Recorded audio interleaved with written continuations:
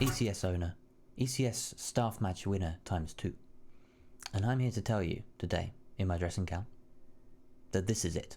This is the final stage of the Elite Championship Series 2021 winter season. After an intense league season, the top-bracketed teams from our open contenders and major division will be battling it out for a total prize pool. €800. 800 euros. And being crowned ECS Winter 2021 champions. It won't be easy. In past matches, we have seen major teams fall to the likes of Erpen Team. Hang on, I need to change this bit. Up to it won't be easy. All that is good. Only time will tell who our champions will be. The final stage of the league is made up of a simple elimination bracket. 2 quarterfinals, 2 semi-finals, a loser's final, and then the game everybody has been waiting for. The staff show match. Cut there. Start getting in. I mean the grand finals. Across stage 1 and 2, we've seen the mighty Paragon and the Last Resort, both contenders teams, make their way through to the final stages to face the very best of the major division. You can cut there. Why can't I get this one? Okay, another cut there. That was a bit awkward. I mean, it's all awkward, but I'll do it again. See someone in the corner? No, he doesn't. Does he know of this? This could be huge, and he does get found. No, he doesn't. Bruno with the 180 as Azar gets one, and Nadal gets. Can maybe expand to, but Nadal's going to be rotating. He does it. He catches 2. That's going to be Monks and Kusik wiped off the board. That was a double, nearly a collat. Of the defenders, so it could work well for the smoke. Dropping the hat. The attacker Cariudo getting a double, dropping into freezer, completely unaware. And quad kill. It's an ace.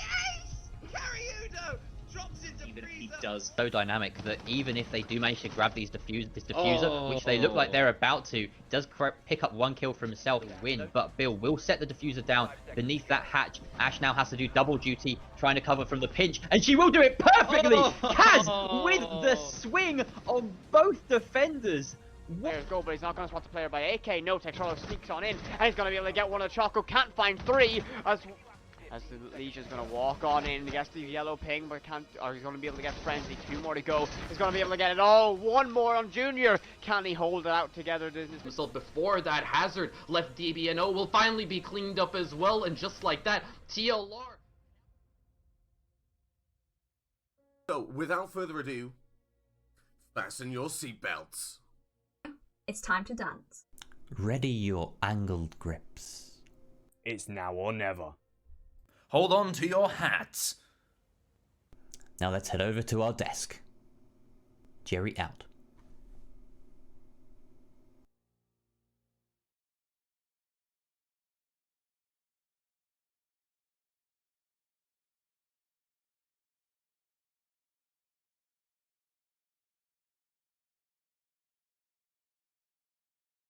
Welcome to the culmination of this ECS season. It's been a long and arduous season, but finally we have 2 teams remaining. They fought their ways through the playoff bracket. 3 weeks of blood, sweat, and well, hopefully not blood, but sweat and tears potentially from teams from Open Division, Contenders Division, and Major Division. We've had runs, giant killings from Contenders teams such as Paragon beating out potentially the favourites of Makers Academy in the early stages.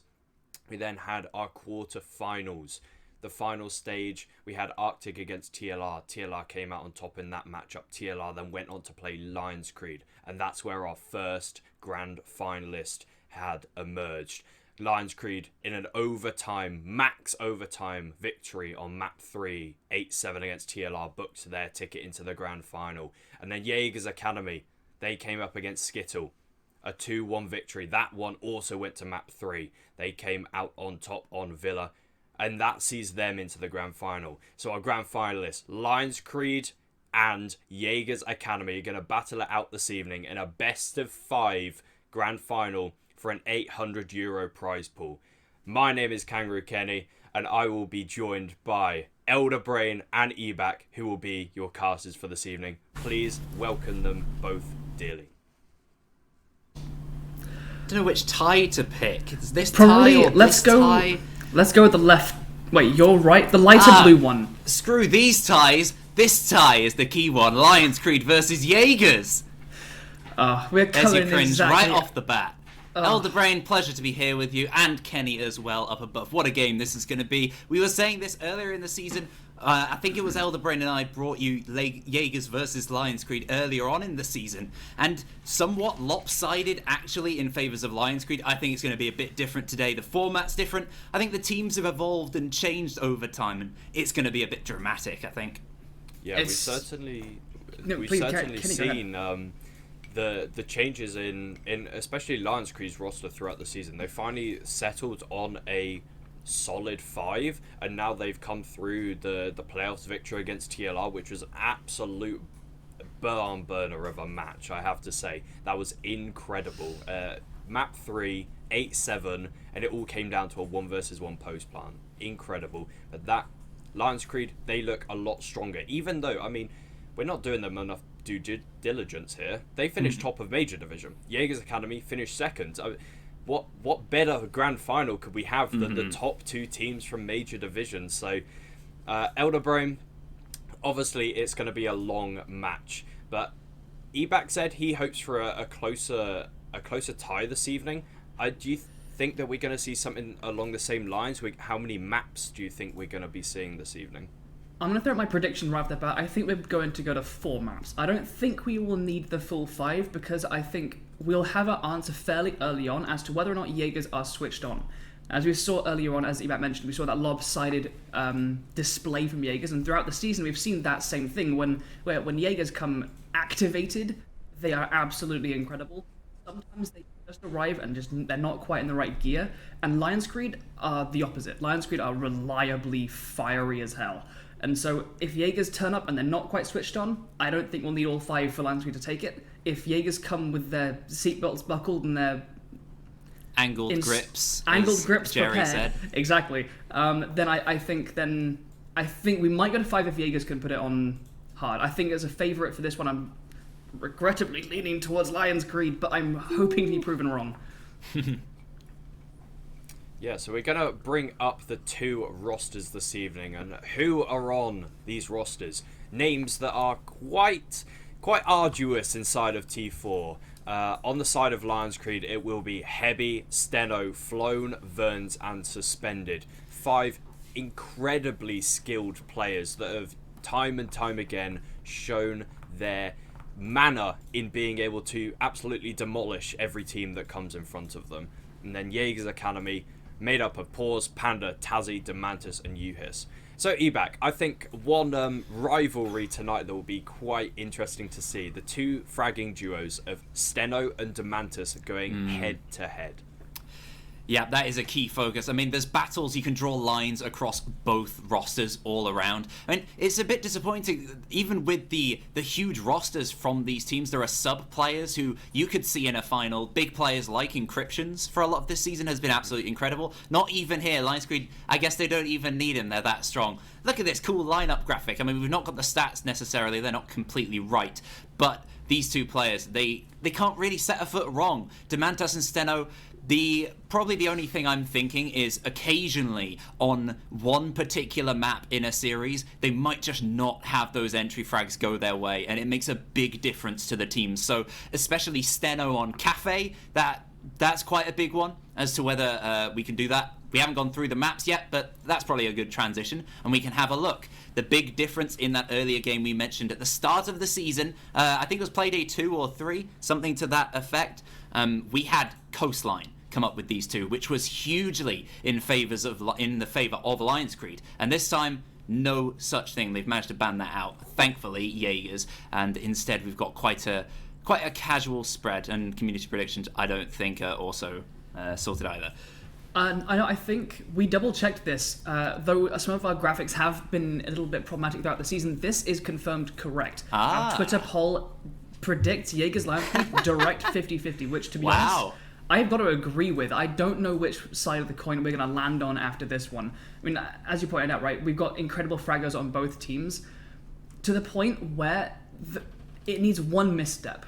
You need a few precious rounds of inconsistency, and the other team can jump on that. They can pounce, and that is what's going to make this so close. Like, we're going... I mean, I don't know if we can bring up the maps at some point soon. We've got a pretty standard spread.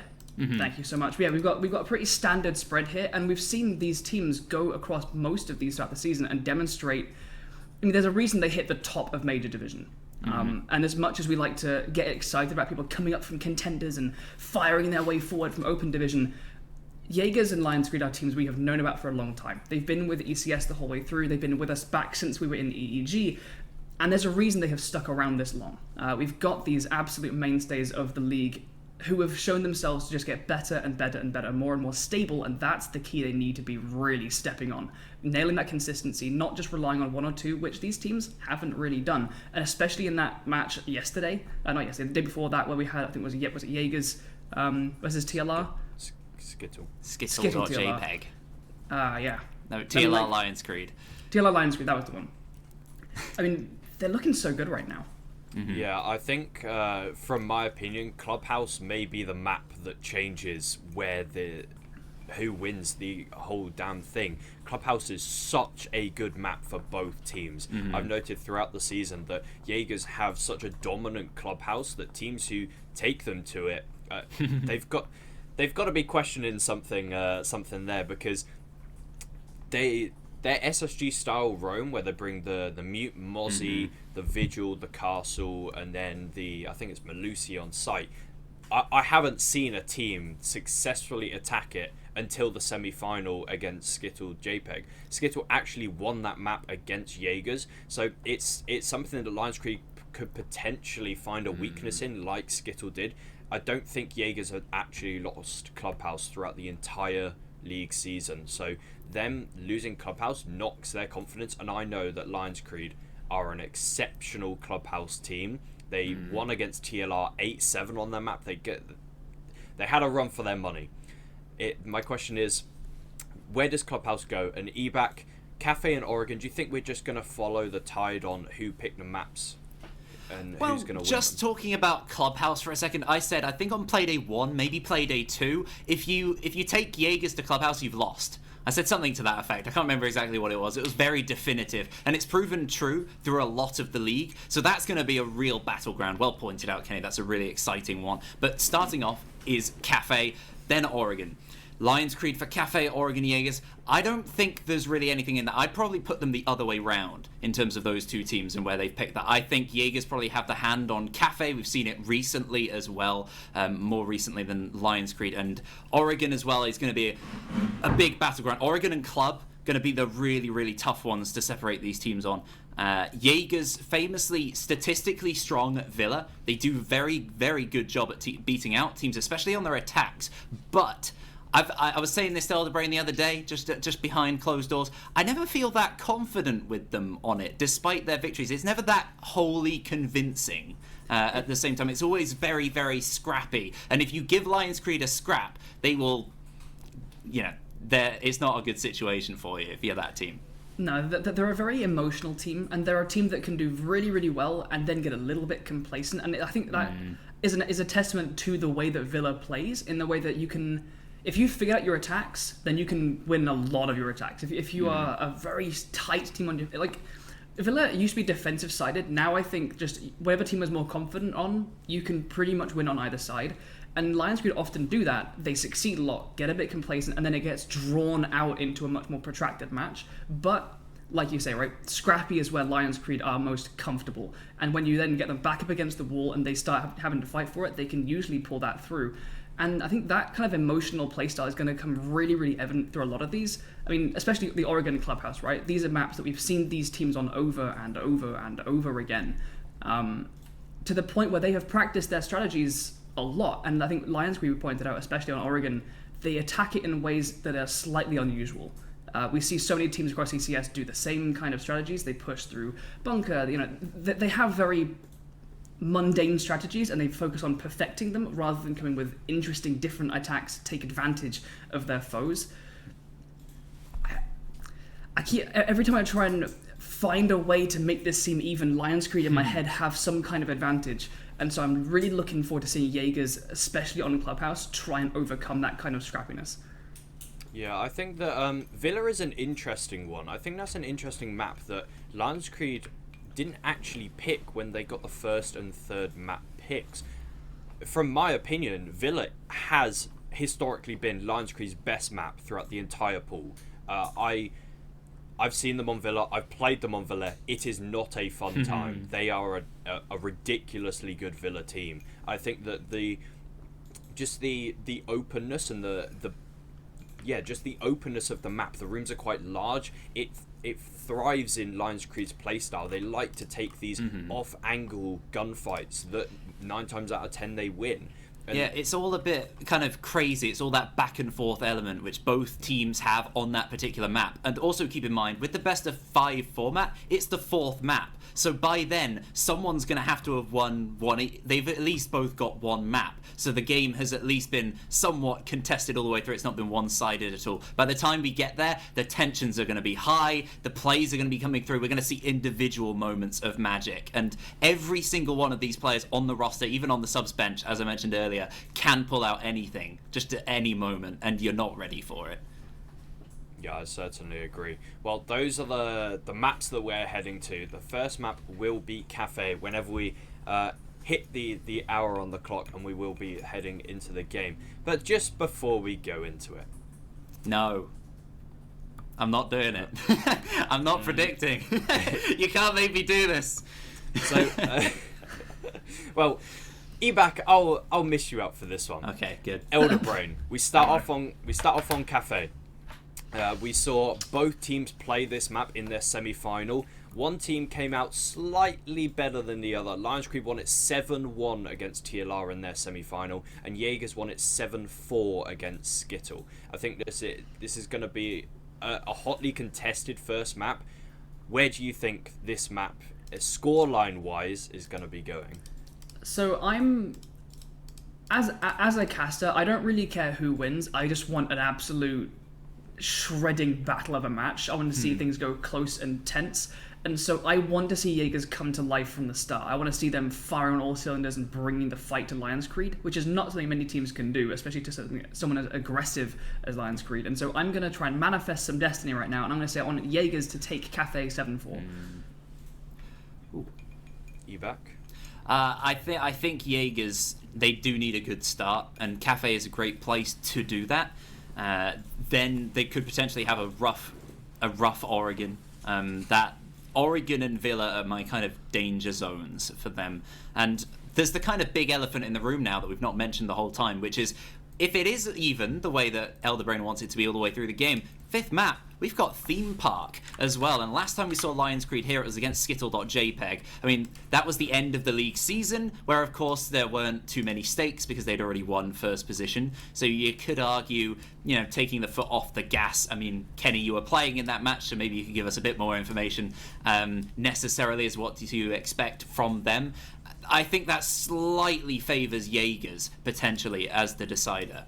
I know that both teams do not like Theme Park. Not Jaegers. LionsCreed's insta bans are Consulate and then Theme Park, and they only get one ban in a best of 5, and it had to be Consulate.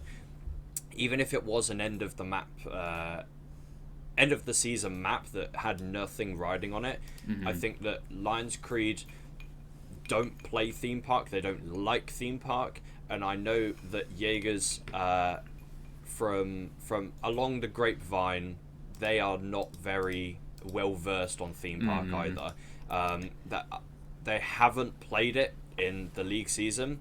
No, but if we get there, that's going to be scrappy. That is going to be a map to decide a best of 5. So a map that is basically going out the map pool. This is the last time we may ever see Theme Park, and it could be that be all and end all. Well, effectively what we're doing is we're moving from well-structured maps, and it gets more and more chaotic in terms of strategy and plan as it goes on. And as that mental game that Elderbrain was talking about starts to take place, it's going to be absolutely crazy. And here we are. See you later, Kenny. We've got Cafe Dostoevsky, the first location of today's grand final. All the prize money on the line. It's €400 for the winner. I can't remember what the second place gets, but it's a decent amount. You don't want second place, though. You want the first. It's 200. Thanks, Kenny. Well, we're going to start things off, and we're going to start leveling up this energy, because LionsCreed Jaegers, you could not have predicted a more high-standard game from the beginning. They've shown themselves through the main season to be the top, the creme de la creme, the top of the crop when it comes to the talent here in ECS, and to see them go face-to-face, especially here in the grand final for that first spot, the top of the podium, the gold medal. Ace is going to be the first banned out by Jaegers. The high ones, the good top ones, the big and the tall. And even though we are on Cafe, a place where hard breach is not necessarily always the most critical part of your roster, 2 hard breachers will find themselves unable to attend. Ace and Maverick. What's the next map? This is why we need the all chat muted next season. No muted? idea. I thought you were saying this is why we need it in general. It does provide a bit of comedic relief. There's nothing jokey about these bans. They are, of course, very well intended. That Wamai is going to be great in terms of the attackers of LionsCreed. They can move their way in nice and quick and easy. No, a bit less trouble potentially from the Jaeger of Jaegers that they will certainly be playing now in his absence. Indeed, nothing too crazy. I mean, they're going to be restricting the heart breach down to the Hibana and the Thermite, most commonly seen to be useful when breaching across from probably top red stairs into piano, from piano into the site, and also especially on that kitchen and bakery defense. That's going to make the lineups a little bit less versatile. I think we're probably going to see Thermite come out a little bit more frequently than maybe we normally do. And on the flip side, look at the intel coming out from Jaegers. Obviously, a pre-6th pick, but a Mute and Mozzie combo is always a danger. And unless they change off it, the Echo and Valkyrie, that is a way to start things off to keep control of what you know and what you don't. Well, you'd expect the 6th pick off one of these. Yes, and it is the Valkyrie, indeed, going off that position for the Hidden Vigil. Be sneaking around, imagine, on the top or second floor to provide a bit of a trouble for anyone going above. And Sledge Verns is that man with the opposite 6th pick as well for the attack of LionsCreed. Now, just before this, I just want to restate for those who maybe haven't been around or don't know what's quite going on. Well, one, this is Rainbow Six Siege. Hi, I'm Ebag, here's Elderbrain. Hello. And other than that, LionsCreed Jaegers, the top two teams. LionsCreed, they finished first. They were pretty convincing all season. Jaegers, they finished second, just below. They did play each other, of course, earlier in the season. I don't think that makes any impact on this particular game. The stakes are different, how everything's going is different, the format's different, and I'm gonna absolutely fall in love with these new overlays as well. I've not casted since they've been in, and look how exciting it is. You can see all that utility that's going to be used, especially by those defenders. 2 C4s in hand, an impact for Demantas in case he wants to be extra sneaky on that roam. He's going to be a problem for LionsCreed this round if they don't shut him down quickly. Indeed, they've got some reinforcements on that top floor, as well as that Mozzie to stop him. Oh, Dome on the Vigil. Start things off as Steno is the first to fall. Not a great sign of things to come. Steno is one of those players that he often has a pretty mediocre KD, but a very high kill rate, as he always flies in and gets a few off on the roster, but not in round number 1. We've got the Sledge coming out. I'm surprised we didn't see an IQ, as the amount of utility and intel that was flaunted in that reveal phase, but the Sledge intending to go for probably some vertical presence. But for now, a really quick take into Bakery, and is that a bandit trick? No, what was zapped off of there? Mute jammed. Mute jammed, I see. Yes. Okay, because they recently changed how that kind of... You can see visibly when an item or a gadget is being affected by mute jam, and it kind of sparks a little bit. It certainly does, and sparks flying as Panda gets the first kill of this potential move, at least the first of the of this minute of play. Demantas, of course, we had that focus thanks to Kenny earlier on, Steno versus Demantas, and what a great start that was for the Vigil, who is still present on this roam. Of course, these attackers, if they move in through this breach, they are exposed above, and they haven't necessarily cleared it out yet. You can see the setup from all these players. Yes, Demantas set above, Tazzy over by VIP, just sitting there with a shield completely. No pressure at all. A very direct push from LionsCreed, and it's not working in their favor. Pause picks up another Flown falling this time, and it's only one remaining all of a sudden. It's Heavy stuck outside of Bakery as Jewis picks up another with the SMG-11. What a nightmare for LionsCreed, and a heavenly start for Jaegers. They pick up a flawless round. You were saying they need to get things off to a good start, and there's no better start than that, Elderbrain. There certainly isn't. I mean, that was just so... That was such good control. I was preparing to be, excited that, Thatcher is in play. They've opened Bakery Wall so quickly. This is amazing. But then there's the amount of coverage and the crossfires, both from Coat Check. We had Echo at the end by Dining, where there was no pressure from the attackers to flush out that position and that really critical player. And they just had so many angles, like, cool, enter the site, but we've got angles from one side, angles from the back of the site, we've got angles on the corridor. Nothing they could do with that completely single-sided push, and they got completely dismantled. You're entirely right. It's just one side. It was a very strange push from LionsCreed. We've seen it work in the past. If another team are complacent, potentially they didn't expect that Vigil roam, but at the same time, you've got to expect someone to be sitting above. And every time in ECS, regardless of team that we've seen go for that Bakery push, they've almost always directly been punished by the player above if you don't clear it out. That's just simple play going for that one-sided move, and it certainly didn't work out for LionsCreed. They're going to need a big adjustment here now that they're moving to the top floor, where potentially a one-sided push is more the standard and you can get away with it slightly more. We're going to need to see better gunfighting from them, better intel play. I mean, the droning, the intel wasn't quite there from LionsCreed. I don't know if it was there and they just decided we can bypass this, we can ignore it and just shove our way through Bakery, but if that was the case, then they were incorrect. Now, as we come here into round number 2, we've had a nice change up in the defensive lineup. We've got the double cameras of Valkyrie and Maestro, and we've got that Frost Mat with her mats there in fairly critical positions, but if LionsCreed want to keep up that rapid aggression, they might get punished if they don't quite spot those out. On the side of the attack... Yeah. No, go ahead. There's a lot of things that could punish the attackers here. You've got Panda with is he throwing out a cheeky cam or a cheeky C4 towards this Sledge who's coming off the rappel? He seems aware of it. He's seen the hole. Panda sitting underneath, waiting for maybe more men to come along. That's a Nitro in hand. Oh no, this could be terrible for the attackers if they're not ready. But he's not thrown it yet. He's just sitting there, he's back all the way down. So... nothing coming of it, really. A lot of build-up for nothing in the end. He's going to back all the way up to the bottom floor for now. The other thing I was going to mention, Demantas. Fragging man. You don't usually see them picking up the Frost, do you? I don't know. Don't Frost- boast about yourself, Barna. I couldn't in this field. But Frost, that weapon itself, while it's slow and fire rate is obviously really important in this game, it hits like a freight train and you can just keep on fighting because of that massive magazine. And so in the hands of a good fragger, it can be an absolute nightmare, especially alongside that shield and the frost mats and the ITA secondary. I mean, she's an absolute demon. Yeah, it's going to be that little bit easier to potentially push Paws out of this position as the Wamai has been banned. Panda providing a lot of pressure from below. Demantas starts things off with another entry frag, this time onto Suspended.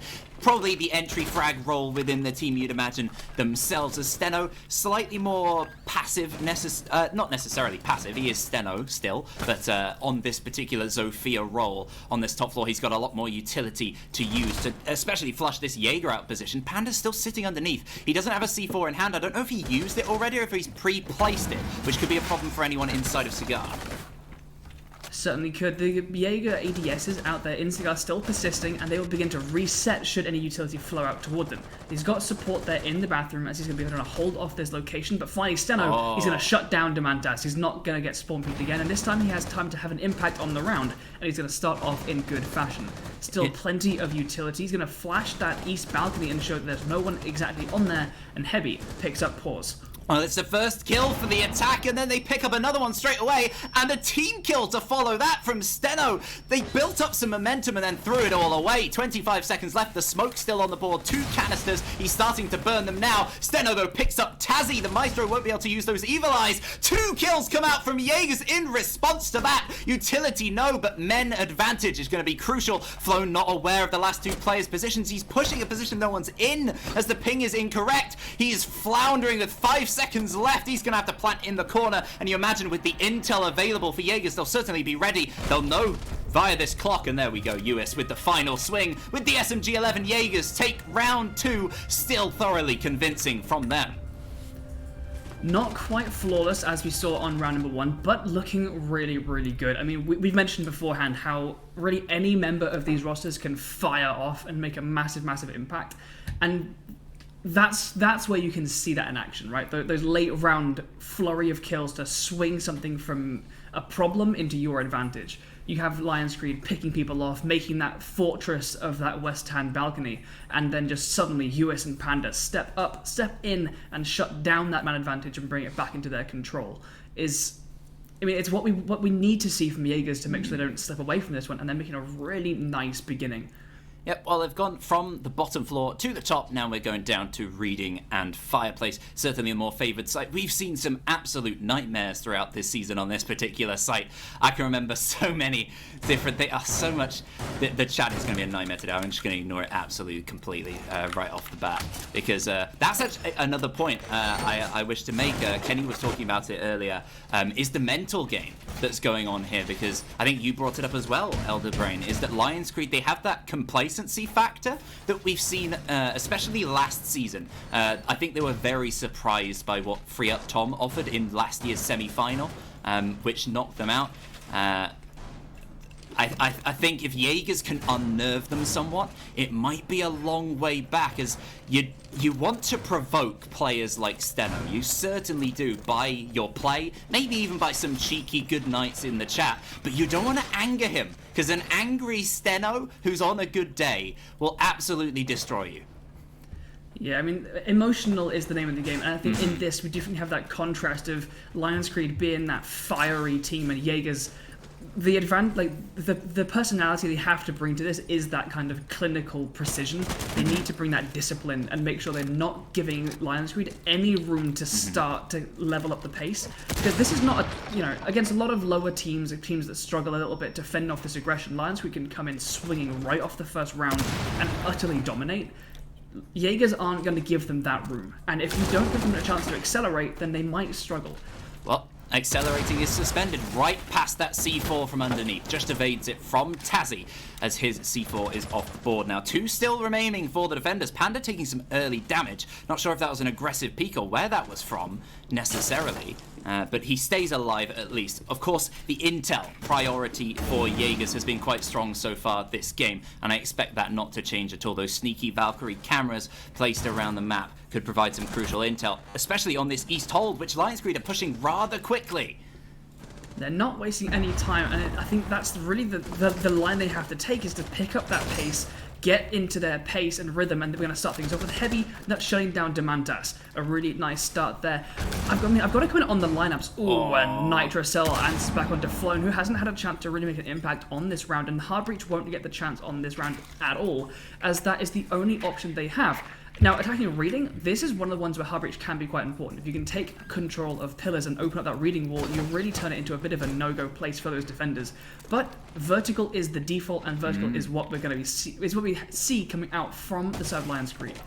Default's a pretty fair word for these two teams. They're not, I'm not saying they're not exceptional by any means, but they go relatively by the book in terms of strategy quite often, and it's how well they can execute it. They don't have the problems some of the ECS teams might have had, where they can't sometimes compete frag-wise, or maybe just that level of teamwork that other teams don't have. There is none of that here. These are two teams at the prime of their ability, primed, especially the attackers right now, to make this attack. They are spread across the top floor, they have their control, and Jaegers counter to that, mostly positioned on the other side, allowing this reading move potentially to take place, and it's Heavy who's going to be the front man moving in.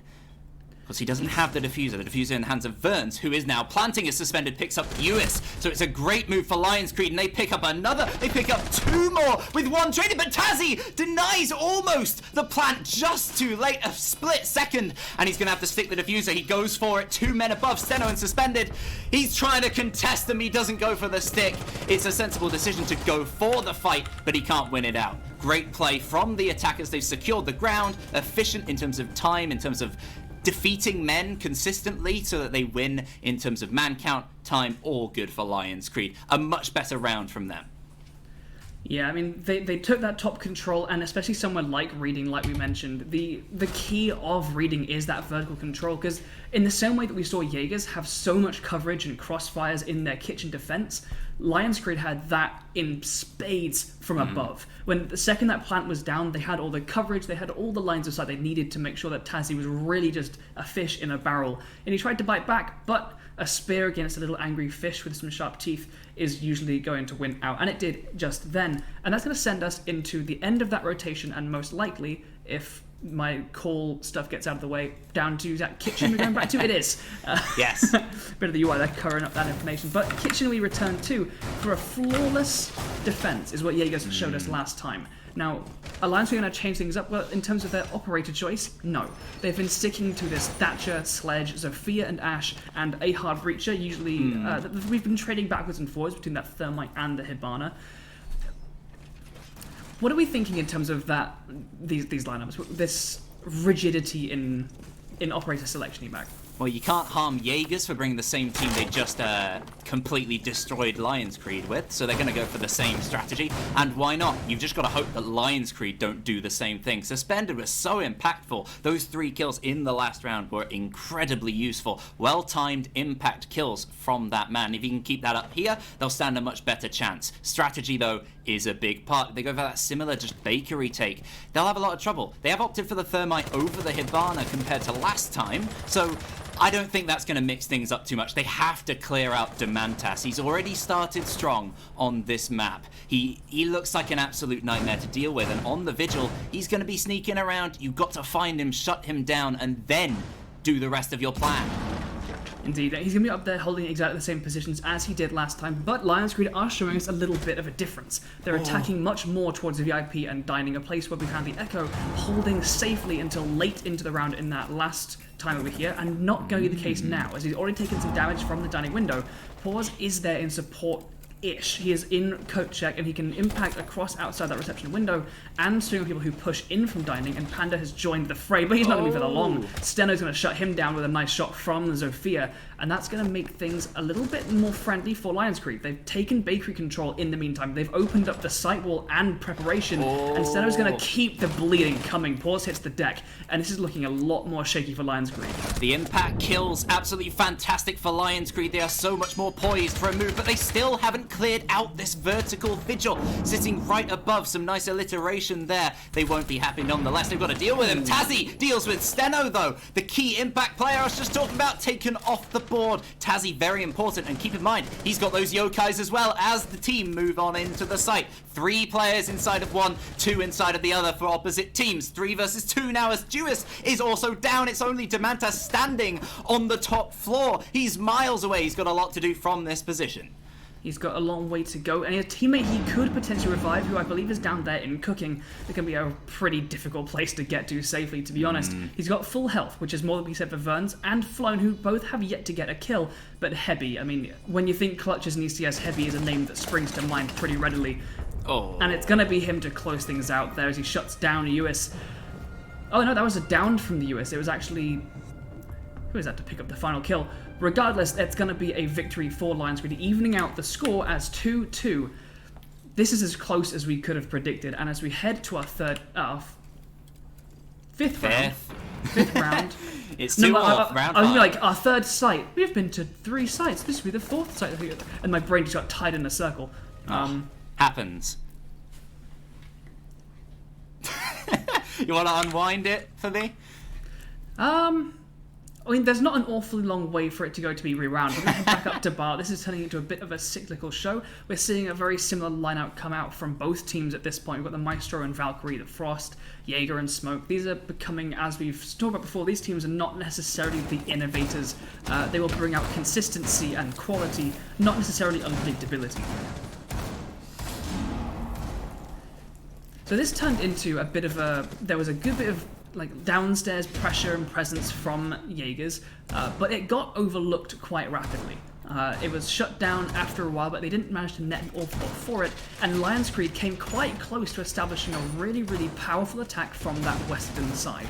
They took hold of Piano, they took hold of Cigar Shop, and Steno, especially on that east balcony, was just picking off players one by one. Are we going to see any adaptations from either team to try and make that easier for LionsCreed or Jaegers to make that a little bit harder for them? So far, doesn't look like it. We're going to start off with that same prepared, potentially Nitro throw up that hatch. But LionsCreed were pretty aware of it last time, and the Valkyrie player of Panda retreated before we could see a potential travesty from that Nitro cell. It's just something to worry about as well for LionsCreed. It might slow them down to a degree, at least get them unnerved somewhat. That is a potential other element to it, just making them slightly more worried. And here he goes, there's something to worry about. A C4 tosses over, but no, he doesn't blow it in time. It doesn't take out any of the players. Shot out quickly, I think by Steno. So very, very close there to dealing some damage. And potentially a bit of a wasted C4 in there, as they have no other on the board, so that verticality somewhat lost by those defenders. Indeed, C4s are a really, really potent thing on this top floor objective, as all of the site floor is soft. But elsewhere, we've got pretty much the same as we've seen this entire way through. We've got the Jaeger holding there in Piano, he's got the shield and some ADSs to protect him, and he's got those angles, those lines of sight opened up, so that if they do push his balcony, he can make an impact. It's alright, Barna. I know it's very emotional. You don't need to get choked up. I know. I need to see them do something different. They've let 2 round advantage go to waste. But it's alright. It's not going to waste at all. I think it's more, you can never take anything for granted against LionsCreed. There's no such thing as a free round. You've really, really got to win everything and be unrelenting. And this game is going to be crazy. Throughout 5 maps, potentially, is the maximum. And I imagine at least each team's going to get one. It's not going to be a sweep by any means, and this start of this game has proven it to be the same way. Paul's contesting across, dealing some damage and taking none of his own. A good start, and especially if you look at the timer, great delay from the Jaeger. Indeed, he's only just now soaking up those EMPs from the Thatcher. He's going to remain in that position, take a lot of damage, and with the support of Panda, make his way back safely toward the site and then drop. But now we have this Western control, but Demantas not letting it slip away. He gets a lovely shot onto Steno, and then followed up by US with the SMG-11 as Flones hits the deck as well. This is looking like such an even split. They end up in this left versus right, but this west versus east, and it just comes down to who can pick up these kills, and was essentially a glorified Garage Wars. Yep, that's a nice way of putting it. Burns picks up a crucial kill in the meantime, which means LionsCreed have a much better chance. Demantas shutting that chance down, getting another kill. He got the early one onto Steno, which arguably is one of those big ones if Demantas can take him down. Suspended a key fight here against Panda and wins it out crucially as he takes these stairs position. Low health for both attackers, but they win one fight. That's Ferns moving in. He's weak to that smoke. It doesn't kill him, but the smoke himself will with the SMG-11 again. Jewis lethal with that thing, and it's a 2 versus 1. All easy enough for Demantas to pick up his third, 2 for Jewis, and 3 rounds in total for Jaegers. They move back in the advantage before the final round of their defensive half. Indeed. They will at least be walking away from this even, which, to be honest, is pretty good. Really, like, whether you're attack or defense, I think the margins at this level don't really have a massive impact, and so you need to be clawing your advantages everywhere you go. It was a bit of a whiff fest, that particular fight. It was scrappy as it gets, and these quick shots like that, you have to be so quick. Moving up that bar, he wasn't quite ready for that Zofia to be where she was, and if you are half a second late, you are gone. Both of these teams are so quick on the trigger that you cannot be unprepared. And as we go to reading, we will make sure that prepared is all you have to be, because this is going to be a perfect kitchen bar reading, kitchen bar reading. I can recall, I believe, in terms of gun fighting, they've got every ability to do anything. I can recall Panda, the man on the Valkyrie here, when he was at Lexaro last season, semi-final, against Strax and Hobbits, going into reading, hip-firing upwards and getting a headshot that sent me and Whippet absolutely crazy. I mean, it's just the sort of thing that these guys can pull out. They've not just got the main skill, they've got the sass as well sometimes. And if they are... I'm imagining there's going to be a moment or two from this game of absolute skill flaunting from some of these players, and I'm so excited to see when and where, who even it could be. Now, I'm interested actually to see how much more pressure and delay that we can see out of Jaegers on this top floor. Now, we saw, you made a beautiful quip as to the speed at which LionsCreed raced across. They dodged a vertical C4 by Tazzy, who is so far in exactly the same position. And they raced, and they took that top floor control so quickly. They established all these crossfire angles from above, which actually been produced by the defenders, who look to be giving a little bit more effort to holding it, hopefully, this round. If they can keep a good hold on that, I'm going to say until the last minute, then I'm feeling a lot better for Jaegers. If not, LionsCreed, I'm just going to repeat the same victory they had last time.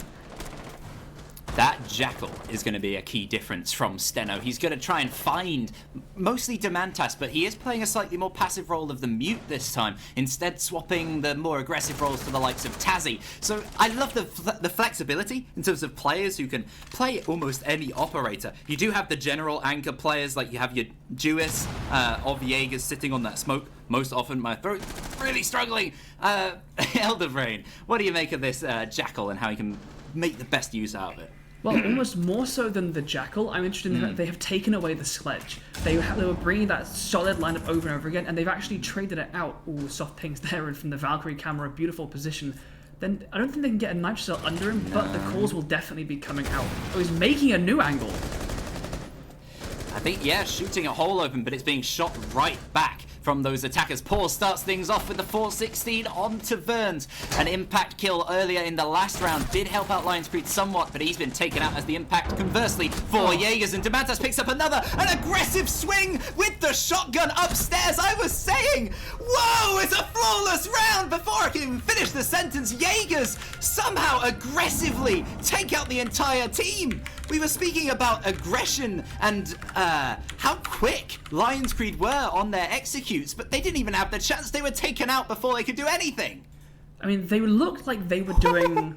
They looked like they were doing something, kind of good. They moved across. They took hold of Backstore and Freezer. They were getting ready to breach across and take that top floor control. But in that haste, I mean, the flank from what the smoke was, the Mute. The Mute.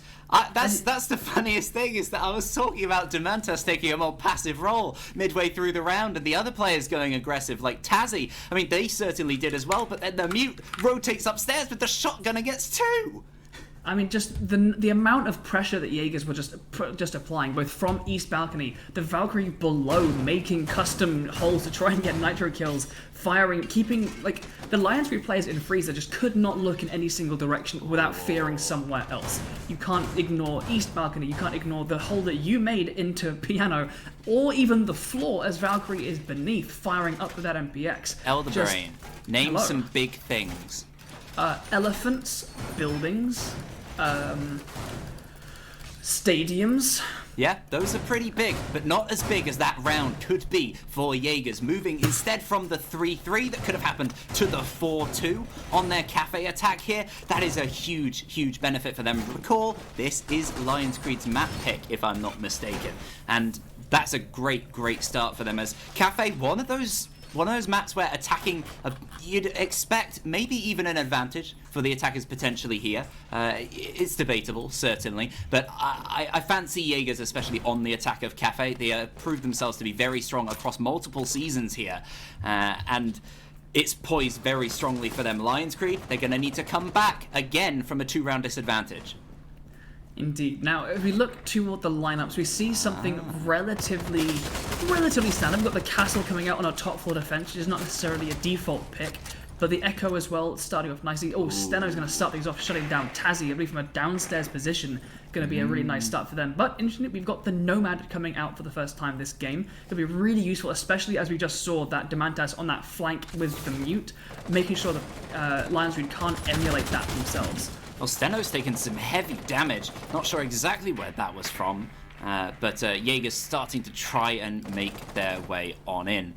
Drones being sent, mute jammers proving how useful they can be. They've got to flush this player out of Cigar Shop sitting behind the counter. 2 grenades in the hands of Demantas, but you've got to imagine that he is protected well by those ADSs of Steno. A lot of utility on both teams still remaining, but Jaegers really struggling, conversely to what we saw from LionsCreed with their efficiency in clearing ground, taking ground. Not the same thing right now. The Jaegers looking a bit slow. It's going to start off a little bit as Panda shuts down Steno and Verns gets the trade onto pause as that Zofia pushes up from red stairs. Holding on to that Cigar Shot position is going to be really, really important. US is there to take the fight. Next up, does he succeed where the Zofia have failed before? Those ADSs have had time to recharge and regenerate, shutting down that stun grenade. Ooh, luckily jumps off in time to avoid that nitro cell. Sends out a jab, sends him onto his back where he already was. Can he get there in time? He does. He shuts down Verns. Explosions going off everywhere as fire comes across from East Balcony to try and slow that push, but US has successfully taken that control, which is so important.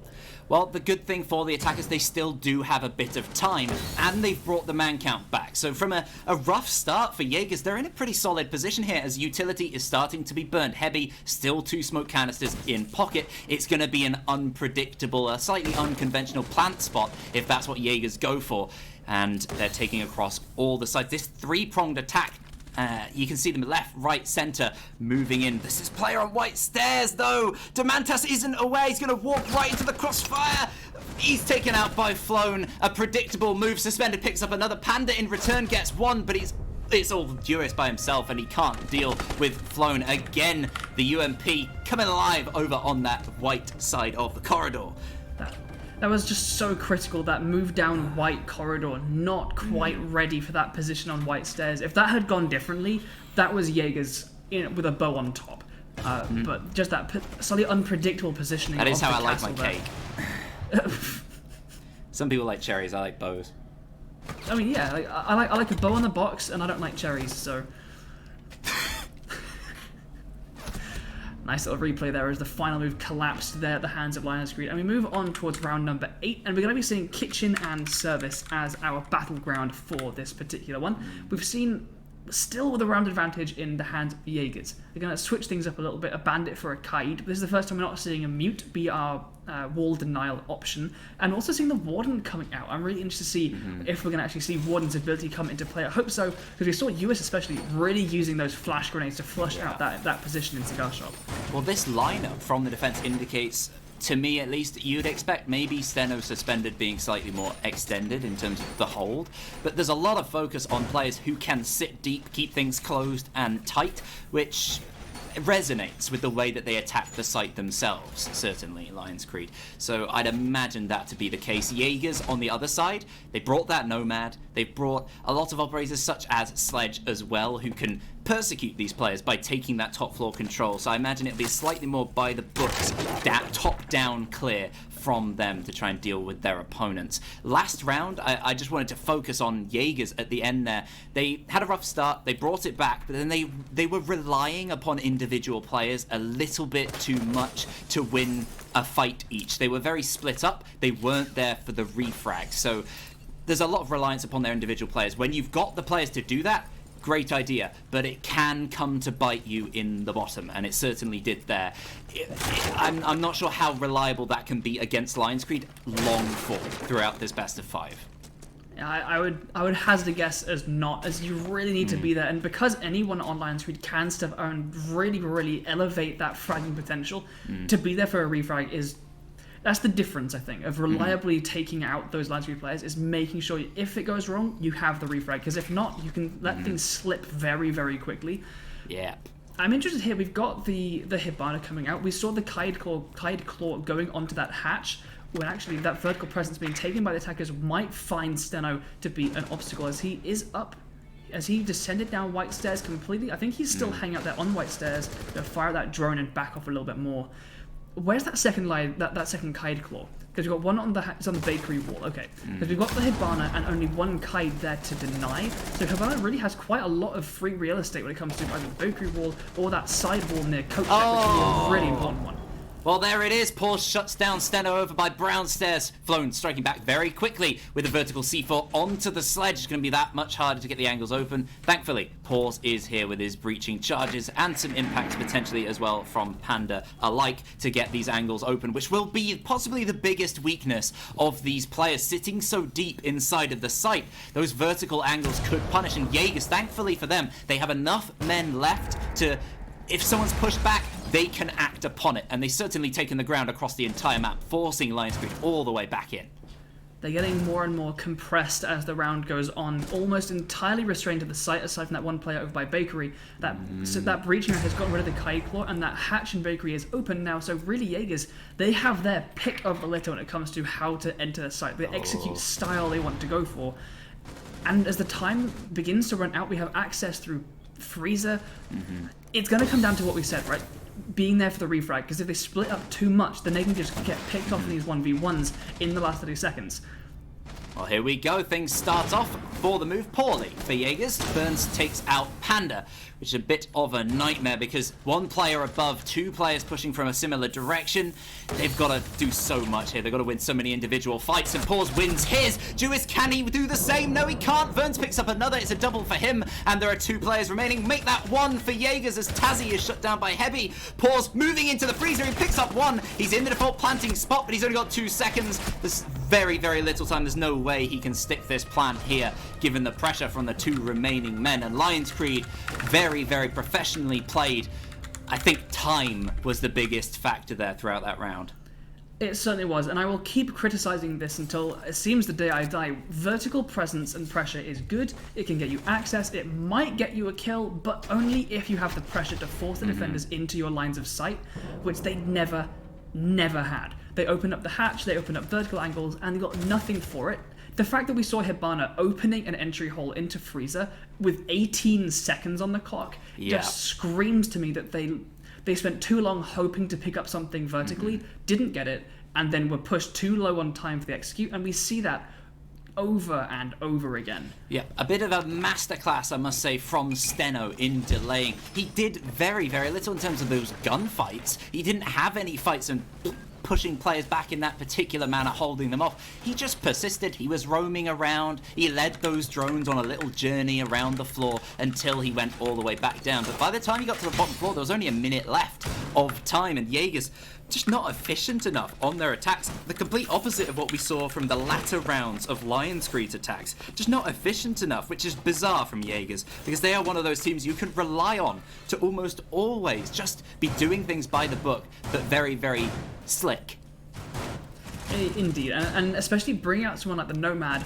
I mean, we saw back in round number 4, we saw LionsCreed successfully attack Kitchen, and they did that by ignoring and bypassing the vertical presence of Demantas. They took the site, and a defender with a couple vertical angles can't dominate a site when everyone in the site has already been taken out. And we saw that essentially. You could have ignored Steno there. You've brought the Nomad, you can put those jabs down to bypass that roamer and take the site, and they didn't do that. They brought the utility that could have potentially facilitated that kind of aggressive play that LionsCreed do so well to overcome their defense, but they didn't. They went for that roam clear, they went for that vertical control, and it punished them. For now, however, we go to reading. Another place where vertical control is so important, and Jewis is going to start things off as he enters into that top floor and gets a kill, I believe, from the window there as he then ascends onto the roof itself. Well, they've lost the Echo, and they lost Steno as well. Multiple rounds already this game. We have highlighted him for individual plays and none being made so far here. Him versus Demantas, it's still a full-on battle right now, as is the score. 4-0 to separate the two. I couldn't decide from the start. I didn't want to predict anything, and there is no way I think anyone can do with good nerves. I mean, that community vote says it all, doesn't it? It really does. I mean, my prediction of 7-4 to Jaegers, a little bit hopeful, I think, but I think it's going to be determined by how quickly they can clear these top players of LionsCreed. They've got that reinforced wall into Bathroom. They've got these 2 angles and these 2 LionsCreed defenders holding onto this east balcony. If they can clear this out nice and quickly, I think we are in for a good chance. If they don't, LionsCreed are going to hold them off over and over again. Jaegers blasting across the bar. Demantas was in a surprise position, and there we go. He takes out the Jaeger as a nade sails past. No way for him to escape, and he runs straight into the crossfire. Lovely play from Jaegers to pinch him, and Paws is taken out in the meantime. Verns is always the man to strike back, and he goes for another, but he misses with the C4, and Panda picks up another onto that same Verns, and it's Heavy. Last man remaining against 4. So much to do, and Jaegers, the complete opposite of what we've just been talking about. So efficient. It's exactly what they needed. Oh, a beautiful shot there from Heavy. Shuts down Panda. He's flailing. He gets hit by the air jab, his position given away, and there's nowhere to run. That's exactly what we needed from Jaegers. They droned out. They knew those predictable positions. They burned the ADSs and smacked him with a beautifully cooked grenade to just clear out those 2 positions. Verns put up a good fight with that Goyo, but it just wasn't quite enough. Jaegers take a beautiful round on their attack, keeping themselves in the lead for 1 more round. They need 2 more to win this out, but I don't think we're going to get there to the 7-4. I think this is most likely going to be either closer, potentially even go to overtime.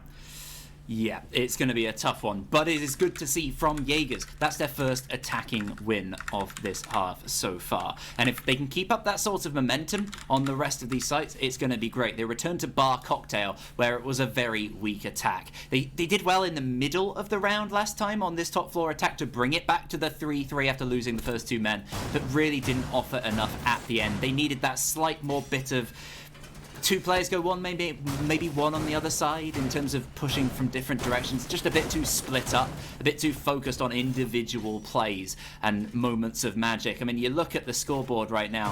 What can you see? Spread all the way across. Somebody thinks that the ECS screen is their toast right now. And they've just put it everywhere. Like, is it peanut butter? Is it Nutella? I don't mind, but it's looking delicious. Yep. Please say something. Don't leave. Don't let that sit there. Move things on. Like that, I don't know what to follow that with. So I just gotta let it breathe for a second and then move on. I mean, but you're right though, right? With those, I think cigar shop and piano are a very attractive place for attackers to go towards, right? You've got multiple ways of getting there through those hatches and the windows and the piano, and once you get there, there's a decent amount of coverage and areas of safety, and so you can have those really well regimented gunfights. For teams like LionsCreed and Jaegers, who both are very, very confident in their gun skill, you take control of one of those places, you set up basically what is a small firing point, and you have a bit of a Call of Duty style gunfight.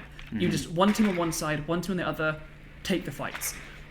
That's the kind of area where you can then play into utility to gain an advantage, but for now, we've got the Nomad coming up on that window, he's going to start pressuring towards, and we've got actually a really nice setup in Cigar Shop to isolate that player. Well, it would have isolated the player, but a nice shot from the Zofia will get rid of that barricade, opening things up back to its default position of a large open battleground. Very, very similar to the last attacking play from Jaegers on this site, which doesn't fill me with too much confidence. It's quite a standard setup. They've got that open backstore ready to look towards any players trying to move in Cigar. And the player in Cigar Shop as well, with that shield there as well, he's not necessarily behind the counter, but he is in a position to counter anyone who tries to move in, and a C4 in hand. Ooh, he's eyeing up this player on the skylight. A key pick onto Panda could be a difference maker if Verns potentially gets aggressive there. He's going to play it safe for now. 1 minute 30 on the clock. Still a lot of time for Jaegers. A moderate amount of efficiency, and here comes the C4. There we go, Panda fully aware and ready to deal with it. As the mute drops away, and here comes the move from Jaegers. Very clever and coordinated play from their team. And they're going to start pushing, a beautiful angle there into Freezer being utilized by Demantas. Not going to catch anything just yet. But with these players downstairs, the move up red is going to be really, really difficult with the Nomad especially in play by Jaegers. That flank probably not going to come to anything. They're going to probably make their way up white stairs to rejoin this gunfight. Ooh, and they need to hurry up. Yep, he gets the first one onto Tazzy, but a lovely refrag from Paw sees it back to 4-4. All even on the scoreboard, 45 seconds left. It's getting a bit harsher for Jaegers now as Flown picks up another. He has been quite lethal with that UMP, especially on the top floor so far in this match, and Jaegers have a lot to do. Utility being burned. Demantis is going to go for an aggressive move on the player by the bomb. It's a lovely play from the Sledge. Again, stepping up, going 11-5 at the moment. Kills are not everything, though. They need to try and get this plant, get some control of the site. They're yet to step foot inside of either objective as of yet. 15 seconds left. All smoke canisters have now gone. No C4s, but there are Yokais remaining, and Heavy takes out US. Some great SMG-11 play. Suspended picks up one more, and it's all down to Pause. LionsCreed again look like they're going to seal the round, and they do. Heavy with the shotgun. Some fantastic play from SAS operators across the top floor from both teams so far this game. And we are back even yet again in terms of score. I mean, it's where we belong in the Jaegers LionsCreed matchup. In that descended into exactly what we're talking about. That just West versus East gunfights. I think that is actually the correct past tense of to descend. Ended up in that West versus East gunfights, trying to find their little advantages by jumping off. That lovely kill onto Flown there, but they just pushed themselves too slow on time. Those kinds of moves, and then making yourself have to rotate back up the stairs. It pushed Heavy really, really late. No, not Heavy. It pushed the Sledge player quite. I think it was Demantas. A little bit late, returning to that main gunfight, returning to the execute. And it just broke down into just 1v1 gunfights that LionsCreed in that particular round happened to team out on top on, but I don't know how reliable that is from either team.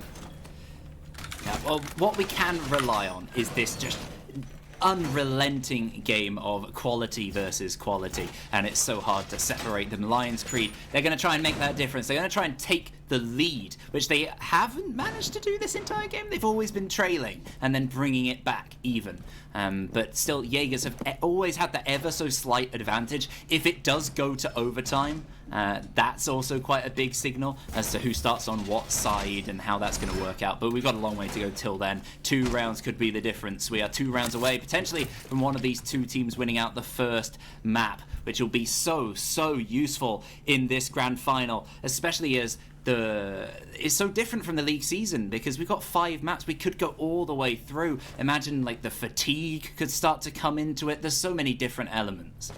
There certainly are going to be an awful lot of variables moving around, making things harder for them as we go. And to be honest, I'm starting to be worried for Jaegers.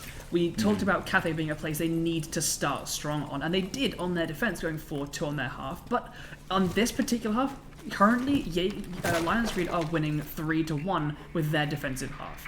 Jaegers have shown a pretty weak and slow attack of Kitchen in the previous time they did so, spending too much time on verticals, being trailed around by Steno, and being just pushed so low on time when it came to actually ingressing onto the site, that it was just so unconvincing that I don't believe they're going to take this unless they can bring something drastically different. And the lineup doesn't really tempt that.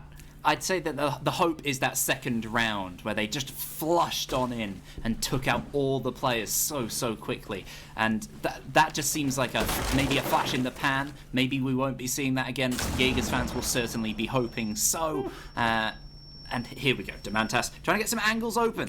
Remember, Steno, so crucial, delaying so many players last time. Jaegers just a bit too slow. And this time, much more efficiency. They're about 40 seconds early into this position. Steno still alive, persisting at the bottom of East. Could prove a menace if Demantas is slightly off the pace, not ready for that move. Or is that the play inside of Freezer? Is that Freezer or White Stairs? I'm not entirely Freezer. Freezer, yeah. Steno's all the way back in.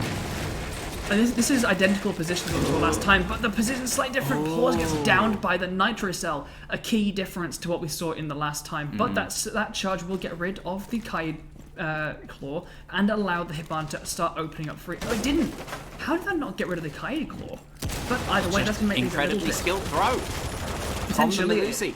And Pause, most importantly, stays alive. It downing, not killing the Zofia, and they have an extra man for this final fight. And if there's a man you want on the Zofia in this league, it'd probably be Pause, because that man is a maniac. But it's 5 versus 5. That's not what Jaegers want moving into the last 40 seconds. They've got so many men to deal with. The Warden's still in play as well. With those glasses, they're not going to be able to stun him with those 3 stuns from Tazzy as well, as he wishes to move in. 30 seconds left. And also key difference, Demantas above. He's still opening holes right now. I mean, you very rarely see that sledge count go any lower than about 15. He's not going to need that many holes. 15 seconds left for the push. The player inside of Small Bakery is dealt with by Jewess, and Panda picks up another. A great start to this move. Can they take the ground and start this plant? Well, Heavy's saying no, but Jewess says no right back. No, you. And takes down 1. He takes down 2. That unintentionally rhymed as Pause is sticking the plant, and Ferns on the Warden, the last man remaining. Not for long. Jewess gets another kill. A quad for the round. 3 on that dramatic move into the site. Jaegers, how incisive that round. Incisive, but I'm still not convinced. It's a kitchen attack. It's usually late. I know, and that's a problem. And that's why they fairly often go towards the defenders. Don't be such a meanie pants. It was a fantastic execute from Jaegers. And most importantly, I'm going to keep the drama going because it's match point, Elder Brain. It is, and I'm excited to see Kitchen come out again. We've got pretty similar lineups coming out from both, and Jaegers, for all they did push that to the wire, I think a little bit unnecessarily, the key ability of them to just push in and pick up those kills when the tension is that high is one of the things that has gotten them this far. This is the round they need to take to secure themselves the first map of the grand finals, and they need to replicate the same thing. I hope we don't find Demantas above making holes that they're not getting kills through, or if at least they do, we see that it's accompanied by a bit more urgency of actual execute. Yeah, he didn't actually find any himself. I'm not 100% sure of the impact of that play. It's moving defenders around, right? It's if you're a defender and a sledge opens above you, most of the time you can run out of the way before they can see you, get their gun up and shoot you. The hope is that it flushes you out into the line of sight of someone else, which is why we see when vertical angles are being opened up and there's no one else pushing the site, they can be a little bit wasted. But it did serve to push them a little bit out and hopefully make that incisive execute a little bit more doable. I was about to say, I was prepping my stats. I just got my laptop with my stats on it to talk about Heavy versus Jewess, and it came up in the chat immediately as I was saying it. Jewess is not usually the man you rely on for your frags. He's going 12-5. Last season, I think he averaged 7.6 kills per match. Per map, sorry. Which is pretty high, but it was certainly the lowest in the Jaegers lineup, and he's not usually the man you expect to do it, and coming out with a quad, that is what we were talking about, the individual players who can just pull out moments of magic. Relying upon it is risky, which is why it's so close, but at the same time, you have to commend it. Absolutely. Now, lining up here, we have the kitchen defense once more. I think the reason that Kaid Claw is actually remaining, we saw it earlier on, placed in a bit of a kind of a joint position to get both the hatch and one of the walls. I think they've moved to sticking it just on the hatch, where it's much harder to get vertically with those breaching charges, and that has let it stay nice and hard for a lot longer. Wait, where is this? Oh no, Sten's just peeling around the corner, and he's not predicting the move from Demantas. Demantas does take a chunk of damage, but that is Steno dealt with much quicker than we have seen him dealt with at any point thus far. Uh-oh, suspended. He's prepped the C4 right underneath. Oh, neither C4 from him or the Kaid working out. from underneath, and utility ultimately wasted by those defenders. It was worth the attempt, but 3 C4s now out of play to potentially deny a plant from across the way, and they don't have the smoke either. So it's going to be tough if it comes down to a late plant again. Oh no, Panda, a simple misplay. Check that corner, and Heavy picks up another 11-9. This is not what we usually see from Heavy either, necessarily. Just all sorts of players popping off, and Demantas, he's seen one inside of Kochek. He's going for the cook nade towards Heavy, and he's by the door. Doesn't throw it in the end. He decides to hold onto it. Potentially the fear factor as Heavy backs off towards the site. Just evading pause, holding the long angle across from Bar. Lots of angles open, held by both teams. But again, little amount of time and a lot amount to do. Suspended somehow not being flashed by those grenades being thrown in there from Freezer, but he's going to persist in that position and potentially cause a problem for Tazzy. Tazzy seems to be aware of this position, however. He's holding that narrow angle through that doorway. 25 seconds left. Again, it's such a tough situation for Jaegers. They pick up one in response. We are teetering on the edge of victory for Jaegers, or conversely, overtime, and this low angle from Heavy is going to be a nightmare for the player swinging round. It certainly is. Takes out Tazzy. Heavy and Flown on the other side as well. They pick up 2, and it's only Demantas. It's too much for him to do. Flown on the kite, picks up a triple, and takes us all the way, as you could probably guess, even from the first couple of rounds here on Cafe, to overtime. I mean, it's exactly what we've predicted going the way through, and with LionsCreed getting the defense, I'm even more worried for Jaegers. The attacking from them was just a little bit too slow that I'm not convinced that they're going to be able to pull this one through if LionsCreed keep up this kind of pace. I mean, the coverage and the dodging around the various entry points of Freezer being created by those attackers, and the close angles, the fact that they're pushing Freezer in the last 10 seconds and they're allowing themselves to be shut down by the numerous crossfires and close shotgun angles, it's not enough. It's not enough to reliably beat a team that is as voraciously gunning as LionsCreed. Ooh, well, voraciously gunning, they also need to be voraciously cunning in order to win some of these defenses. They've got to have that intel game that Jaegers did so well and strongly on their defense. LionsCreed seem a bit more manual in that sense. We've not seen the Echo picks necessarily come into play in terms of yokais yet, unless there have been some sneaky ones around from LionsCreed. I've not seen any evidence of that so far. But it's coming down to individual moments a lot right now. We can see as this game is going on, as this map of Cafe is developing, rounds are swung more and more by individual players. We've seen a quad from Jewis. We've seen Demantas get triples galore. We've seen Heavy come out with some, and Flown again at the end of that round on the kite, getting a triple. This is the sort of thing we've been on about all the way through, and it's going to continue all of today. I'm just so happy to be here. This is awesome.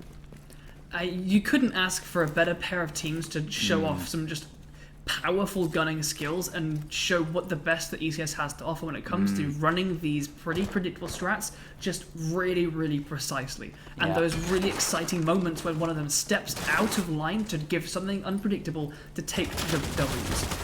We're going to start off pretty predictable for now, however. We've got the same castle barricade separating Cigar Shop and Piano to make Verns' position here nice and secure. This was dealt with really quite quickly from a Zofia charge onto the barricade last time. If you can hold onto it a little bit longer, those ADSs protect it, that hopefully are placed in... I can't see them in Piano, probably more focused on defending his position in Cigar Shop and potentially defending the Echo there in Backstore. Yeah, I need this little just minute of droning and intel just to cool down a bit, because this has been so intense so far, and it's gonna ramp up within the next minute or so. You know it is. LionsCreed trying to delay Jaegers as much as possible. I think when LionsCreed have been on their delay game, they have been able to convert that into wins. But when you are not delaying and you're not staying alive, crucially, an absolute nightmare. Jewis having an absolute ball of a time, but it's not done yet. There are still 3 men to deal with and a good amount of utility. Indeed, holding those long angles from the windows, just going unpunished as the players of LionsCreed just a little bit careless. They're moving about, exposed to those. Grenade's going to come through and get rid of that shield, but a beautiful swing from Suspended, I believe, up the skylight in a return. I'll take my shield, I'll take the life, and a beautiful shot shuts down the sledge. Pause have answers. Carry on. Yes, Pause takes out Flown, and it's only 2 remaining players for LionsCreed. A minute in the hands of the attackers. This is a great position to be in. They've got to be ready for this angle from Suspended. If he can get a free one, they are suddenly right back in it. So many angles, and Tazzy gets the first kill. Heavy, the last man against 4. Jaegers are teetering on the edge of a 7-6 advantage. They could be on series point here as Tazzy goes for the stick, and Pause sticks Heavy. What a fantastic bit of play from Jaegers. A very advantageous couple of entry frags there. But wow, they take on to match point here. Oh. What can you do, LionsCreed? What can you do? Elderbrain, tell him. Well, this is looking a little bit difficult. Jaegers, they needed that attacking win. They struggled. They haven't managed to succeed in a bar attack so far, and this is the moment to pull it out. As we go down to Reading and Fireplace, this is where we saw Jaegers do a really nice top floor take. They got rid of all of those defenders. They got a couple of key kills, and it was left Heavy. We think of him as a clutch master, and it's often because he has to or die. He's often that last person alive. And I mean, defending Reading. This is probably the strongest site we saw LionsCreed attack, to be fair. They look very, very strong on their attack here of Reading. They took that vertical control so quickly. They looked very, very efficient, and they just bowled their way through very, very successfully. Of course, that plant situation was very, very close with, I believe, Tazzy on the loose. He's swinging on that planting player, just missing him before the end. But they still had so much time left after that to find the last man in the 3 versus 1. So LionsCreed, they are looking strong here to potentially bring this even again. And it'll just keep on going forever, but it will end eventually. We are near the end of Cafe. We're nowhere near the end of this game. We're certainly not. I think it's gonna mean an awful lot. This particular, the next 2 rounds will mean an awful lot for the rest of this matchup. If Jaegers can pull through the next round, I think they need it. Yeah. If they don't, I'm worried for them for the rest of this matchup, because I think when LionsCreed get fired up, as we talked about being such an emotional team, they can be an absolute menace. And Jaegers, when they get off kilter slightly, when they push them slightly off balance, they can really start to struggle. And LionsCreed, I often have a little bit more resilience than that and can remain on the top of their game for a lot longer. Yeah. The fact that we're seeing Vern now switch over onto the Jackals, Steno moving it back onto the Zofia, LionsCreed are being really fluid with their op choice a lot of the time. Yeah. We're seeing them just trading those roles backwards and forwards, all about being where are you comfortable, what do you want to be playing, jumping around, whatever they want to be enjoying themselves. This is the grand final, there's a lot on the line, but if you're not enjoying the game you're playing, there's not an awful lot of point. Oh, I'm slightly concerned about the kind of overturn nature of some of these rounds. That we've seen flawless rounds from Jaegers, we've seen absolute domination as well from LionsCreed in certain rounds. Less rounds that have come down to the wire, as much that have been kind of close and back and forth. They're always somehow almost swept, and LionsCreed are really struggling. Just in terms of those kills, they are lagging behind slightly, and the encouraging thing, if you're a Jaegers player, despite this very quick move from LionsCreed that's seen them take the west side, of the top floor very quickly, is that Jaegers have that spread of players. Demantas, Pause, US, all 10 kills plus, with Tazzy and Panda, 2 fragging players who you think are always going to be positive and high in the kills. I mean, they've got quite a few to their name, they're definitely nowhere near struggling. But they're the lower fragging players. You know you've got a reliable team setup.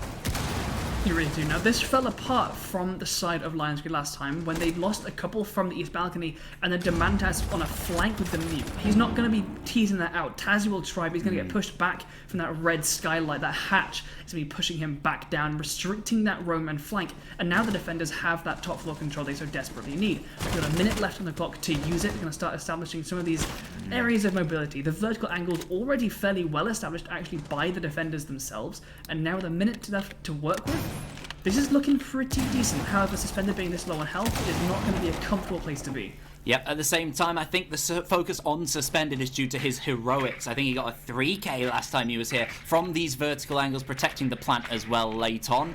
He is a key man to look at, despite the low health. I think he's spent the majority of this game on low health, and Steno makes sure Panda has none left. 0 HP, 4 men left for Jaegers. 30 seconds left, though, is their benefit. Suspended can't catch the feet of Jewess as he runs past the laundry door. Here comes the move from the attack. They're going for the plant and they pick up a kill. LionsCreed. Pause gets one in return onto Steno, but the plant is stuck as the smoke swings onto him. Just too late again, Jaegers. And they have equal men. Oh, just for a moment, Heavy makes sure that's certainly not the case. Juris is taken out alongside Pause. A double for Heavy, and it's all down to Tazzy. Suspended is downed on the far balcony. Good play from the Melusi, but it's going to have to be fantastic. He's only got a few seconds to get down. He needs 7 to stick that defuse, and he doesn't know where the remaining players are. He's got to get all the way down, pick the kills, and it looks like LionsCreed on the attack will be sending us all the way to maximum overtime, unless something terrible happens here. I mean, he jumps off the diffuser. He gets shut down by Heavy with a triple kill on the round. That felt. I don't know why Jaegers fell so far back. When it came to that minute mark, LionsCreed droning out the site to establish their execute plan, Jaegers was nowhere to be seen. It was a 5v5, and I swear I saw 3 of Jaegers downstairs. Even the Jaeger had to come up from brown stairs with only seconds left to try and get a refrag. What can a Jaeger do from the downstairs? There's no verticality on the reading objective. He was down there hiding something. The fact that they all had to flood up from white and brown stairs and get cut off immediately as LionsCreed took hold of the site. A baffling play, and that might be the nail in the coffin for this, as LionsCreed drag us to the maximum level of overtime. This is as predictable as it gets. LionsCreed at Jaegers are going to bring us all the way, and Bar and Cocktail, with Steno switching to the Frost, is going to be the decider, the final round of map number 1 here in the Grand Finals. Well, if he can be as decisive as Demantas was on the Frost here, they'll be in good stead. They've brought it to the top site, and that's almost quite ironic, as the only time Jaegers have won out this site was in overtime, just around before the last one. So it's all here, it's ramping up, and looking at those kills, looking at those scores, if we get those back up science as well, with those ratings as well, it paints a bit of a picture. Certainly, at least if you caught that earlier. I guess not, but Elder Brain, in all your internal wisdom, let us know. I mean, it's a pretty consistent story of Jaegers being slightly unreliable in a couple key moments, and LionsCreed have a fairly good level of consistency. LionsCreed are fairly predictable. You know they're going to be able to pull out some pretty strong stuff throughout these rounds. Jaegers can pull out some amazing stuff with less consistency, and at the moment, they are so evenly matched with that. You know, they step in with amazing plays, or they fall back and get picked apart by consistent play. It's the fact that is providing such a close game is kind of insane to me, and consistency is key. Consistency not in play style, not in strategy, but in quality and intelligence of play. Yeah, I think the more important thing. And with a bar-sided attack, pressure on these west windows is very, very common. It's what we saw LionsCreed. We saw Jaegers getting some really nice kills at the start of the round. US, however, is not going to start things off like that. He takes a chunk of damage himself, I believe, from the player near Pixel. I think the only real difference between Jaeger's win and loss was those 2 entry frags last time out on this attack. They've really struggled other than that so far. Having such a strong man advantage, we've rarely seen a team in this matchup so far come back from a weakened position. It's been the team with the advantage can act upon it, and that is very professional from the 2. You don't really expect anyone to turn something around from a bad position, and Burns, he's turned inside out by that grenade from Demantas.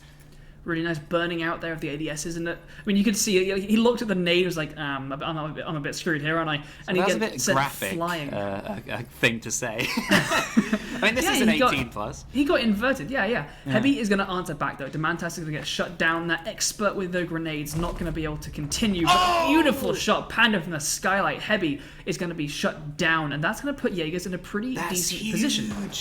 It's massive. That's the backstore player gone as well. Flown is there to try and impact that space, and now Jaegers, with a minute left, most of them only just dropping now to begin this West versus East gunfight that we are now so accustomed to seeing.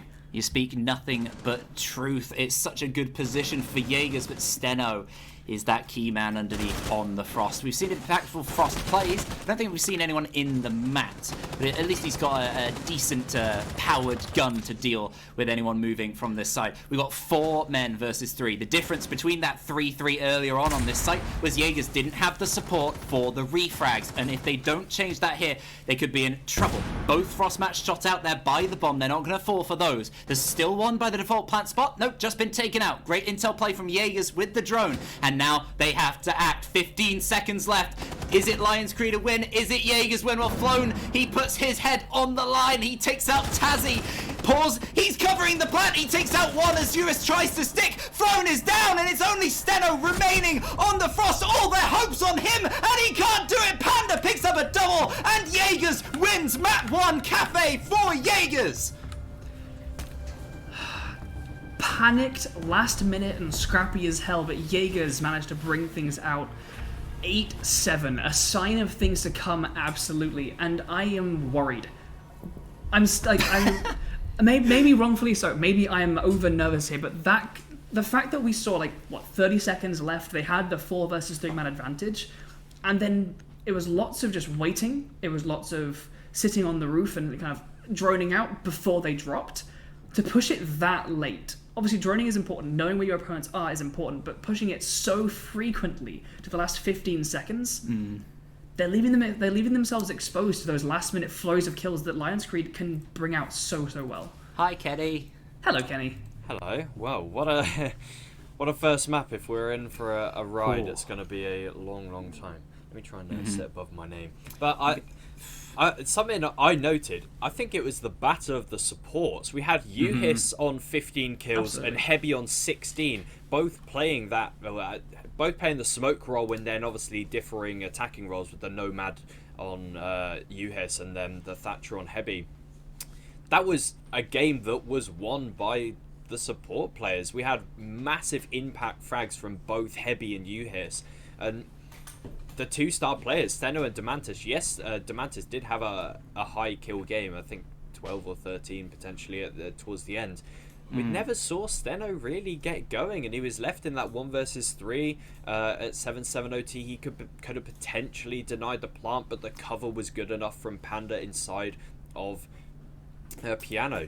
So if a map that's really difficult to be a support player on, Cafe is one of those, and we're going next into Oregon, which gives a bit more freedom for potentially Steno to work his magic. But so far, Jaegers have really shut down anything that Steno's tried. I think Oregon's going to be completely different to what we just saw because of the changing in roles. I don't want to say I was too right earlier on in the fact that Steno bit hit and miss potentially on Cafe as well. But you know what, Kenny, we'll let you dissect it for a bit because I'm going to go and freshen up because that wore me down somewhat. And we've got even more maps to go, especially if LionsCreed want to win. We're going to have another 3, or at least getting to Villa. Yeah, so the next map will be Oregon in a few minutes, so don't go anywhere. We'll just cut to a short break, and then we will be back with you very shortly.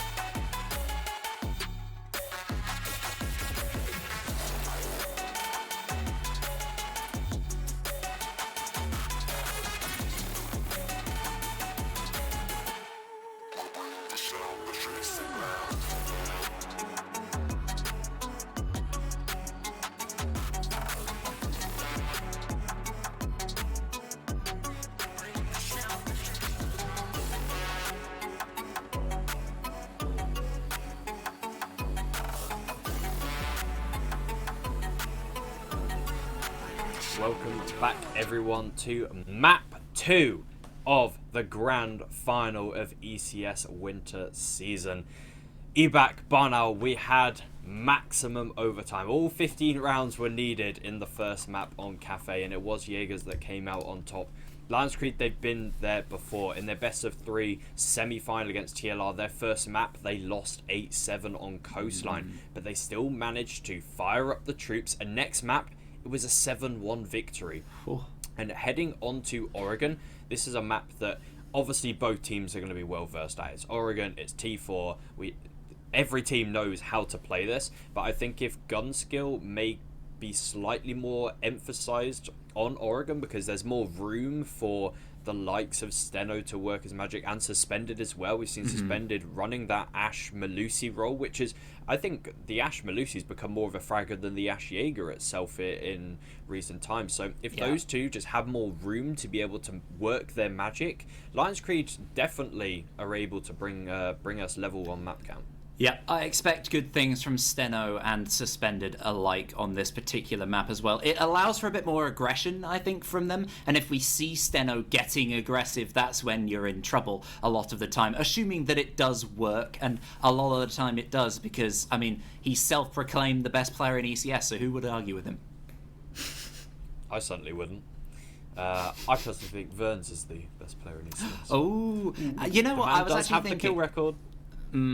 He does as well. Another thing I'd probably mention is the fact that on Cafe, I think with the way that was so kind of strategic and tight, and you need those kind of players for those little moments of magic and cleverness, I almost think LionsCreed could have used potentially an encryptions in there as well. Potentially might have fit with that, but certainly on Oregon, I don't think that'll be the case. I think this is going to be completely different, and I'm imagining this would be quite a convincing LionsCreed map. I think if they're going to win any map by a bit of a gap of any rounds, it would be Oregon.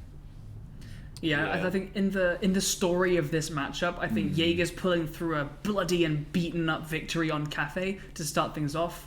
Then LionsCreed take a much more convincing play on Oregon, and then they get their engine fired up. Clubhouse. They begin to get fired up. If Jaegers can stem the flow a little bit there, even if they do take a loss, but they manage to bring it a bit closer, then I think they stay in the game. I think if LionsCreed can get really fired up, then I'm It's like a cream egg. Yeah. This game's like a cream egg. Because you're like, ooh, chocolate. With Cafe and the like, and you've got Villa and Theme on the other side. But then you've got that clubhouse in the middle, which is just where all of it gets gooey and intense. And here we are, moving across to Oregon. LionsCreed are going to start off on the defense as we get into our ban phase of our map number 2 in this best of 5 to secure up the grand final of ECS. As LionsCreed ban up first, Thatcher is coming off the board. Very predictable. Surprising he wasn't gone on Cafe as he saw quite a lot of play, but he will not be available here. Makes plenty of sense, obviously. Oregon, a massively breach-centric map, and that's going to be a little bit harder. Depending on what comes out here as the secondary, I imagine we're going to see lots and lots of Maverick, lots of Hibana. So I wouldn't be surprised to see one of them come off second. And it indeed will be the Hibana that comes off. What are we thinking for defensive bans, Ebac? Because I think they can often speak a little bit more to the intentions of an actual plan. Well, I think for Jaegers, they might go for that Vigil. I think potentially to deny players like Steno. I mean, a lot of LionsCreed could potentially take up that role, and they are usually quite a menace on that particular operator. We see the Wamai come out first from Jaegers instead, and you've got to think if you're LionsCreed, what are you banning here? It could be you wouldn't think the Kaid, especially on the defense. It would be the what's his name? What's his name? Kaid. That's it. No, not Kaid. What was I talking about? Who was it? Mira? Mira was what I was thinking of. But no, it is indeed the Kaid. So he is off the board, and as well as Thatcher, can be quite tricky as well, a combination. Indeedy McDeedson. Oh my. A very, very classic How dare you evoke his name? I know, right? A very classic set of bands, the Thatcher, Hibana, and Maikai. We've seen it all throughout the season, and they make a lot of sense. Now, I'm gonna try a bit of a psychic thing here again, as we've done several times on Oregon before. Zofia and Maverick are going to go to North Tower. They're going to cut a line, then make a walkable hole in the right-hand corner of the wall and take attic control. Ace is going to take care of the walk-in wall, with Ash going beneath to get rid of any charges and fight up against probably the Melusi, who'll bring impacts to impact trick that walk-in wall. I've stated it now, and if it's wrong, you can fire me. I'll get over it. But Oregon is a map that is predictable. These are teams that are predictable, and it comes down to how well you can consistently run high-quality play with these strategies that your opponents are so aware of. Now, we've got the Goyo coming out. It sounds like Shield, they're going into Wolf to defend that area. This is just a class. Like, we all know the race that's about to take place, and it's just a case of getting ready for the action itself. Because this is going to be an absolute game of just consistency and stuff we've seen before at a very high quality. So if you're a team getting ready to come into comp, if you're a ranked player that wants to level up your game a little bit, pay attention, because you're about to see a masterclass on how to attack and defend on Oregon. Watch them all just like team kill and fall apart now. I mean, we saw that from LionsCreed.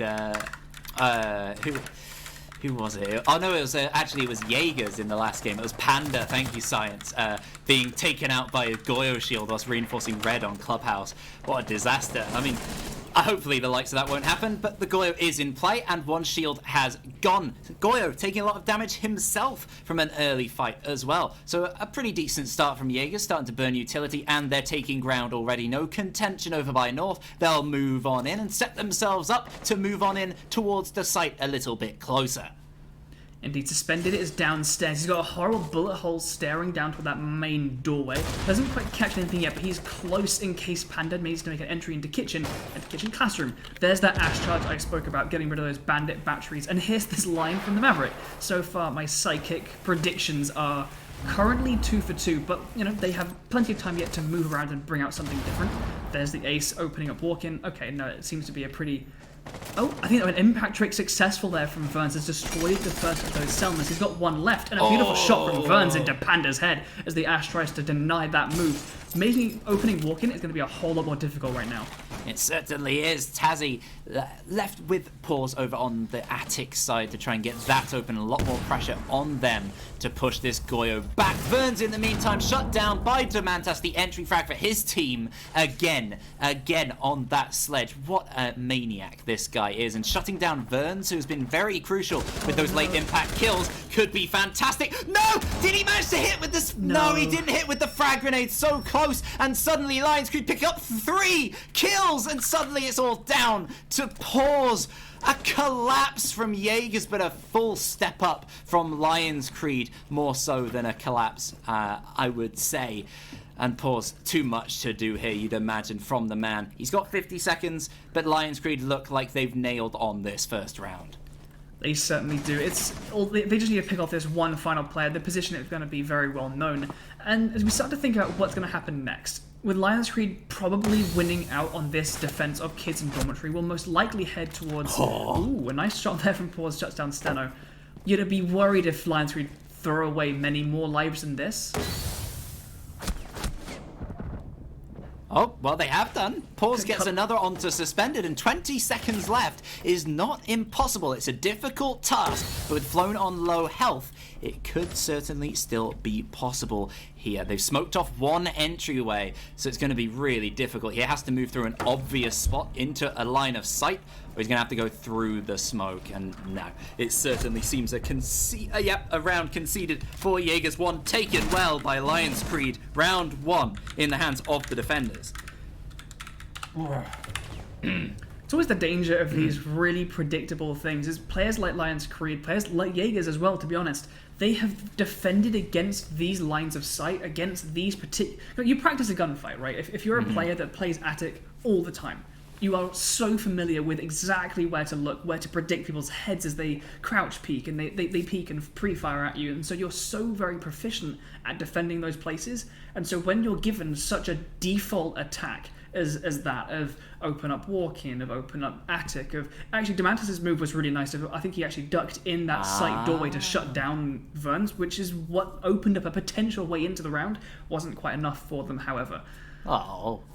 I was just about to say that Mira 6-pick. You very, very rarely see Mira come out, especially on these basement defenses, because she's so strong, everybody bans her out. She's available, and I thought we might see her come in there from Steno. Not usually a player you'd imagine playing the Mira, and he certainly isn't here. He opts for the Mozzie instead, denying some intel, potentially getting some for his own.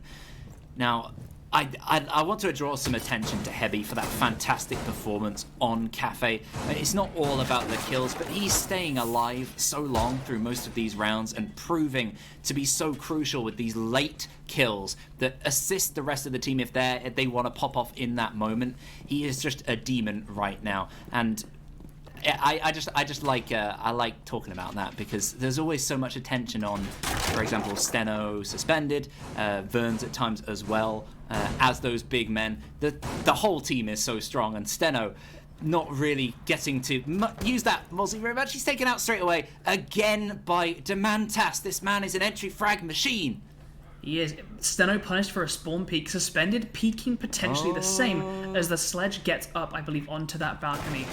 Oh no, he's on his throne! And he's taken out by suspended!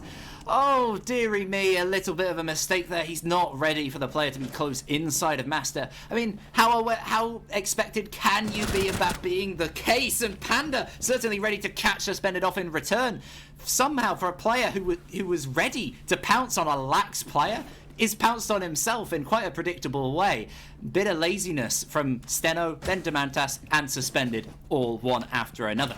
I mean, I think a good bit of aggression and speed probably matched a fraction of carelessness, but you know, measured so from Panda to be like, right, he's up there. Chances of another defender being at like 3 defenders, because one was peeking from Armory, taken down. One spotted in Master Bedroom. Chances of a third being there, low. So he made that calculation. He's rushed up those stairs to get that refrag, and he's made sure that man advantage stays in the hands of Jaegers. They've got so much time left to work with. They haven't begun to really make much of an impact on the floor they are attacking just yet, but that's going to start to change as North Stairs begins us when it comes to actually ingressing and aggressing onto this site. Flown, I mean, the first barrier to entry. Goyo sitting just under the stairs could be a problem here as the hatch is being opened in electrical. Could get isolated. It might be a tough way back in and across. He's seen on the drone and Panda secures the kill. Very simple drone and move play from Jaegers, but when it's that efficient, you can't really complain at all. LionsCreed now left in a 2-man versus 4. Now it's nice and late. Smoke grenade's going to come out, but the smoke's flying both directions as Heavy's going to push back. Heavy is such a class smoke player. He manages to stay alive so long and impact with these grenades like this. He's sitting inside of the smoke cloud and he takes out one and he takes down the other. Actually, it wasn't him getting the first kill, it was a team kill. On the other side though, Panda picks up one and they know where Heavy is now. He gets a third! There's only one player remaining, it's Tazzy! It looked all done for Heavy, but he's still got so much utility remaining. Tazzy doesn't have the diffuser, but he does have the M4 and he strikes into the heart of LionsCreed. They were so excited for a moment that comeback could happen, but no, the score again is equalized. Man, a tense 1v1 there with the smoke on such low health, but it highlights exactly what we were talking about there. But Heavy, he stays alive. He keeps hold of those smoke canisters, and so often we're seeing the last 40 seconds being so heavily influenced by Heavy. He gets those canisters heavily out. Influenced. Dear me. He manages to pull those moments where he delays them through a doorway, he pushes them frantically low on time, whips out the shotgun or that SMG-11, which is such powerful weapons at close range, and just cleans up. Wasn't quite enough to secure that massive 2v4, but he came so close, and that's one of those cornerstones. You know, we talk about the battle of the supports. Heavy, like, shine a light on Heavy for that, because good job. Clap. Wow. I mean, They're gonna heart in mouth stuff, really. Indeed. We're gonna find ourselves heading back to the laundry. It came really close for LionsCreed. They're gonna try it one more time. Now, Jaegers, it was a lot of fighting actually on the top floor for a laundry defense. Not something we usually see, but some good moves, especially from Panda. A drone followed by a raging Ash is a terrifying thing, and Panda is showing us a little bit of why. Hopefully they can keep hold of that magic, harness it, and direct it towards their opponents for a little bit longer. Ooh, cheeky drone from Panda there. He's noted Steno's position as he's getting some goose down over by the west. But, not sure exactly where he's going to be holding, somewhere in that vicinity, and the drone's going to be coming out now. Yes, he's seen him again.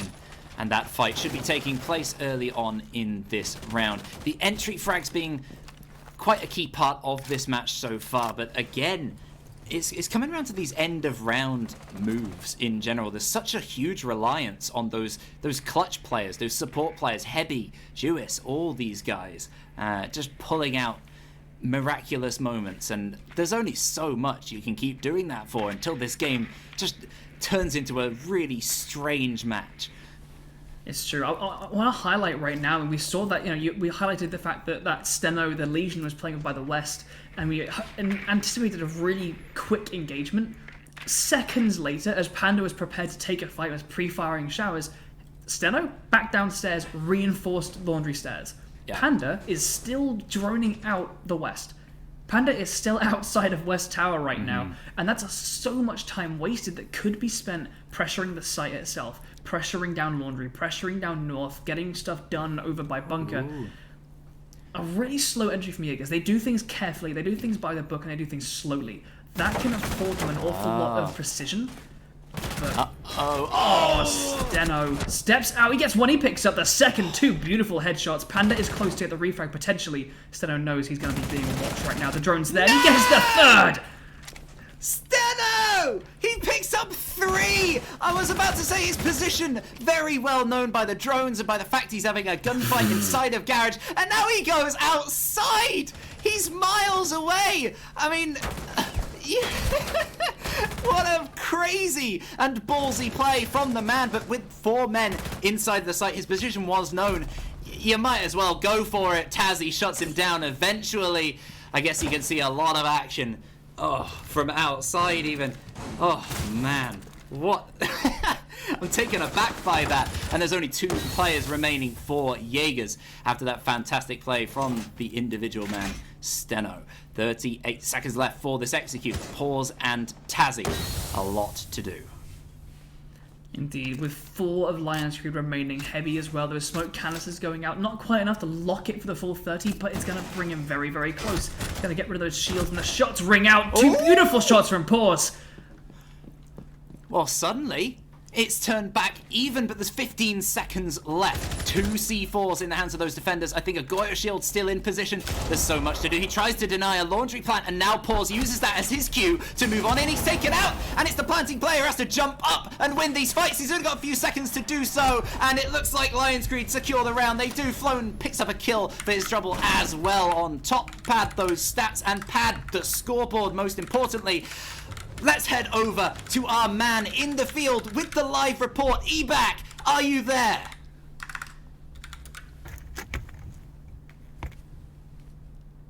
Thanks, Ebac. Ebac here, live from Oregon. I don't know. I'm currently above Armory taking cover, and what a game it's been so far. You don't want to get caught in that crossfire. LionsCreed against Jaegers Esports in the grand final. Now, LionsCreed, they're currently on their defensive half, so you'd anticipate them going for a second floor defense up next, if the signs are correct, and also if my ears are correct, but given the fact this is Rainbow Six Siege, not really sure you can rely on sound, really at all.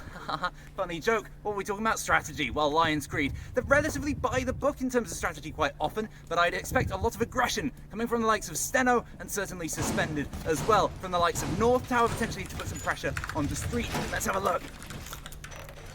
Doesn't look prepped right now, but I expect that to change, especially to stop these players spawning in street and coming straight towards us. We might be in some trouble here. Let's get out of here. Back to you, Ebac. Go. Well, thanks, EBAC. Great reporting there from the roof. I don't know if he got out of there, Science. You might want to check just in case. He could be in some danger up there on the roof. LionsCreed, they certainly look like they might be prepping something over by North. No, thankfully he did get away. Barnout, what do you make of this lineup from LionsCreed? Well, it's pretty standard. We've got the Verns back there on the Melusi. He's obviously very, very confident. We mentioned, especially Kenny, they're highlighting the fact that Ashe Melusi main, almost more so a prevalent thing than the Jaeger main. She is absolutely that vein of place and forget with her gadgets.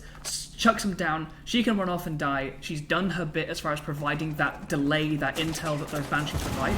And the MP5 with angled grip is a really dangerous thing, but for now, those impact nades are going to be most likely the impact thing that we're going to be looking towards their usage. Probably going to be denying that walk-in breach that we see so predictably brought out from the identical lineup of Jaegers. Flown taking some damage again early in this round. It happened last time on the Goyo.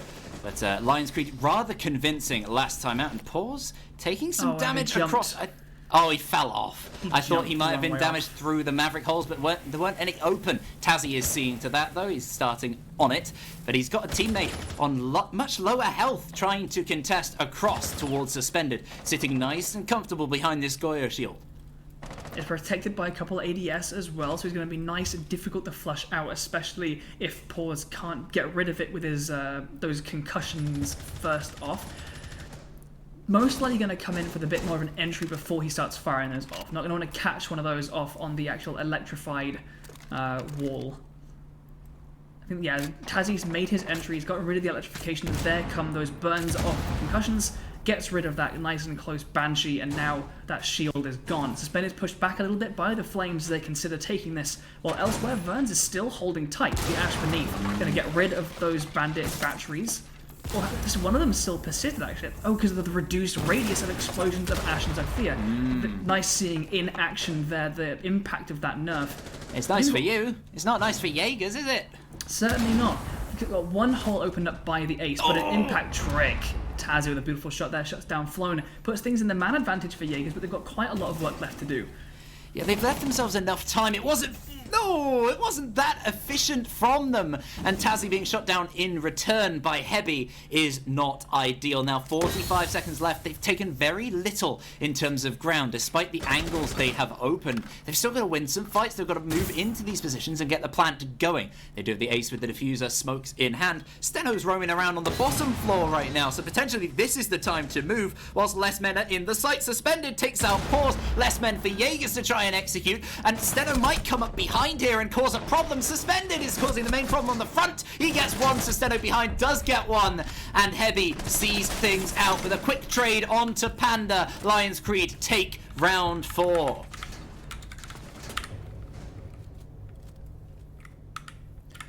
LionsCreed looking really, really good right now. The scrappy trade back and forth moments in these attacks are really falling in their favor. We talk about how confident they are in these moments of aggression, in these moments of panic, and you can't let them get to those moments. And Jaegers, time and time again on their attacks, are just being that fraction too slow. Steno. Yes, that was crazy. Yeah, Steno was, as you predicted, he's probably a little bit more. Probably a bit more awake. We talk about Steno beginning to work his magic here on Oregon. So I was just looking at the chat's response to our lovely new staff member of EBAC. Live from Oregon. I didn't think we could afford him, but I think we've just had some recent influx of funding, and now we can afford a bit more of a leveled up quality of talent. Great. Big improvement. Field operatives, incredible. All right, well, LionsCreed, they've changed things up somewhat. They're moving to kitchen and dining. Now, obviously opting for this over the meeting side. It's a bit of a 50-50 as to which teams like which one and what they generally opt for, but it's more of a favourites thing than anything else. But it does, I think it encompasses slightly less of the map than the meeting does a lot of the time. Well, a bit of a debate, but we'll see what LionsCreed can do to defend it. They certainly have a great lineup to do so. Indeed, that hatch in meeting obviously plays a little bit less of a part in the actual attack, but vertical pressure is really, really important. Most of that kitchen site is soft floored, the ceiling above it able to be opened up. And it means that holding these angles, especially the ones we're seeing being opened there, which look down into the corridor, can be really, really impactful.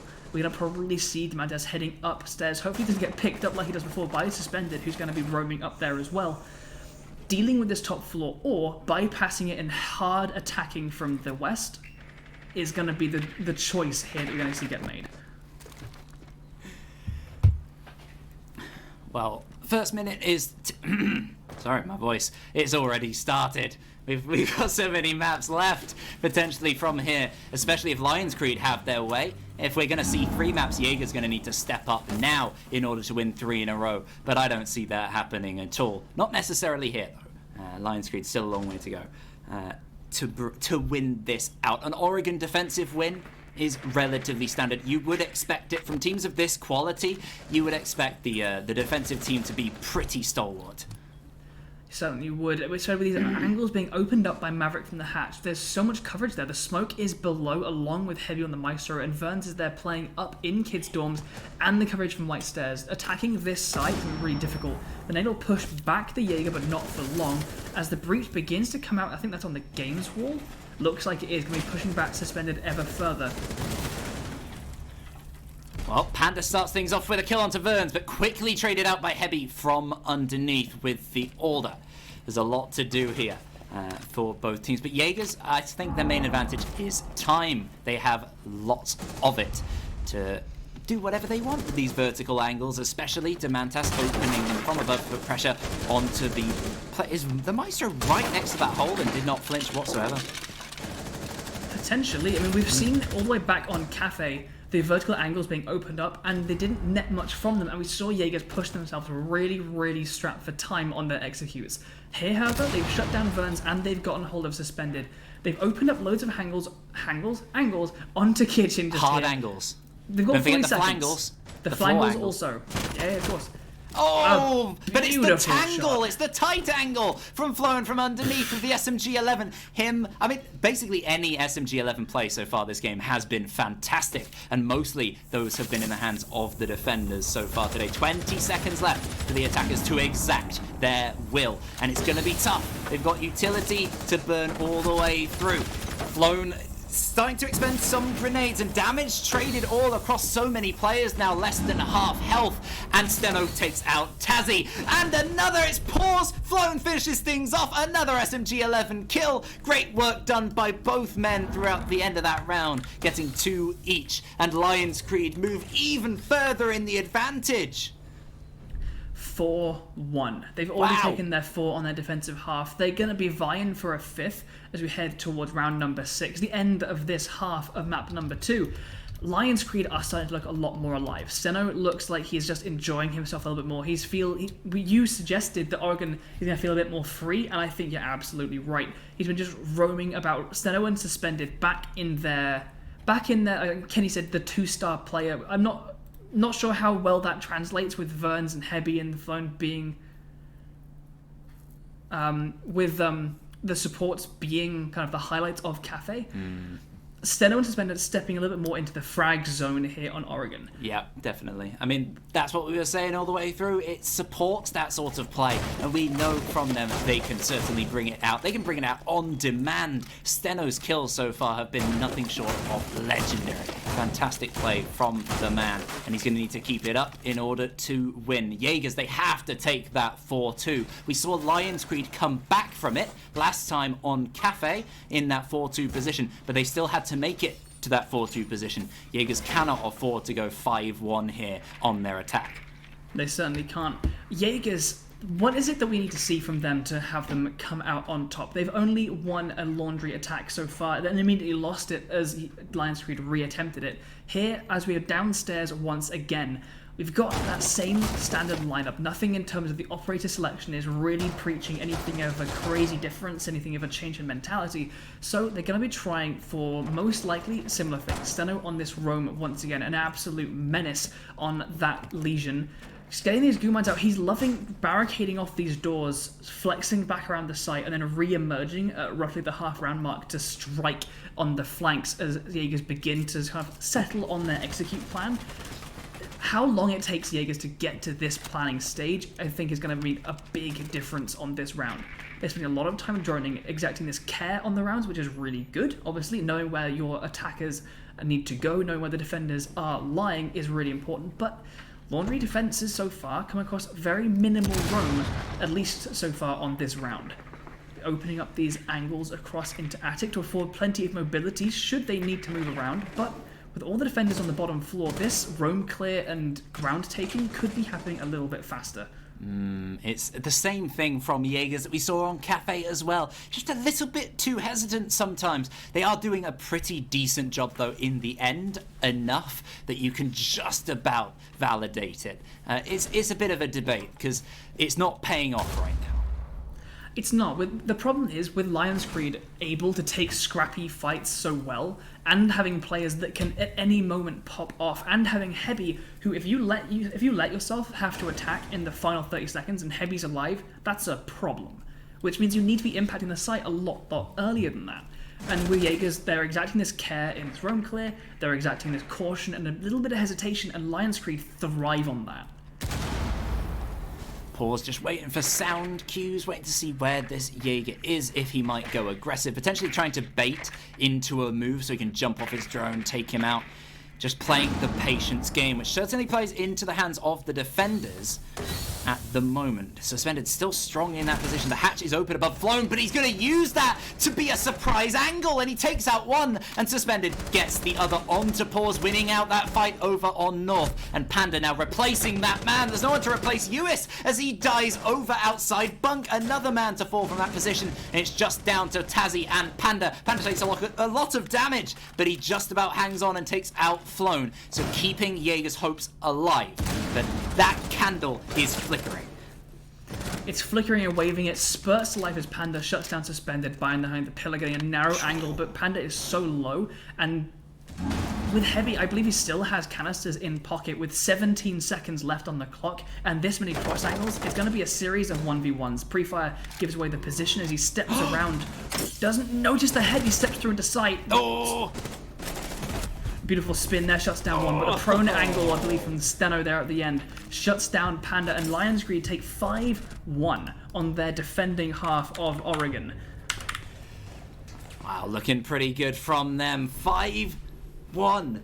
Such an absurd lead. I mean, this is what Kenny was talking about with that Coastline game against TLR. They lose 8-7, very, very close.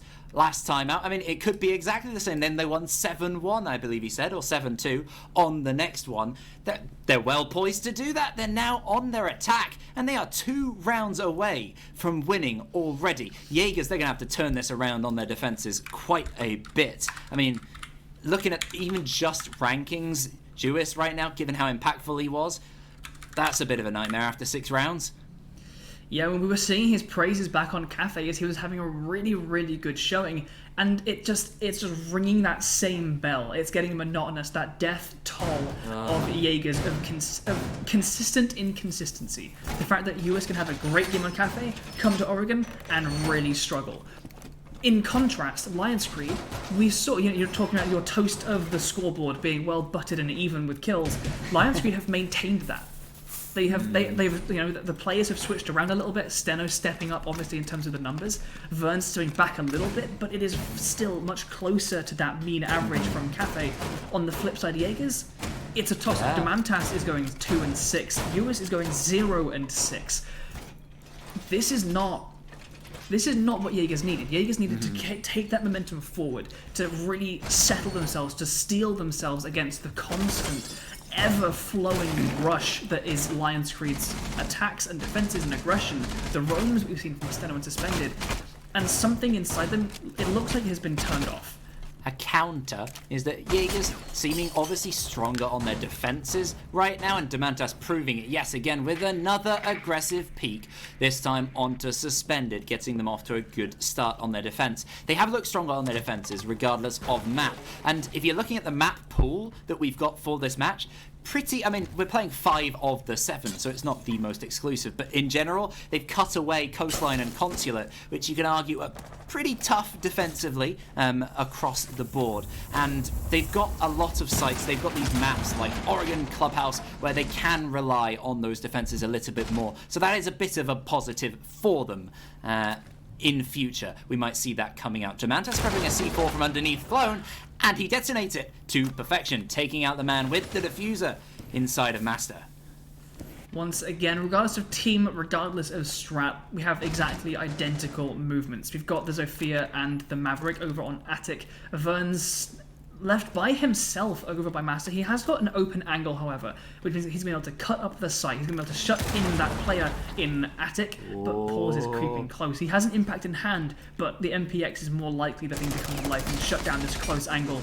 Stalking his prey like a panda. Not sure they necessarily do that. Grass can be a pretty fickle prey, you know, it can evade you? Yeah. Well, hopefully LionsCreed can evade it as well. The Maverick is going to rotate around. They have plenty of time. They open up the Attic, and they've got plenty of time to move around and assist with the movement over here on the walk-in side. But they're going to need to start making their incisions. They're going to need to start making this ingress. And Jaegers, to their credit, have managed to hold them off thus far, and with the man advantage can start establishing these cross angles, these crossfires, these positions of importance that are going to be able to really close out the end of this round unless something slips. Ooh, well, that might be this fight here. Steno, he wins it onto Paws. Tazzy, though, gets another, making sure that his job is even harder. Steno and Heavy, 2 versus 4 now. 35 seconds left, and it's just down to Heavy. Probably the man you do want after his cafe performance, but he's got to absolutely pull something out here. Demantas, US, and Panda in opposition. Jaegers look like they may well be securing their next round, unless a miracle occurs, and it certainly doesn't. Demantas shuts down Heavy with a triple. Nice little lockout there from Jaegers. They lost a couple there, but in the moments where Heavy roamed around and left the fight to be a 1 versus 1, it was closed out. And Jaegers, taking hold of round number 7, they need several more like it. They are still in a 5-2 deficit in LionsCreed's favour. Where are they going to go? They've successfully defended Kids. I don't know why I'm asking this with such curiosity. It's going to be Laundry. Unless something crazy happens. I could be wrong. As we see this wonderful replay, that C4 was such a nicely timed moment. As he pulled it, there was no one there, and the second they roamed out of walk-in, it landed perfectly and detonated. Yeah, Laundry is going to be our destination. Lineup-wise, nothing really out of the ordinary. We've got US back on the smoke. Hopefully gets a little bit more into his realm of comfort, can kind of sit into that support role, stay alive, but so far, I think playing Smoke in this matchup right now with Heavy has been such a really, it's been a joy to watch, to be honest, Heavy on the Smoke. So US has some tough competition. I think Cafe saw Jaegers just out-killing their opposition marginally, and I think that just about made the difference in the end, as they were so close in terms of whatever strategies they were going for. They had different ideas and different executions, but at the end of the day, it was very, very even, kills being an ever so slight difference. This time, it's so heavily favoured on the side of LionsCreed. They have just got those high numbers. Jaegers are coming back up, and now is the time to do it on their defence. 5-2 is recoverable. It is tough, but it is recoverable. Jaegers, I think, previous to this, on Cafe, they were always in the lead or even. So this is the first time they've been properly behind and really need to catch up with their opposition. And it's a great test for them on the second map, because even if they do fail, they've already got that one. They can win the next 2. They can even lose the one after that and then win another one. There is such a long way to go. You do have those margins of failure where you can bring it back, but we talked about earlier on how LionsCreed are an emotional team. That's their weakness, and it's their strength. It means if they can run away with this map and start feeling good, and then go on to the next, which is a Clubhouse, a LionsCreed that is feeling good on Clubhouse is scary. But a Jaegers, if they can pull this back and get back into their rhythm, back into their groove, a Jaegers on Clubhouse, as we've said, is really, really potent. Demantas the key focus here. Sitting all the way on the top floor by himself, just hiding there in attic, waiting to be that flank player, as the rest of the team sitting so deep with the Tortoise strategy suspended, already moving on down to Freezer, getting rid of his Banshees and the like. There's a lot to do here, but it's a lot of this focus is right now on Demantas. One thing I do always like about watching LionsCreed attack in Clubhouse is they focus on Laundry and Freezer in a way that most other teams don't. Yeah. If they hit Bunker, it's usually a late move. Oh no, a drone is absolutely fundamental. Here comes the hunt. He knows. But can he get the kill? That's the important part. You might know Demantas is there. You might trap him down there. You still got to take him out. And here comes a Gemini just to test the water. Is he around here? He shoots out, and he is shot out himself. Demantas dealt with nice and easy. To his benefit, he's wasted a bit of time, but at the same time, the ground was already established by LionsCreed. As they move on towards the site, they have an extra man advantage, and they're going to start whittling down utility. Panda whittles down the man count for LionsCreed with a lovely tossed C4 all the way over the top across Freezer. That little bit harder. That was a trade of a grenade and a C4, and it turns out to be a bad deal for Heavy. Really nicely timed throw there. I believe it was from Panda on the Goyo. We've got LionsCreed stacking up in Laundry. They've got US there playing behind that shield, which is a really powerful position. They can impact both Freezer and Laundry. Well, a well-placed smoke by the US, but Steno picks up 2, and he's taking right towards the site. Suspended gets another. All left in the hands of Tazzy. He's got the older, but it can't sing when Steno's getting a triple kill. Wow, LionsCreed, so disadvantaged almost momentarily. They left it so late, but it was no disadvantage at all. When you've got Steno on an absolute tear, you can just fight your way through. Jaegers, they feel like they're seconds too slow in most things they're doing. I mean, that replay there of that Gemini perfectly used to distract Melusi and secure the kill was chef's kiss use of the Yana right there. But the fact, we were surprised as Steno nailed that double kill, and so were Jaegers. Yeah. We were focused on Freezer and Laundry right from the beginning of the round, as we were talking about. Jaegers were staring towards Freezer and Laundry. They had great crossfires on Freezer and Laundry.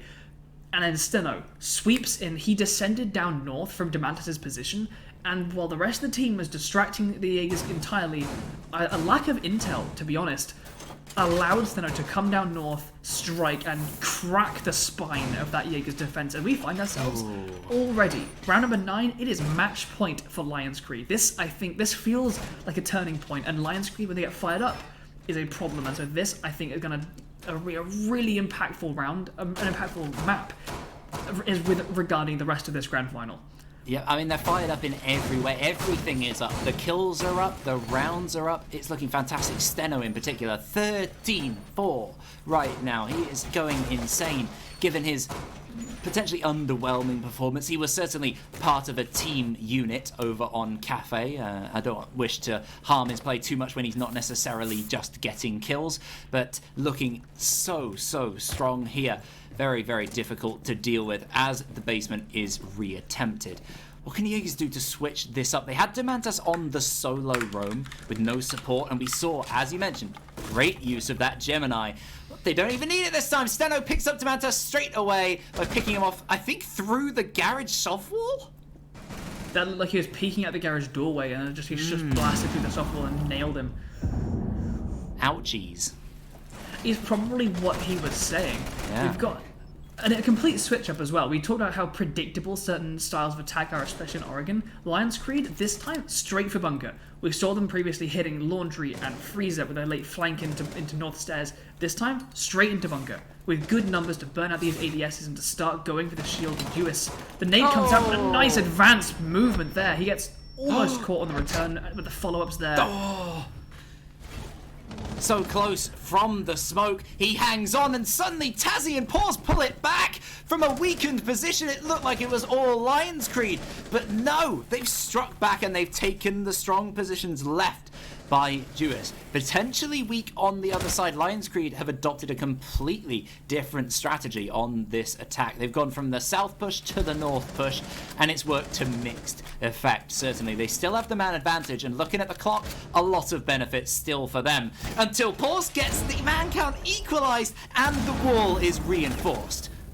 Oh, beautiful shot from Pause. Just got the drops the dropping Maverick as he tries to push into sight.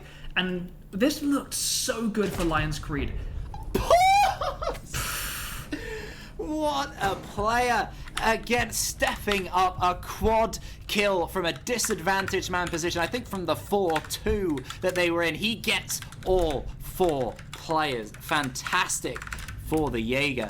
And they needed it. If they are going to bring this back, they need incredible plays. They need the motivation just garnered by fantastic individual moments. I mean, Jewis pulled out some himself. Great pushing from the Ash of Suspended to make sure he couldn't set himself up safe.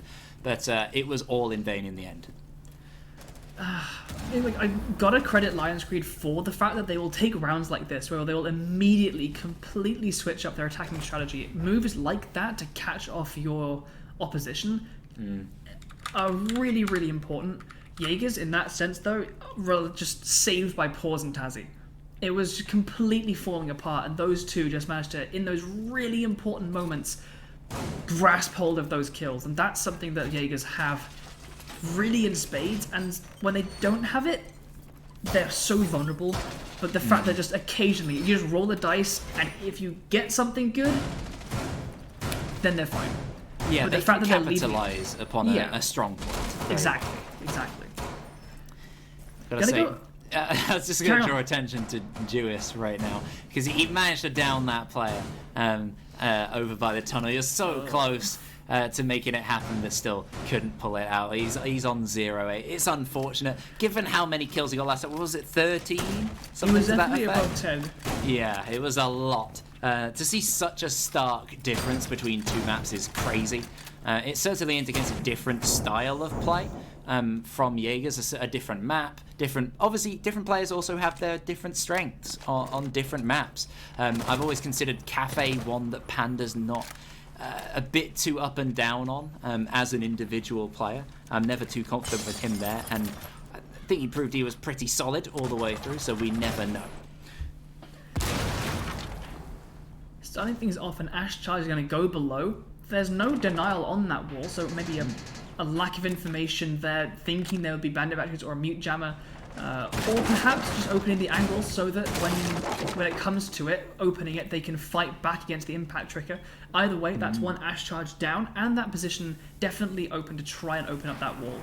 Well, Panda, with all his black eye intel, has dropped all the way down to potentially flank. I'm not sure where those cameras are, but I'm sure he will put them to great use, as has the ace of Flown, opening the walk-in wall now with those Selma breaches. They are being tricked in the meantime by Panda, who has rotated up white to get back in, so he's just taken a safe route across the site. In the meantime, 1 minute 40 for this execute. A missed impact, which I think is the last one from the combination of the Maestro and Valkyrie, which we're getting on that task, is going to allow walk-in wall to be opened to, I believe, a walkable hole, and that's going to be really, really important. Access to the site as well as actual gunfighting angles. Pause now is going to get pinched a little bit between this angle to the doorway and from attic, should they choose to use these angles for that.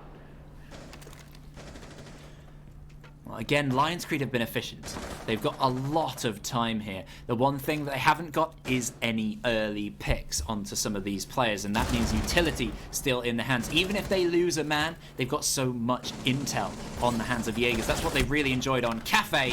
Demantas falling, though, to Suspended is a poor start for the defenders if they want to win out this round. Remember, it is still match point for LionsCreed, but they've taken too many hits. Panda and Pause getting 2 each. It's a triple for Pause.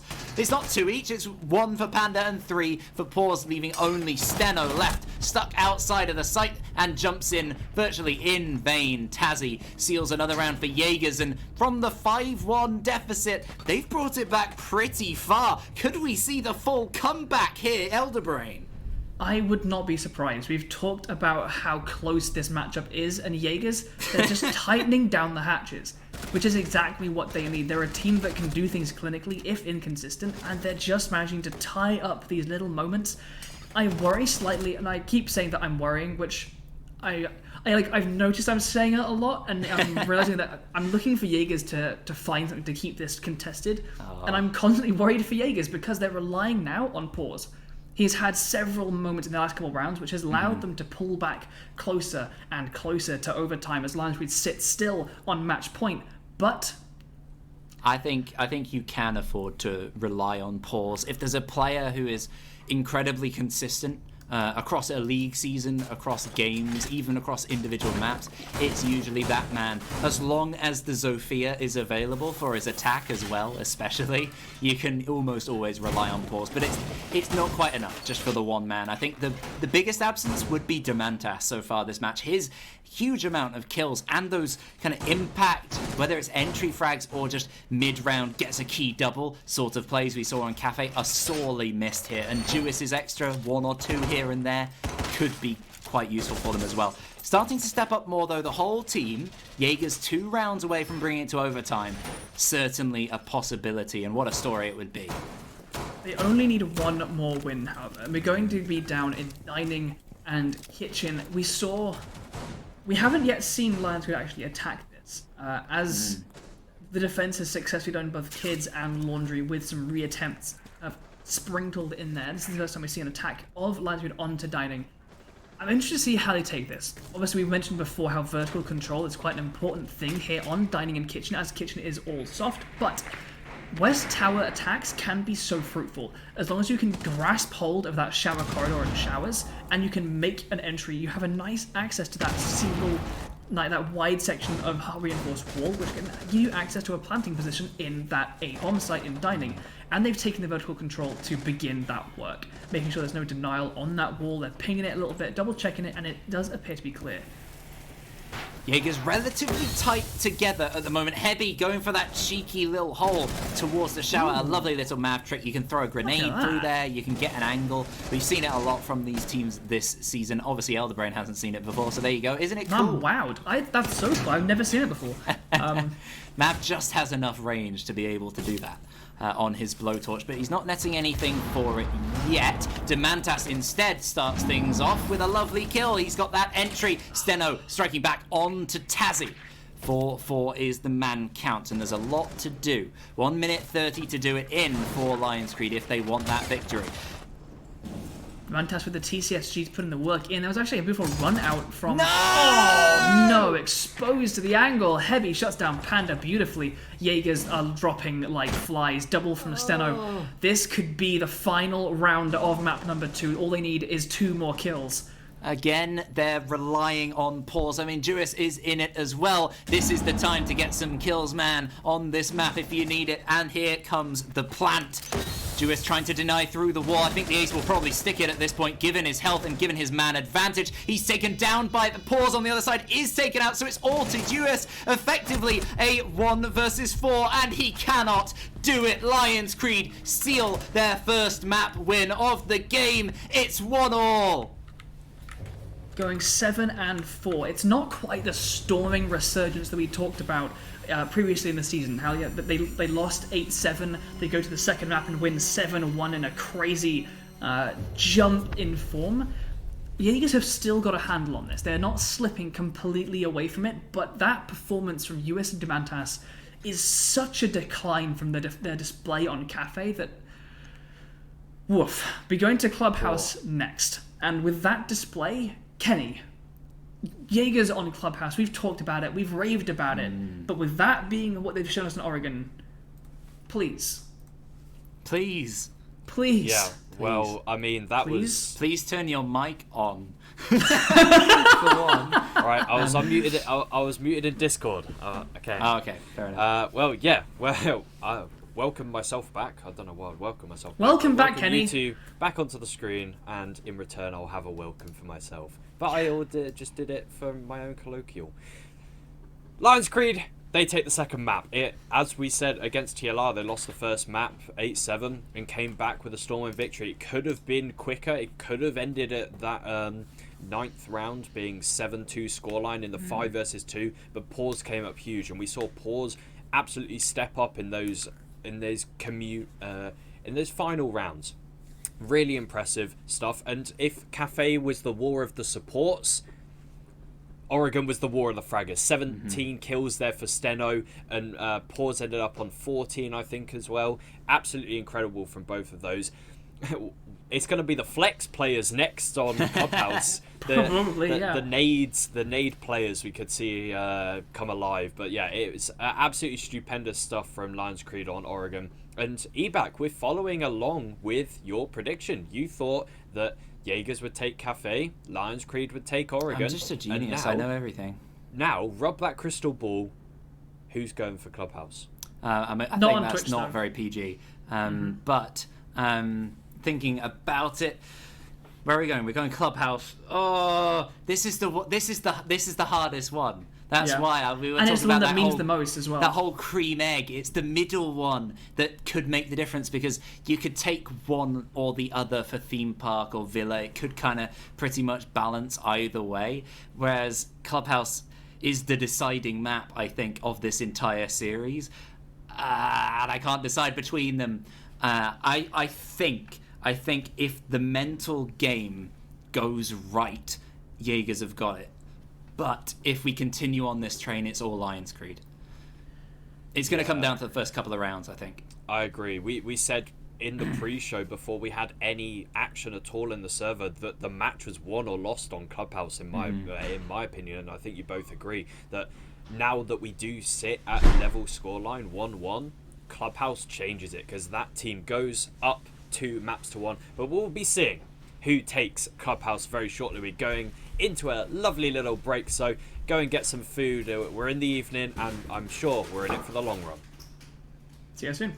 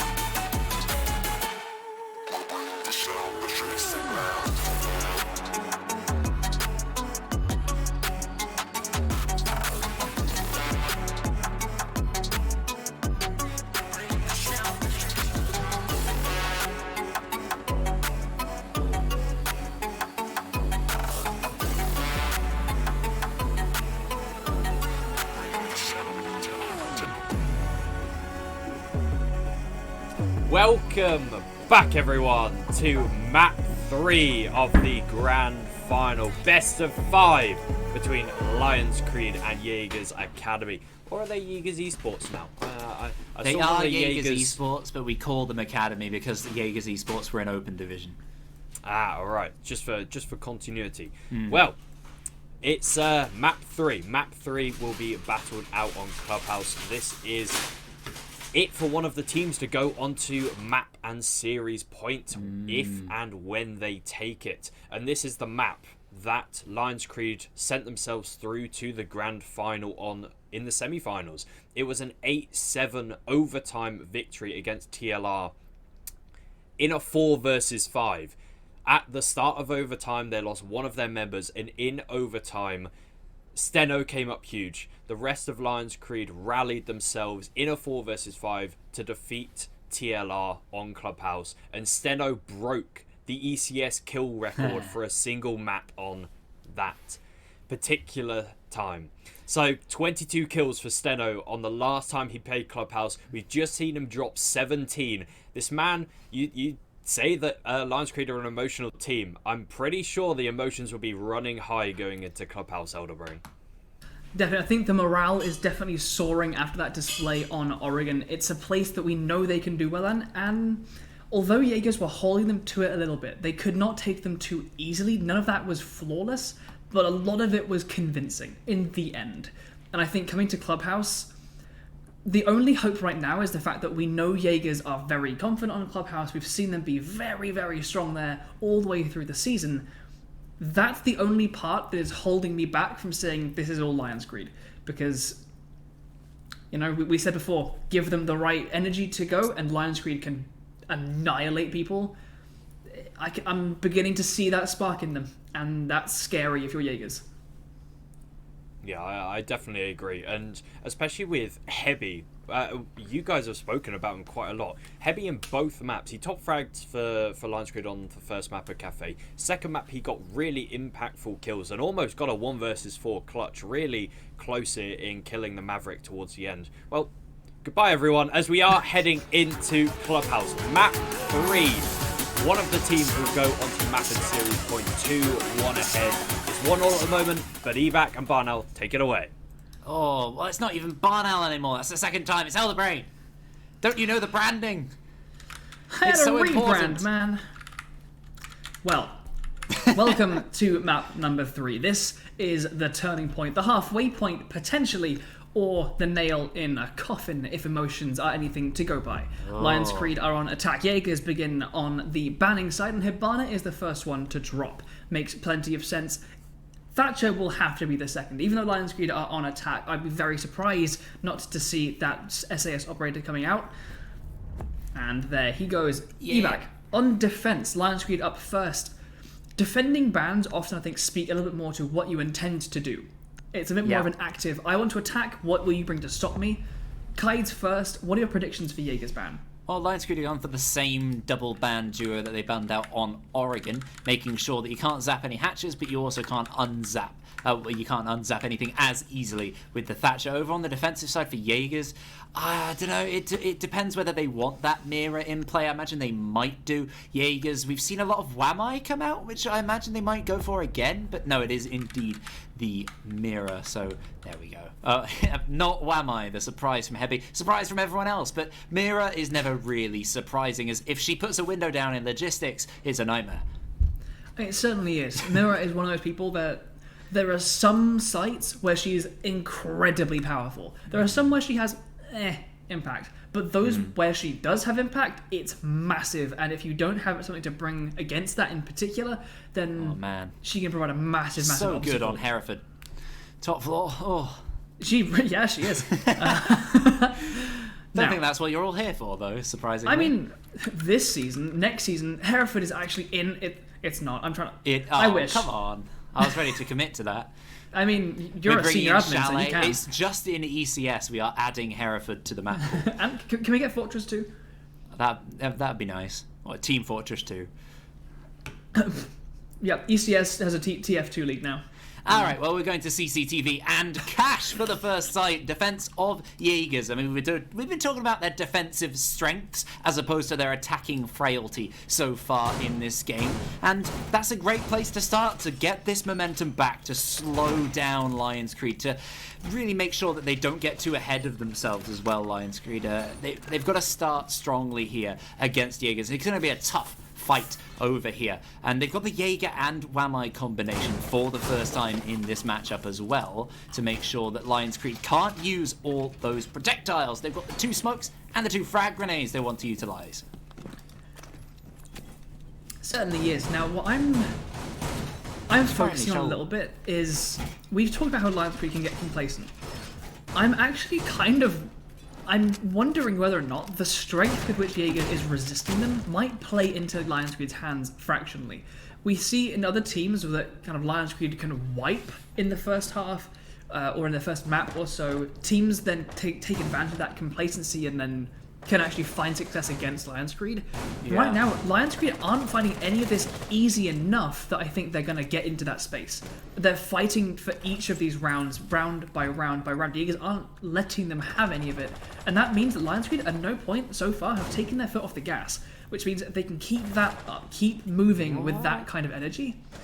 They might find this a much more consistent playstyle than we've seen from LionsCreed potentially in previous playdays. Well, within about 30 seconds, the Ash of Suspendeds found himself sitting in the middle of Lounge, no resistance underneath. They've extended across slightly towards a construction master presence, but that's not where LionsCreed are going at all. They're focusing more on the garage and the eastern side, which really, really could work for them with the amount of resistance being relatively low. Demantas here, though, coming up from underneath, could punish Suspended if he catches him at the right moment and manages to escape away. Well, he's trying to have that fight. Suspended is taking damage, but Demantas just sneaking on by. Does he know the Ash is there? Well, certainly they don't know he's there. He finds one, but he can't find the others. There are just one too many players around, and he's taken out alongside Pause, most importantly, in Garage. Full Garage control now taken by the attackers with only half the round gone. That's a really, really important stage to have completed, as you can begin to turn those gantries into your firing positions across into the site.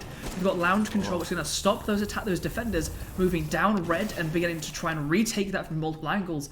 This is looking a little bit one-sided from the attackers so far. They've got the controller after. Really, the only bastions left to deal with are the angles from Cash and US on red. And aside from that, they can get in, and the plant starts to go down. The call is going to get made, the smokes will flow out and not quite get into position, and this plant is going to go down. Yeah, Jewis and Panda potentially in the wrong positions, and they certainly were just then, both being taken out at the same time, only leaving one. It's Tazzy downstairs in Lounge. He's fighting the shot inside of stock and wins it out, but he's got 30 seconds and 3 more to deal with. Stuck downstairs, it looks like it's going to be a nice start for LionsCreed. I think a lot of the hard work done at the beginning of that round. Yeah, Tazzy not aware of the play by the rotate. 14 seconds, he has 7 to take out these players and stick the diffuser. He's nowhere near it. He's nowhere near a win. LionsCreed take the first round very convincingly, especially with that strong start. That match was really, that round was really spoken for. I think the second those smoke canisters missed the diffuser, by not managing to push him off that and that plant going down, and in the flurry of mistakes made by Jaegers in that post-plant couple seconds where Pause and US both got immediately taken down, and a Panda and US, as that replay corrects me, really just shattered what was remaining of that defense. Tazzy left on that low health, not really a way back into that round, as we find our way going towards round number 2, and then we're going towards Church and Arsenal. No Kaid to get the hatches, so they'll be opened up probably nice and quick, aside from Impact Tricks, so we'll probably see Verns. I am expecting... Verns? No, wrong team on defense. Who's on the Malusi? We've got Pause on the Malusi, actually bringing Nitro cells, only Demantas with impacts, which would be the only real things used to deny the hatch breach. Well, that speaks to Jaeger's strength, I think, because they are going for this extension. As Kenny mentioned earlier, the SSG sort of roam style, they are very, very good at doing it. But what is the counter? I recall a game, I think it was the semi-finals, maybe even the final, against Free Up Tom, Strex and Hobbits last season's winners. They were absolutely fantastic at just striking at the core. If a team are doing this push, you either move across billiards and sweep that first floor, move on in, take out anyone from above as well on your way through, or leave them there. Or you just go straight through, tunnel-centric, bang. And if LionsCreed have studied their opponents well, they will expect this play. And you know what? It's somewhat bypassable, especially with the Nomad or the Gridlock. We're not seeing any of those particular flank watch-centric operators coming out, and it looks like, while there's a bit of attention being put towards Dirt, it looks like Heavy maybe there opening a bit of a crawl hole, but with mute jammers as far up as CCTV wall, the Mozzie is on the top floor as well as the mute. It's exactly as you say, right? Drone out the site, see the weaknesses there, and strike hard and fast. And that's something LionsCreed can absolutely do. It's not out of character in any way to see LionsCreed get that information and strike that kind of strike while the iron is hot, so to say. Steno's doing what I said might be a decent idea, which is pushing across from Stripper, but he's got an angle that Demantas is holding firmly across through that castle barricade. Currently leaving it, there are pings across over by Kitchen. He's going to try and get some little cheeky wall bangs through that door, actually barricading it off, allowing the attackers to take that ground, almost luring them in, which can be quite uneasy as a mental element, especially if they're not expecting it. Only Castle and Malusi in the basement itself. Malusi almost actually exposed to an angle from Heavy, the Maverick, who has moved into Dirt Tunnel. Panda's still on the top floor. There's still time to go for a bit of a sharp take of the site, but no, the move comes out to potentially do that, but the cross is covered. The shot from main stairs from Panda, going to put Flown down, drop the diffuser, which will get picked up by Suspended, but at this point, with halfway, it's time for the defenders to start collecting downstairs. Demantas still upstairs, however. Not necessarily. I think they can afford to pinch here quite strongly. Of course, they can come down a floor or two. But there's no need to necessarily go down and turtle. They've managed to get themselves on either side of the defenders here, and they're even pushing from there. You can see the mute of Jewis pushing up the stairs somewhat, trying to catch off any attackers, especially if they're under pressure across that floor. But Steno takes out Demantas, a great advantage, taking out that Vigil, and Heavy capitalizes upon it. He gets one. He's refragged. But in the meantime, Suspended has dropped and is planting back inside of Arsenal, and he has managed to stick that diffuser despite taking damage. A 3 versus 3, now things suddenly in the advantage of LionsCreed. Panda, though, gets one onto Suspended. They're not by the diffuser. They are above. Oh, Vern shoots that C4 out of the air, and Steno shoots Jewis out of existence. The frag grenade, it could worry Tazzy, but he takes it. He can't take the bullets. Only Vern's now against Panda. Panda has to go up. He has to go aggressive. There's so much in the hands of this man. Could be a key point in this match if Jaegers don't see this round out. You do not want a successive round for LionsCreed, but it looks like as the time ticks on, the job is done, and it's all for glory with the final kill. Regardless, it is a win for LionsCreed from a very, very strong early round from Jaegers. What a turnaround. I really whipped out the Gon 6 there for the potential last chip of damage there. That barricade into Kitchen, an interesting choice. It shuts the attackers in there a little bit, makes them feel a little bit more safe, which that vertical angle from Logistics can take advantage of. But in those last seconds, once they've got the plant down, that made the Mozzie's life so difficult there. Like, he has to open that, give away his position completely, and it was all in the hands of Vern to know exactly where he was, take the fight, back off if he wants. Plenty of safety and time to do so. An odd misplay from Jaegers, seeming somewhat unfamiliar with almost their own strategy, which is odd because of course they are familiar with it. They scrim 40 times a week and we know exactly what they can do. We've seen them on this map do that same thing, but they struggled with the pinch. They had the players in position with the man advantage as well to come in and pick off all these players, but they let them drop into the site, didn't deny the plant, and that was the key difference. They took out quite a few players after that. But when the plant is already stuck and you can't get a man over there, you've not got the angle open to Kitchen with that barricade, there's just too much to do. So a slight mis-setup, a misplay from their own setup there from Jaegers. I think they kind of threw that round away after some good work. I think I'm kind of curious the fact that they let them have kitchen control for so long, open the hatch and then use it. Part of the core of that room, one of the main points of it, is so that you can have a player in construction or logistics with an angle down to the hatch, so that you can shoot off Hibana pellets, Selma charges, whatever, in order to stop that breach from happening. And I didn't see... I don't know if there maybe was a player there. I didn't notice any player actually holding that spot, using that vertical angle to deny that access. They gave it up pretty quickly.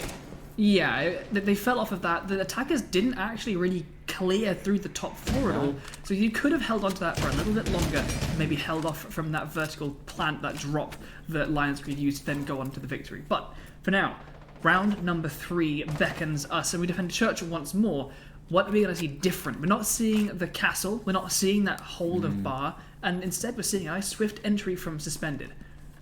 Bit different from what we saw from LionsCreed. LionsCreed usually opting for the same strategy time after time and relying that they can execute it well, even if your opposition knows what to expect to some degree. This time Jaegers mixing things up, going for a different strategy, a bit more of a classic turtle here, right deep inside of the site. And if there's any site you can do it on, it's probably this one. Yeah, Church and Arsenal, Armory and Throne on Theme Park. There are a few sites across this game that really just scream out for a turtle, and these ones, especially when they have like most of the floor to yourself as the site, and you can focus on denying entry to the floor rather than rooms. Sorry, that is an album name. Scream out for a turtle. Oh, okay, add it to the list. Yeah, yep. Oh, you carry on. I'll write it down. Okay, good. Okay, I guess. Fine. Yeah, sure. Oh no, impact grenade sail up through the Maverick holes made in the Moto hatch. Tazzy takes some bullets through it and gets downed, but he manages to pull himself back enough that Pandic and Monk suddenly get that revive. Heavy, a grenade follows up and shuts down the Maestro once and for, but Flawless trades onto Suspended and the hatch gets opened up. Now in a 4 versus 4 with much more than half the round gone, the attackers are pressuring the site very, very early on. This is really nice. They've got the hatches open that they want. Time to start making progress on the site. With Maestro gone, those cameras obviously a lot less useful, but a church breach. It is so rare that you see a church breach, and as they begin to move towards that cover of the corridor, those ace breaching charges will start to open up the church wall, with Heavy there to use them if he doesn't die to this fight in blue. Well, they've lost one too many men, and they've only got one man left. It's Vern's stuck over by central stairs. His position known, his position taken out. Lovely play from Demantas, getting a triple there at the end of the round on the Valkyrie, using these long extended angles opened across earlier in the round by the smoke. Fantastic play from Jaegers. An adjustment to the strategy we are very used to seeing from them, and doing a bit more of a traditional one, and it worked out very successfully for them. They take their first round of the defense here. Now, I was talking about how important the defense can be for Jaegers to establish some play. I mean, you're never going to win the final of ECS without showing that you are dominant. Even if a game is pretty even and back and forth, you want to be a team that is pushing yourself out there. We are better than you. That's what you want to state to your opposition. At the moment, they're just kind of along for the ride. Yeah, I mean, they managed to win it out. Yeah, the sadness. Yeah, I mean, it is a little bit, to be honest. I mean, we're bringing out the Frost, which I always love to see, but it's going to be the case of a Frost mat in a window is not going to be enough. Most players will know there's a Frost on the board. They'll probably drone it, jump in, and shoot it out. So a Frost mat in a window combined with some pressure from an actual live gun, making sure you can't afford to just stare at your feet as you jump through, is going to be key. I'll be interested to see where these mats go, because we've seen quite a lot of Frost play. You know, we highlighted the fact that she's actually an absolute gunner in the hands of someone that's confident and competent with that weapon. We haven't, I don't believe, seen anyone actually jump into a Frost mat yet. No, I haven't seen any examples of it. Teams being a bit too smart. There's been a lot of drone play that's been very, very effective, and we've not seen anyone really caught out by very much so far in these games. There have been occasional moments of a player sneaking up in an odd position, but often, even when it's Steno getting that fantastic Oregon triple, his position was well known even before that, while sneaking around all the drones. He just managed to execute it anyway. That is the big difference. They know where you are, you still got to deal with it. Well, that's often the way, I think, with both these teams, is they're very good on the intel game, both of them. And so it really does turn into that straight, 5 people that know where you are versus 5 people that know where you are. Yeah. Come at me, bro. It's very much that energy, isn't it? Interesting use of a single reinforcement on that side to just restrict a little bit of the long angle from Garage across into Cash, which is being defended by Jaegers. You've got 2 players, one Demantas and one pause on the Jaeger there, bouncing between that and Red Stairs to just hold on to this area. It's a really important place to hold, as it just allows the attackers to progress to the adjacent site of construction, and you need to get rid of it, because otherwise the windows are vulnerable from that peek from CCTV. It's a cheeky, sneaky spot from Suspended, and he gets the first kill. Oh, and Pause falls as well to the second player in support. It's the ace of Flown. A lovely kill from him, and it's 2 men advantage for LionsCreed. Panda, he tries to take one, but it's a Gemini, unfortunately for him, so the man count stays at a huge disadvantage for Jaegers. Time is ticking on somewhat, but LionsCreed really, really efficient right now. Panda, no. He's relying on this single bullet hole, which is obviously cheesy to see, not the biggest fan, but doesn't pull the trigger. He's got the bullet hole. Is it Goyo shield? He doesn't even... I don't believe that's actually a Goyo shield. Oh, is it not? Okay. No, I don't believe so. But he does back off into logistics. He keeps hold of his life for now. Takes a couple of shots, but that shield's actually working against him. It is. Yeah. When he was looking at it from the front, I couldn't see the canister between the slits. Weird. Either way, he has taken some shots. He's going to fire a little bit that way. They know his position, but they've lost someone elsewhere, finding us into a 4 versus 1, and Panda's left by himself. Panda, you okay? I don't know if he left or something. Just holding an angle and not paying attention. He saw the ace's legs didn't do anything. Sophia walks in, shoots him in the side. Did he need to go collect some dominoes? Yeah, I don't know. It looked a bit funny there. Just taking a moment.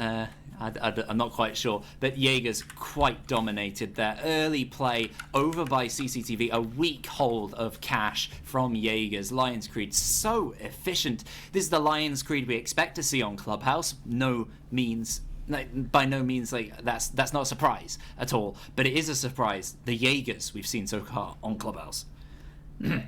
Yeah, it's a little bit lackluster, to be honest. We hyped up an awful lot. We got really excited about Jaegers on Clubhouse. Jaegers on Clubhouse, wow! I'll say it one more time for posterity. Jaegers on Clubhouse! We haven't seen it, to be honest. We haven't seen the Jaegers that we are so used to seeing on Clubhouse. We haven't seen the confidence. We haven't seen strategies executed to perfection. We've seen... the heart isn't in it. The momentum isn't there. They're moving in the right direction, but they're not doing it with the force required to overcome their opposition. And LionsCreed are just like, oh, you're defending it like this? Okay, we'll come against that. And we'll push through it, and we'll clear position, and we'll move onto the site, and we'll take it. Like, that defense of... The defense of Cash in that last round was kind of really disappointing. I'm trying to think of like a less lazy. harsh... I'm trying to think of a less like harsh... they weren't even bothered to do it, because it's such a standard thing. Like, you're set up to do this, and then you sit in this position, you win the fight. It didn't really have much soul to it, which is something that you can always rely on Jaegers to have. Jaegers, I remember their our first ever Majors cast, back when you were Barn Owl. Back in the day, we cast Jaegers versus Team Validus on Oregon, and there was so much passion in that game, in there. You can just tell. And right now, they're kind of playing on auto mode. It feels. Yeah, autopilot is, I think, is the term. Like, I'm trying to think of a way to say it that doesn't come off as really critical, but it's going through the motions with no passion, and that, like, we've seen across the regular season some really good, like, defenses of that, some really amazing delay. Moving on slightly, though, because this is a moot point at this stage, Demantas roaming as the one... No, Panda roaming as the Malusi. I don't think the drone spotted them. And now as the attackers begin to move in, a flank from this position could be a travesty. Either a peek through the logistics wall into this construction-based attack, or flank the master bedroom. Oh, you can see the three lineups. players waiting for him. Here's the impact. Can he make the impact with the kills? No, he's wiped off the board. Demanta strikes onto Heavy to equalize the man count, but what a missed opportunity. Oh no, that's not great from Flown, and suddenly LionsCreed find themselves at a disadvantage. I'm not quite sure what that was. It'll bring them into the man disadvantage with 3 versus 4, but Jaegers have still got to hold on to these hard points. We have the LionsCreed, they have control of Garage, they've got the breach open. They haven't got control of Garage, ignore me. But they have control of the windows, they have the breach open and construction presence, and that is an awful lot. All they need to do now is make their entry. They've got a minute left to do it. That's such a large amount of time to consider these angles, get rid of these hard point positions of Garage, these... Oh, the narrow angle from Suspended shuts down and brings him even. Oh, that was such a long time in the making, that particular kill, but he finally... No! Steno just walks through Lounge, his position not known by the defenders, just standing there. The player behind you, Paws, just standing there watching whatever Jewis is watching, not paying attention behind him, taken out. It's a free kill for Steno. Certainly taking it nice and easily. Jaegers now at a disadvantage. You're very right, Elderbrain not getting ahead of ourselves in terms of the Jaegers play, and now they are hugely disadvantaged. Lewis gets a kill as the plant is trying to be stuck by the ace, but his position now known as he jumps up and he falls straight back down. Steno, the final man remaining. He's got to push towards White, but he's only got 10 seconds to do so. 2 players. Here's the smoke, and the smoke wins out the fight. A triple for Jewis. If he can keep this up like we saw him on Cafe, it's going to be a big bit of trouble for LionsCreed, and Jaegers seal another round. This is a good time for a comeback. It's exactly what they need. They're almost there to the even mark, going 3-2. They got one more defense to try and extend that. Where are we going to go next? They've successfully defended Church and now Gym, so we're probably going to... Church and CCTV, so I'd expect either... I think, yeah, they can go back to Church, or they can go to Gym. Surely. Barstow would make the most sense, to be honest. Yeah, it would. Anyway, this is a great time for Jaegers to mount that comeback, as last time on Oregon we saw them at a 5-1 disadvantage, and then 6-2 later after that. They brought it back pretty close, but it was not close enough. This time, when they're 2-0 down, they're just keeping themselves within a round or two consistently, that will really, really work for them. They can bring it back 3-3 and then demonstrate some effective attacking, the sort of thing we're used to seeing from Jaegers on Clubhouse. They could be quite comfortable here, and it is by no means over. I think the whole kind of casting turn is taking a bit of an overly negative, like almost a worried Jaegers vibe at the moment, but it's still, despite that, very much even. I mean, look at the score right now. A map each, 3-2. There's very little to separate these teams. I mean, it's a testament really to Jaegers, the fact that they can have these kind of unsteady performances and still bring it so close. They have these players really across the roster that if one of them can stand up, it can make a massive, massive difference. And as long as they have those players, then you can never count them out. No matter how unstable they feel or worried you might get, they can still make a mark. They can still stand up above what you might expect and win out the round. And they're going to do this in Church. Now, they defended Church twice. They've lost it once. They've succeeded it once. They succeeded it when they decided to go for a much more turtle-like strategy. They stuck there on the site. They opened up loads of angles to have crossfires when LionsCreed went for a very direct main stairs kind of attack. They lost it out when they went for a big roam. They didn't really utilize the roam that much. For now, however, it looks like a lot of open up angles from beneath, and they have a lot more impacts. They're going much more for that standard impact trick from below strategy, so I think will probably work out a little bit better for them, so long as they don't get picked out through these angles by these attackers. Going for the vertical hit fire just in case, but it hits nothing but steel. Just those little barriers on the bottom of the floor. Not going to net anything for that. And another slightly different move from LionsCreed. They've mixed things up. They've been exploded from underneath. They're going to try their explosives of their own to flush out Jewis. They get rid of the shield. The smoke player is still in position to delay. Of course, it's a much harder hold than it used to be with the changes to Jaeger, the changes to Wamite as well, making it a lot tougher to just tank things inside of the tunnel. But you can still do a pretty decent job, and Jewis has shown it certainly by getting that first Oh, not that first pick. Getting that, at least the first couple of players backed off slightly. Indeed. So got the Melusi there playing below with those impacts as they beginning to Maverick on the hatch, try and consider how they can open this up. Probably going for a combination. They can't. No, Flown is dead. The ace is gone. They have no hard breach option aside from the Maverick of Heavy, who has opened up a line into the tunnel and is going to start chipping away at that main kitchen hatch, most likely. LionsCreed going for a similar push to last time, and it's working for them. Burns gets one, and Steno behind onto Demantas as well. Lovely play, clearing out these tunnel players. Panda is prepped to potentially hold them back if need be, and he's going aggressive. He shoots out the drone. You expect in that position him to back off, but he moves forward, and Paws moves forward. The chances of Jaegers by taking out Suspended. Even man count, but Heavy, he's flanked around. He's coming through blue. Trades coming out everywhere, leaving only Tazzy for Jaegers. He finds the Prisma, the Ayana, and he gets the final kill. A clutch onto Heavy. Lovely play from Tazzy. Woo! Jaegers, they've brought it back from a disadvantaged position to 3-all. Now they move on to the attack. I mean, it's exactly what they need, and always just in time. It's those moments where, I mean, Tazzy has been having a bit of a meh performance on Clubhouse so far, and then in that last moment to win out that clutch, that 1v2, and that trade war going backwards and forwards in the end of that round, he just steps up, steps in, and gets one, and then gets the second in that 1v2 to bring them to 3-3. It's why you can never count Jaegers out. They are so... they're just rugged. Is like the fact that they can just stick with it no matter how rough the going gets, no matter how rocky and steep the hill they need to climb is. They keep pushing and they keep trying, and every now and again when they need it, a star performance emerges and keeps them in the game. Yeah, it's fantastic from any team, especially the likes of Jaegers. It's now fully even. We've got a map each, 3-3 on the middle map. We are in like pretty much slap bang in the middle of the entire match, depending on, of course, what happens next, if it does go to map 5. But, oh my, Villa is going to be crazy.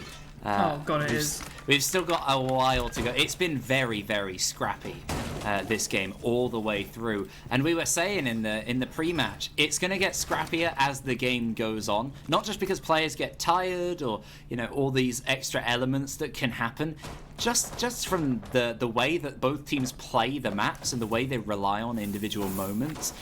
If we get all the way to Theme Park, it's going to be insane. Theme Park is either going to be the most entertaining match of the season or one of the saddest. Yeah. Like, it's either going to be an absolute screamer or it's going to be two exhausted teams upset and stressed out. You know what, Elderbrain? I'll make sure I scream either way. Thank then you. It'll be all right. I can always rely on you for that. Yeah, good.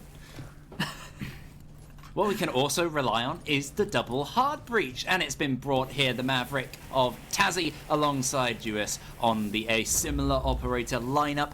You can't diversify too much on Clubhouse. There are so many things you have to do, have to bring, and they've certainly done that. The same lineup as LionsCreed offered on their attack, and Demantas, I'm trying to figure out where that was from. Well, is that the drone hole? No. Demantas, I believe, is perched on rappel to the left-hand side of that breach, and he found a narrow angle through that open shotgun hole into the other side of the site. Wow. Very unfortunate for the Maestro, and we saw the impact a Maestro can have just with the Older in a clutch situation. Never mind those Evil Eyes. So much he can bring, not available, and especially Heavy on it. Wow, that is a very impactful kill to get early on in the game, and Tazzy gets a C4 onto Flown. Steno with a very aggressive peek, and he will get it as well onto Tazzy. Unfortunately, there was a Claymore on that doorway. He must have snuck his way out and shot it out without being noticed. Really unfortunate there to lose Tazzy in that situation, but you still have the man advantage. I don't believe they have any presence on the breach, however, and that means all of that work a little bit wasted as there's no pressure available there, and Steno can flip about the site and fire from that window, shutting down Demantas. Unfortunate for the attack of Jaegers. Just losing one too many men here before they can try and get this execute. Not sure of the positions of these remaining players, and again, there he is down there, Steno in garage, doing an aggressive peek. You don't flush him out. What do you expect? Of course he's still there, ready to be the thorn in your side. Pause is right in front, trying to get some kills. He gets 2. Jewis is struck down, in response, and it's a 1 versus 1. Effectively, the red Jaeger versus Pause sitting inside of Cash. Going for the wall bangs, no damage dealt across through that wall. So close. Now they've swapped sites, and Steno with the ace, the cheeky plays, the individual flanking play of the 1 versus 1. That entire round, did Jaegers ever know where he was? It screams of someone just having fun, running around. Kenny's crying in my There ear. is just like you have your core defense. And then you have that player that just floats around it and grabs everything and peeks out and is that little person that jumps out of line. And Steno so often is that player, and when he's feeling it, you feel it too, and it's not pleasant.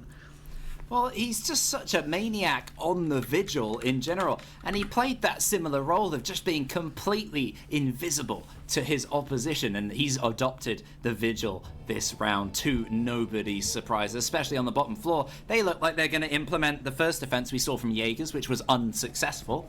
As they've brought the Castle along, they brought the Mute along, the Vigil, the Mozzie, the Legion. It's such a top floor and downwards hold. Indeed. Now we're going to head down to Church for our first go of LionsCreed's defenses. Now we've got Steno on that Vigil, as we've mentioned. He has the ability to continue playing that, and they're going to be going for a nice extended roam, similar to what we saw out of Jaegers in their first attempt. Now Jaegers didn't have much luck when they did almost exactly this onto the open moto hatch, the castle defending bar, and a roamers above. Are LionsCreed going to be able to execute this strat better than Jaegers? Currently, statistically, yes. I think has to be the prediction at this stage. Quite a bit of the momentum lies with them, and there's nothing to strike sadness. Also, as you mentioned, strike sadness into the fear of your enemies. What a line! I'm going to use that in my future. fear is so scared right now. I know. My sadness is so scared. So, I'm not even going to make that point. No, I will. The ace is something that is a little bit terrifying for you. It strikes fear into their hearts. That's what it does, as well as the other one. Now we're making this breach hold open from Jacuzzi. We've got the entryway potential over by the gym side. We've got Suspend over there on the Mozzie. So far the drones have been able to move in and start clearing the space out, but the Mute Mozzie combo will make this a little bit harder over the course of that top floor. Steno, however, starts things off. The Mantas is the first to drop on the sledge, not able to do much, but Steno is taking a large chunk of damage. Suspended is then also there to shut down Pause and push things even further into LionsCreed's favour. This far roam, at this point, they're going to start making their way back. We saw Steno having taken that large chunk of damage, making his way back downstairs.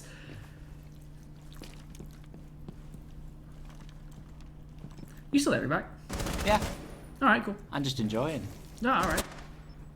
They're just flushing through this defensive roam really nicely.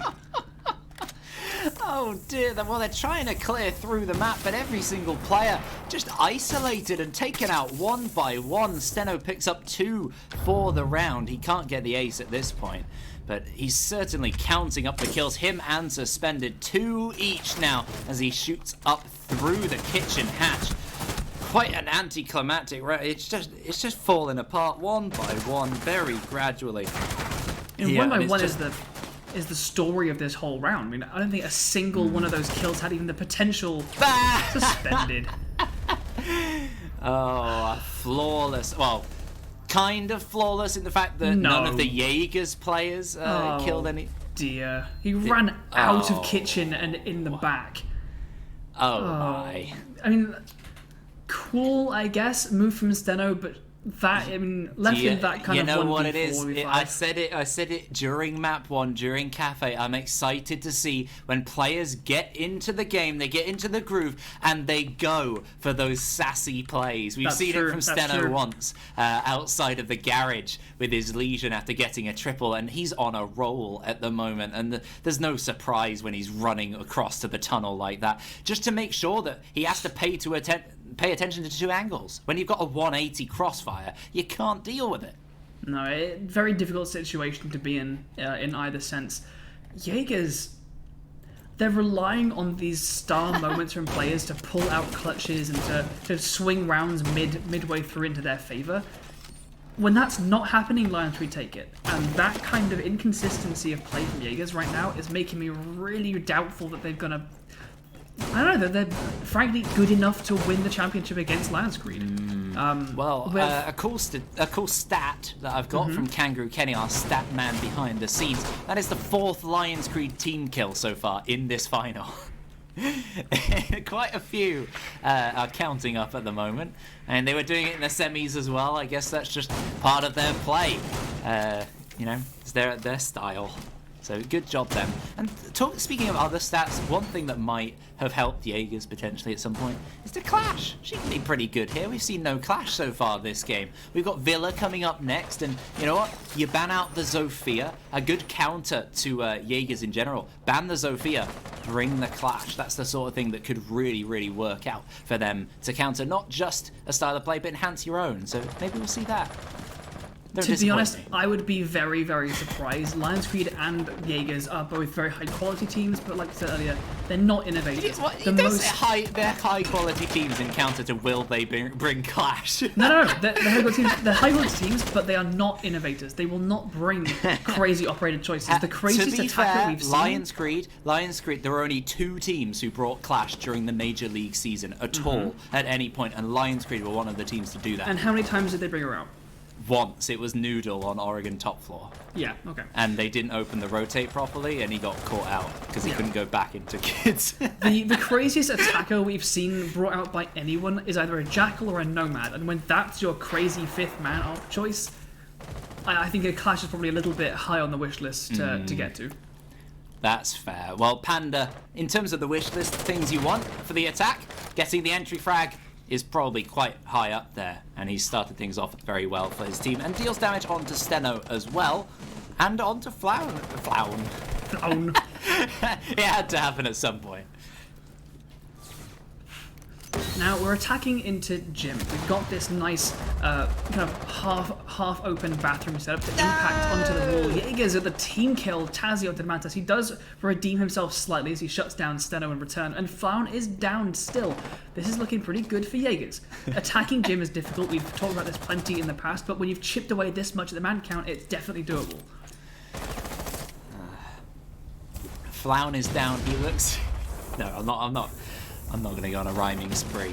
Anyway, Heavy sitting very, very close to this Jacuzzi breach. A surprise angle with the shotgun. Will he go aggressive? Of course he will. There's no doubt. And he manages to down Tazzy. I think. Yes, he did. He did. There is someone there to pick him up should they require. But with 38 seconds left, that smoke burns his penultimate his last canister. With 30 seconds left, that's going to push them back down to also 20. And neither Jewis nor Tazzy. How many casting mistakes can you count this round, chat? Let us know. There's one shot from Heavy. Heavy's not making such mistakes. 2 SMG-11 kills from LionsCreed. See them coming back from the 5 versus 3 position, and it's suddenly all pause. He can revive the man, but he's only got 8 seconds left to make this push happen, and it seems like a LionsCreed victory through and through. Pause gets a kill, but it's all in vain. The round is won by LionsCreed. What a comeback! We were that looked so good for Jaegers. They had such an advantage in the man count, but they just said like, oh no, you're coming from this one side through this Jacuzzi breach. No. Smoke it out, get some kills, get aggressive. They chipped them so low on damage that having Heavy there with the SMG-11 is all you need to just slice that man advantage right into pieces. Oh, what a shot that was from Heavy. And Pause just LMGing that thing. You can afford to do it with the whatever it's called, something. What's it called? That is the M762. That's it. You're the gunman. I am the gunman. And with that, we find ourselves once again, LionsCreed on match point early in the map. This is 6-3. This could go to 7-3 and be the most decisive victory so far. But so far, we've seen Jaegers able to come back. They managed to fire up the engines when the going gets tough. Jaegers maybe come to life. Nothing in the op choice suggests a drastic change in mindset or anything, but hopefully they can buckle themselves in that little bit tighter, strap down the hatches, and get ready to bring something a little bit tidier and take advantage of LionsCreed's tiny mistakes if they make them. Because right now, Jaegers are just going through the motions and being caught out. They're losing that attentiveness in the worst moments, and LionsCreed are just not letting go of the thread of the round at any point. Pretty difficult situation for Jaegers they find themselves in yet again. We saw this score earlier on Oregon as well. They managed to bring it back to the 6-4 and then lost it out. So it's a pretty tough challenge. This time they've come at it from one loss. They've got 3 wins to do. 3 rounds? Definitely not impossible. From the 3-all though, you see this score right now, you'd be quite disappointed looking at that beforehand. And I imagine they're disappointed looking at it now because it means they'll have to win the last 2 maps now that we're on match point for LionsCreed. Perched on the edge of victory. And Steno looks like he wants to go for maybe another aggressive move. It worked for him last time. He got an ace on this site defense.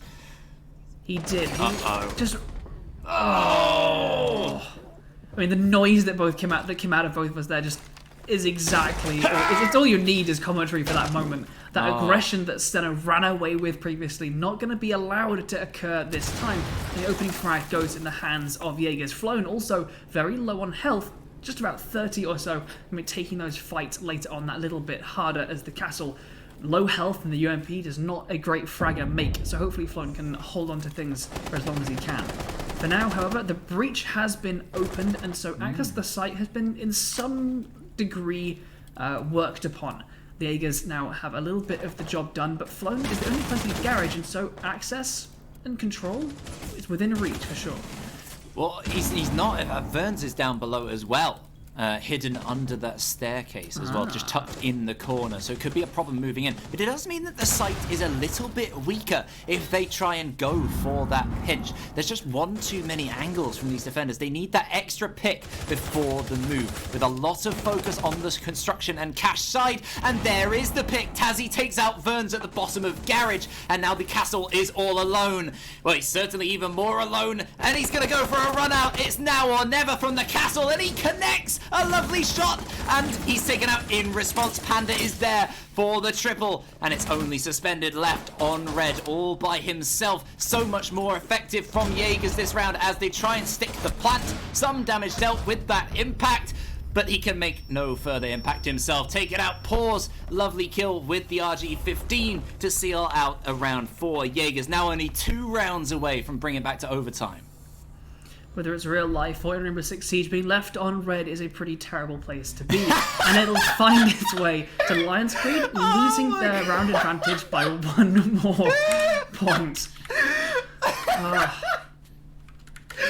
Oh my!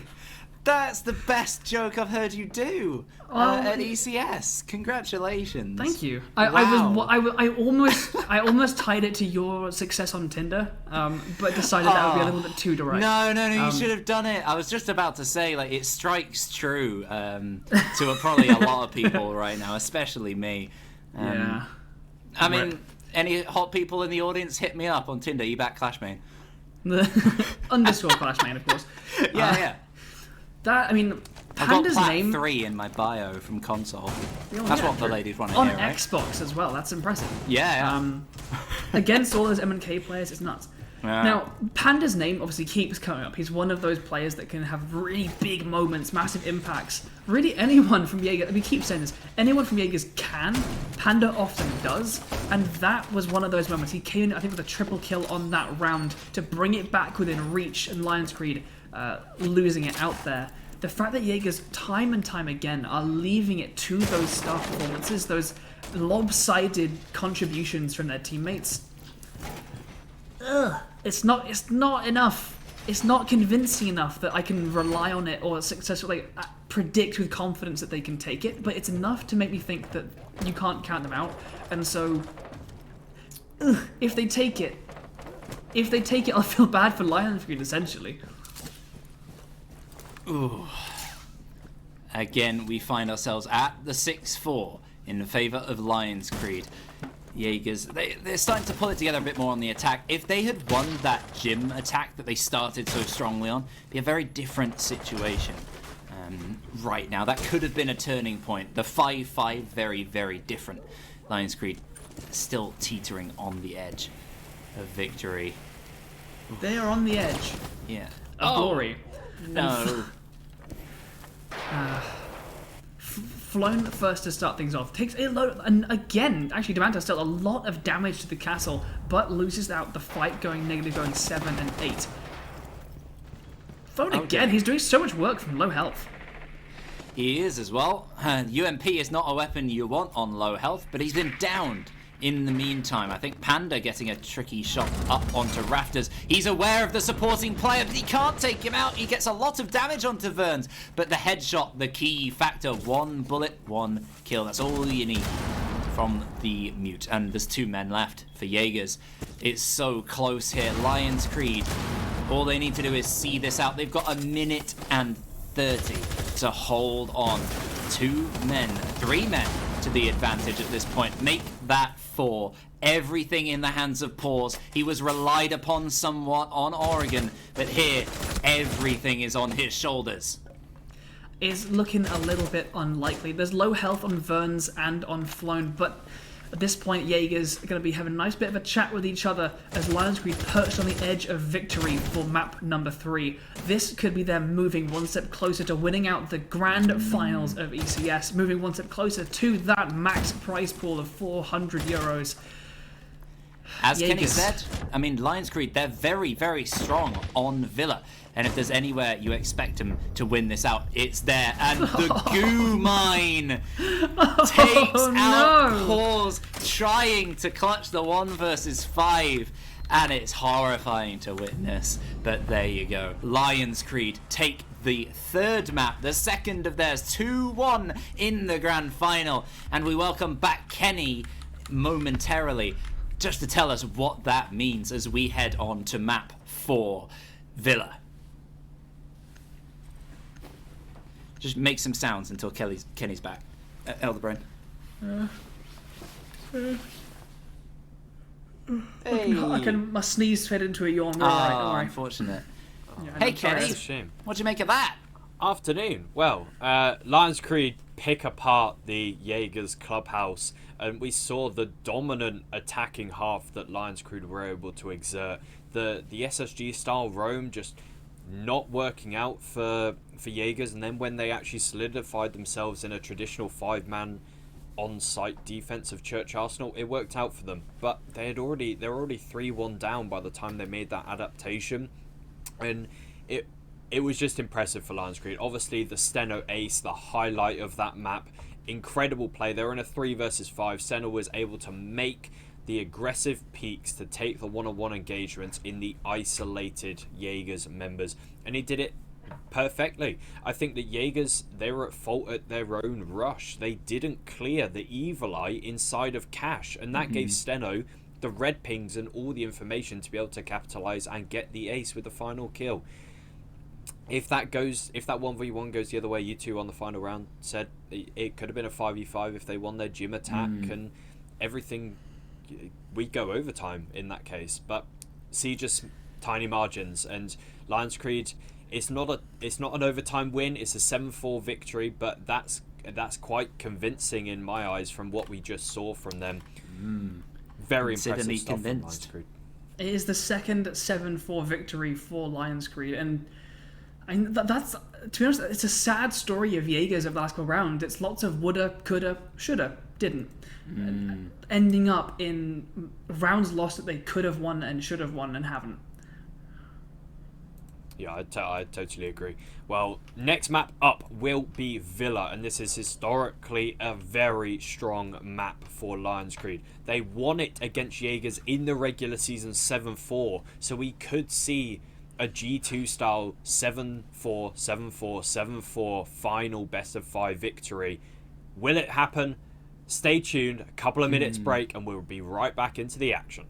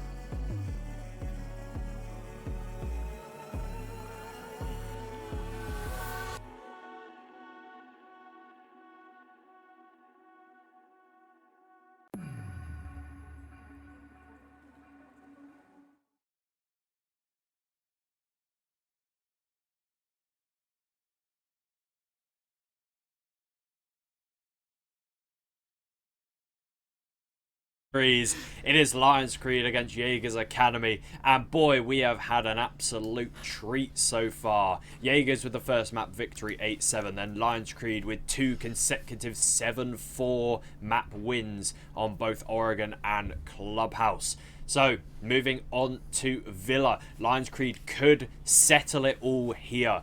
They only need the one more map victory. Jaegers, they have all the pressure on them now, Ebac. 2 maps that they have to win if they want to be crowned our ECS champions. Ooh, well, as you've said in the past, it's a really strong map for them. I mean, it's a strong map for Jaegers as well, statistically. Of course, being the 2 top teams around, the top 2 teams in the major division. And it's played out pretty close, just not quite as close as it could be. I mean, you see those 7-4s, and there's only a few rounds in there. There's like the 1 or 2 that switch here and there. You get a lucky kill, you have a lucky moment, and suddenly it's completely different. Villa is one of those, as we were talking about the dilapidation of strategy throughout this game and how it's going to be all chaotic and bizarre. If Villa plays up to that, Jaegers, they could be on the fortunate side, certainly, and they could take it all the way to Theme Park, which is then just, I don't even know, I can't guess for Theme Park. So I'm just going to keep it set here on Villa. We're probably mostly expecting LionsCreed with that advantage, with the motivation or the kind of stuff they've built up the way they're playing at the moment. You probably expect them to have the edge, but that is all yet to be seen as we head on in. Elder Brain, onto the ban phase. Well, it's Villa. Villa is a sprawling, large map. There is plenty of opportunity for rotation, and flanking can be an absolute bane to those attackers. So I'm expecting to see some Nomad or Gridlock, so hopefully the ban phase can maybe suggest something about how either of these teams wants to play. Jaeger on the attack, bringing the bans out for things like the Vigil would make a lot of sense, things like that. On the attacking side, going to start off with Thatcher, okay? Makes some sense. Very standard. We saw him brought out in the first map of Cafe, and he's been banned ever since. Yes. Obviously, very wide-arcingly powerful and useful, so we're not going to be present here on Villa. Jaegers, on the other hand, are going to be banning out the Nomad. Perfect. That is so strange. That is very shocking. I mean, it will benefit them on their defenses potentially for roams and things, but shutting down your own flank watch potentially against a team like LionsCreed on Villa, that is very bizarre. And then the Valkyrie on top, I mean, that makes sense in terms of LionsCreed as well, shutting down that intel game that they might want to play. Jaegers have been doing quite well intel-wise so far this game. Banning that out for themselves also, bit of a question mark. I mean, shutting, like, Villa is also being so large, there is so much, like, set dressing across the map to hide those cameras in, and getting rid of that is going to make their attack probably a little bit safer. The Nomad gone on their attack tells me that they're not necessarily overly confident on their attack. You know, if you ban someone on the attack when you're attacking first, it's because either you don't want to use them and so you're bringing something else, or you're bringing some other idea to do that job, or because you don't think it's that useful, but you think your opponent will use it. They think that on LionsCreed's attack, they'd bring it.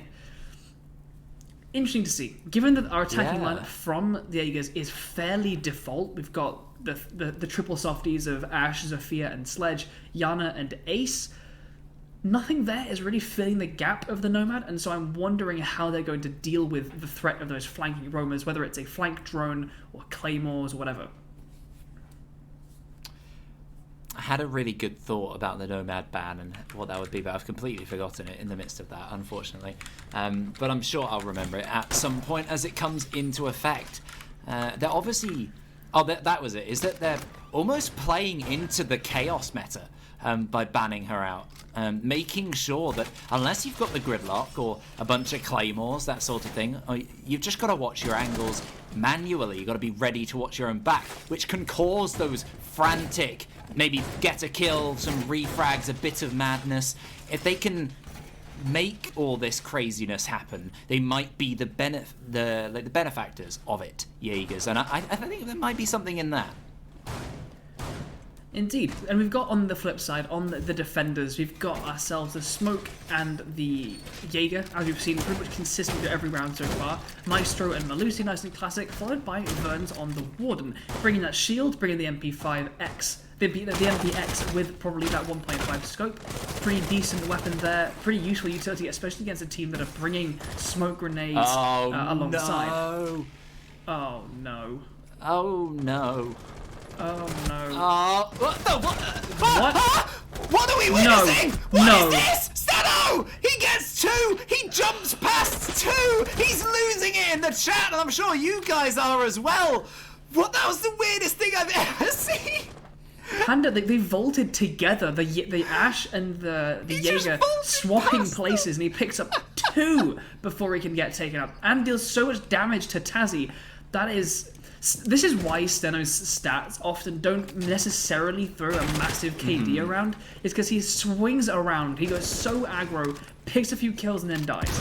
Yeah. But the impact on the round, I'm going to say it depends how quickly Jaegers can continue to move. If they allow that to delay themselves for a very long time, then the value diminishes. If they spend too long kind of reeling from that strike, then the impact of it will be greater. For now, they've taken across to 90 Classical Hallway. They've begun to make sure they can clear out this corner of it and begin pressuring towards that door of games. So not too much delay done, but a really important strike dealt to the grenades by US and the rest of the utility caravan boards. Well, that in terms of that delay, it's pretty good, but in terms of the utility delay from LionsCreed, there's so much. The Evil Eyes, for one thing. You've got those glasses as well. If the smokes are coming out from Tazzy, if they've not identified the Warden, then smoke canisters, Banshees, a real problem to deal with. Panda takes out Heavy. In the meantime, so Maestro won't be able to zap away any planting players if they go for that Aviator move, which it looks like they may well do. They are certainly poised for it. A minute left for this execute, but at this point you pretty much know where everyone is. It's just a matter of peaking nice and quickly, winning that early fight, and then capitalizing upon it, and you can't if Panda's the man falling. Defenders having the advantage, and now they are really suffering in terms of men. That utility is going to come to bite them in the bottom as well. Tazzy, he swings on into the site, but he's quickly refragged by Suspended. Great play from the Melusi. If she fell there, it could have been completely different. But with Verns over by Study, it's going to be a tough move for Demantas. He knows the Melusi's position and the Warden now.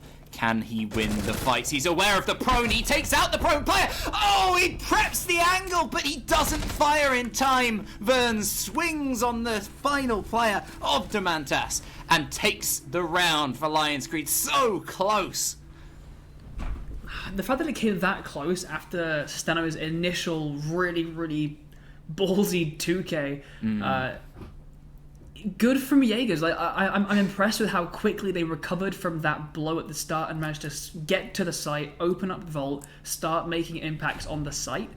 They lost too many men, chipping away. LionsCreed just can we see that again, please? Yeah, it takes the replay. So Ash comes in, they switch places. He picks the drone and the Yana, almost the ace. I'm surprised Panda didn't manage to spin around and shut him down quicker than that. I think he didn't know what was happening. Like he jumped past him like he was following the Iana. Maybe he just didn't quite see, or he wasn't sure what was. I mean, who's ready for that? True, very valid. Like that would surprise and probably scare the hell out of me if I'm there. Like drone comes in, all right, droning walk in, following the drone, and all of a sudden Jaeger is vaulting through your mouth and then gunning down the rest of your team. You might be ready for someone lying under the window and then knifing you or shooting, but jumping out on the players behind on their drones. So bizarre, but hilarious play from Steno. One of my favorite plays of this season so far. Plays of the season coming out in this final match is gonna.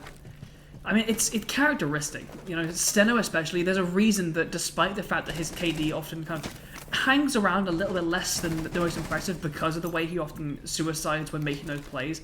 But the reason he's such a memorable player is exactly that, right? He makes these really ballsy, memorable, standout plays that just grab your attention, both as a viewer and as an opponent.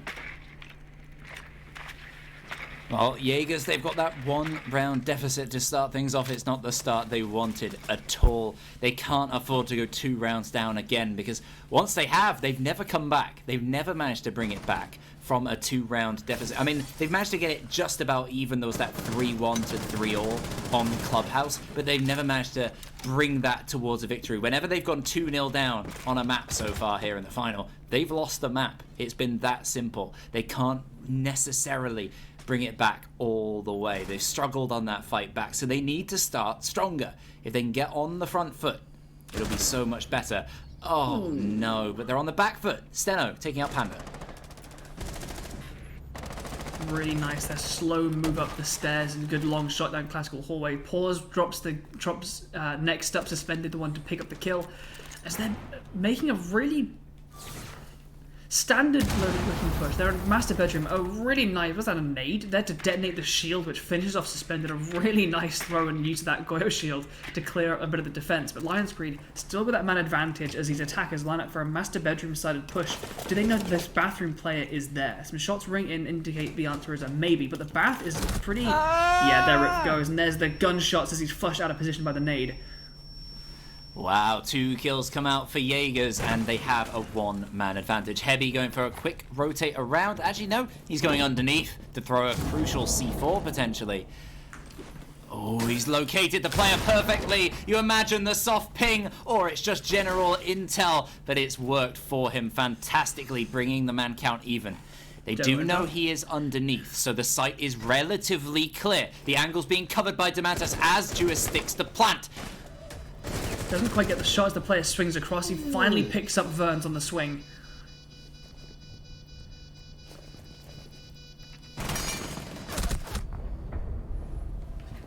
Heavy, the last man there, could not do the job. Jewis seals it. A lovely couple of kills with the G36C. Seals a 1-all for Jaegers. They are not falling too far behind. It's a great start for them, at least after that first round. They can build on this. They can win that site again. They can move ahead for the first time in quite some time in this match. It's been a while since we've seen Jaegers really establish any sort of lead that will be really necessary. I think this season has just been, throughout the league season, throughout the playoffs, LionsCreed have just been dominating teams. They really have. I mean, it's the consistency. They're aggressive. They're pretty predictable. I think LionsCreed are fairly predictable. Steno is unpredictable, and that combination of reliable gunners and strategy as the rest of the team, and then Steno, who can occasionally jump out of line, be somewhere that you're not expecting, and then make the rest of the team's job easier. I mean, it's why we see, like, sometimes Steno has a bit of a crap game and can, like, lack on the kills. LionsCreed can still pull wins through despite that, because the rest of the team is that reliable, consistent team. And then when he stands up, then it becomes that kind of domination. Well, for those counting, that was Elderbrain's 10th swear of the season. Is that a swear? I feel like that's marginal. You said the C word. The C word, all right. It's like It doesn't matter. I'm not going to have this discussion with you. Anyway, we've got some good utility coming out from these teams. I actually wanted to mention from LionsCreed, actually, you talk about the consistency. That's something they completely lacked last season, and it's really great to see them grow. Because throughout the season, last season, we were both new here, and we were watching LionsCreed play in the league season, and they were up and down like crazy, very unreliable, and they didn't seem to be trying all the time, and it was a bit kind of half-arsed at times, and then it came to the final games, and they never really stepped up in the big games, as they were always kind of taking it a bit too loose. This has been a great change, and if they do go and see this through, still a long way to go, they will be very, very strong winners. Jaegers, though, it would be a great story from here, a map down, 2 more to go to victory. It would need to be a very significant change in character, I think, a change in performance, of pacing, of identity almost, to see Jaegers level up their performance, to really unify as a team. It would be amazing to see, but I'm not counting on it.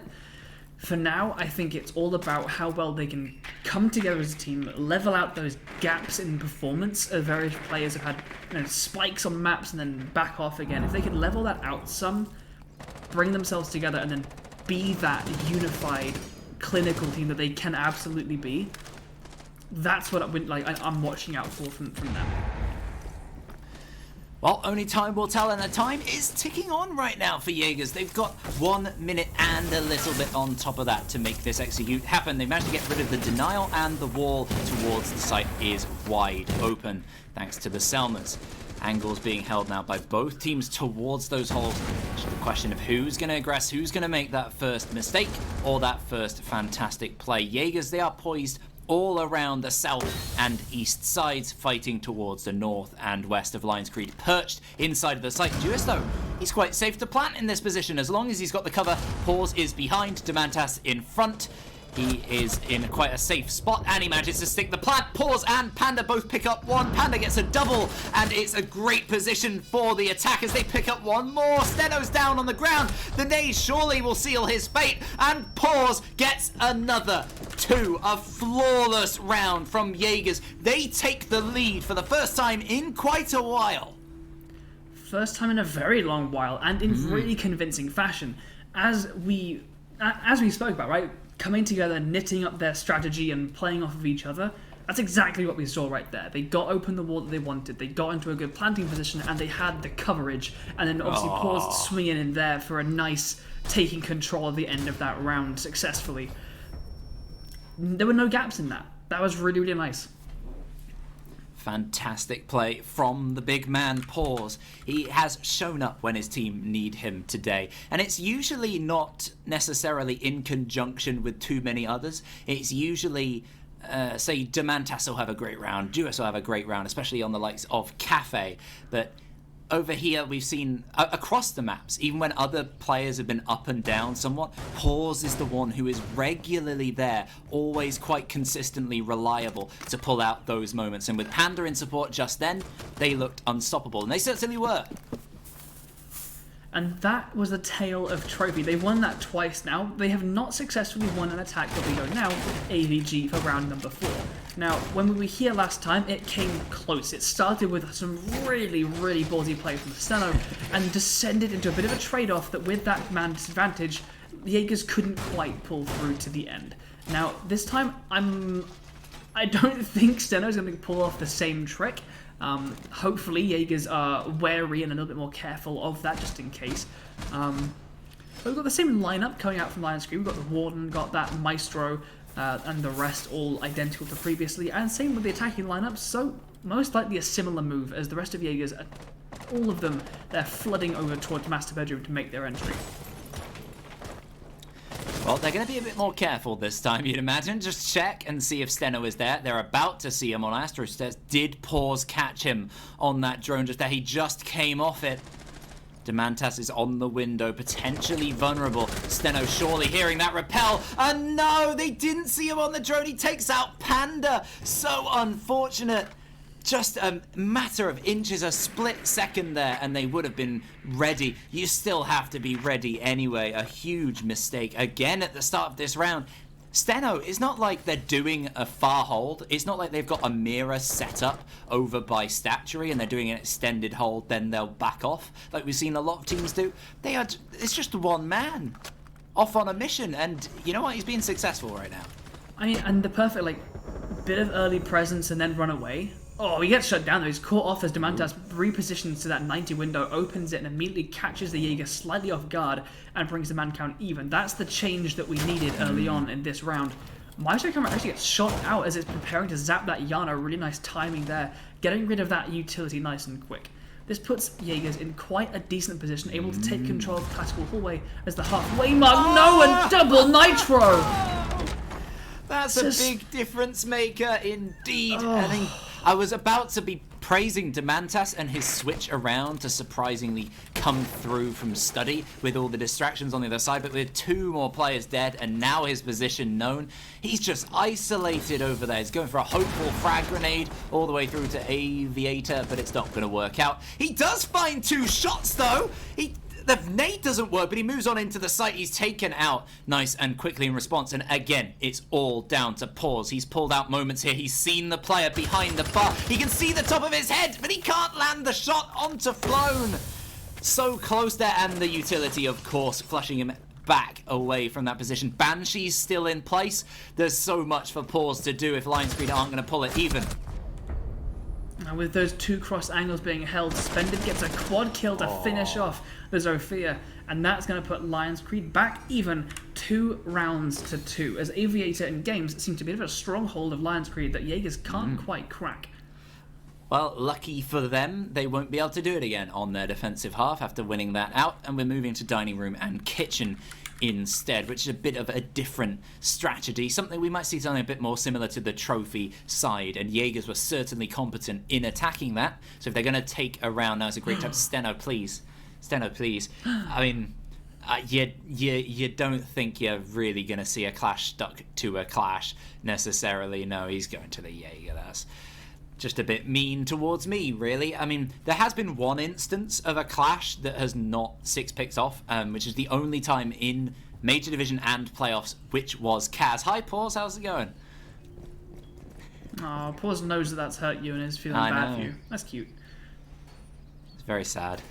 I do. It's a little bit less controversial than the clash pick, but Heavy jumping onto the cap can is a nice, slightly less than default pick. Those traps, they're one of those things where, like, you think traps at high levels of play, you just drone it out, shoot the traps out, therefore cap can is useless. But to have the diligence to check every doorway you walk through before going through is just it's so much. No matter what level of play you're at, to check every doorway, especially when you're being rushed for time or you're trying to quickly take ground without droning every single doorway. It's a great pick against Jaegers, given the way that the game's gone so far. Yes. And I'm almost surprised we haven't seen him earlier. He was 6-picked off of once or twice, I think on Oregon. But we've yet to see him in play. So that might be a nice addition to Heavy. And also, I mean, it gives him a pretty solid SMG as well as a C4. No pulse, though, brought, which is very, very rare for a dining and kitchen defense. True, it's a very common addition to the setup, as so much vertical presence is often established. See, that cap gun has been spotted. We've got zapped walls on the top floor, indicating a bit more of a dedicated top floor hold by the defenders. Makes plenty of sense. Opening up all of that flooring underneath can be a really important stage of attacking a kitchen and dining objective. But who have we got there to deny? Looks, we've got Heavy down below. Are there any defenders on the top floor? He's over by 90, I believe, the player upstairs. At the moment, if there is anyone upstairs, I swear I saw someone over by 90, but they're not directly contesting this area. Interesting. Yes, oh yeah, there he is, 90. Yeah. It's just, I think he's letting them get in and then pouncing on them. It's a sort of Steno play. You never really know what he's going to do until it is already done, and usually to devastating effect for the opposition. Jaegers, they've established this vertical control. They need to not get too distracted. This is where their Nomad ban could come to bite them in the behind if they're not careful. Indeed. We can see 3 nitro cells brought, 2 expended to no effect. So far, 1 is left in the hands of Vern. None of them have found any purchase. Steno. No! It's Steno, isn't it? He's come round on that flank and he's taken out 1, but finally traded out by Duis. He's aware, he's ready, and it's a good move. Tazzy, over by himself in Laundry, is down, and he's lost the diffuser there as well. They're going to have to swing by that unless they want to get all the kills. Panda trying to take out the player in Kitchen, but does not manage to do so. They're going to back all the way off towards the entranceway. So many angles open, vertical, horizontal, there's a lot to do here. And LionsCreed is spread across even into Memorial as well. So many players to contest, and without the diffuser, what can the Jaegers do here? Where can they reposition to? Well, they start by picking up the diffuser and then immediately dropping it again as US picks it up and gets dropped by Heavy. Panda now on the set, his position is known, but with 2 people watching the angle, can he swing at the right time? He picks up not quite 1. It's very, very close from Panda. A great effort. He's aware of the two angles, but he doesn't juggle them at the right times. Just a matter of poor luck from Panda, but a lot of the hard work was done by LionsCreed to see themselves to a 3-1. Now a 2-1 as Paws is running for that diffuser. He's going in close. He's expecting someone to be tucked in next to it, but no, he's got no time. There's no way he can stick the plant in that position. Heavy gets a triple on the cap can. It's a really, really nice SMG there, and it finds a really nice shot onto the head of the Zofia to wrap things up in round number 5, putting us to 3-2. LionsCreed in the lead once more. You've got me making that wrong now.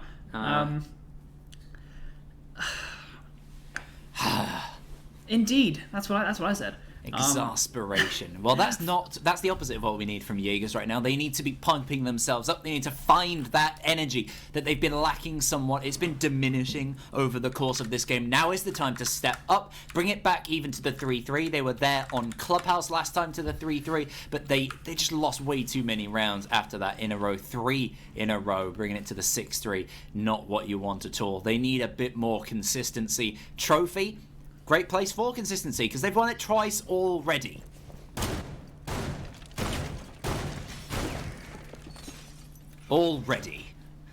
It is the only site they have won an attack of so far. And it was really good. Their last one was flawless, as they really swept in together. They got the plant down, the coverage looked really, really good. They're going to need to replicate that. And I don't know that LionsCreed are going to really adapt an awful lot to specifically go against what they brought. LionsCreed are a team that do what they want to do and have fun with it. So for now, I'm just noticing Stone's switch to the Bandit. A little bit quicker than the Jaeger, pretty decent gun, and a Nitrocell. Pretty terrifying prospect, as well as obviously electrifying up that trophy wall. Going to be a good set of utility to make an obstacle for Jaegers. Ooh, well, if LionsCreed are an obstacle, I'm trying to think of a giant, terrifying obstacle, like one of those like big climbing walls that goes backwards, and you can't climb. Oh, that's the worst combination. Quite an insurmountable task. Yeah. Jaegers, they can make that easier. They can. It's one of those mechanical ones that you can like change around and like bring it down a bit. You can put it on easy mode, and then it's not so much of a climb. It's never going to be easy. You still got to climb, and that's enough climbing for now. Steno is just running around the whole map. He sprinted all around the study, got seen on the drones. He's now gone down lower on the map, probably at the bottom or first floor there to sweep up at some point. And now with the Jaegers on the attack, they banned the Nomad. Steno's freedom of movement. Oh no. Ping's coming out here on the potential position of these Jaegers attackers.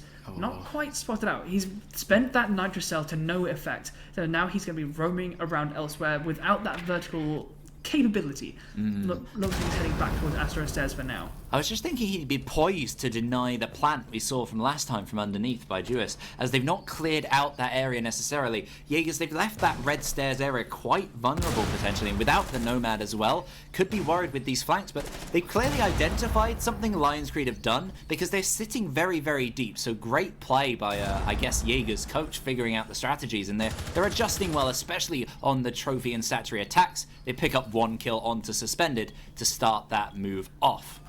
Yeah, looks like a grenade over from that master bedroom side. The presence from 90 hallway as it's pressured now, but is resisted. Pours onto Steno. A trade comes out from Flown as he gets down Panda, and down.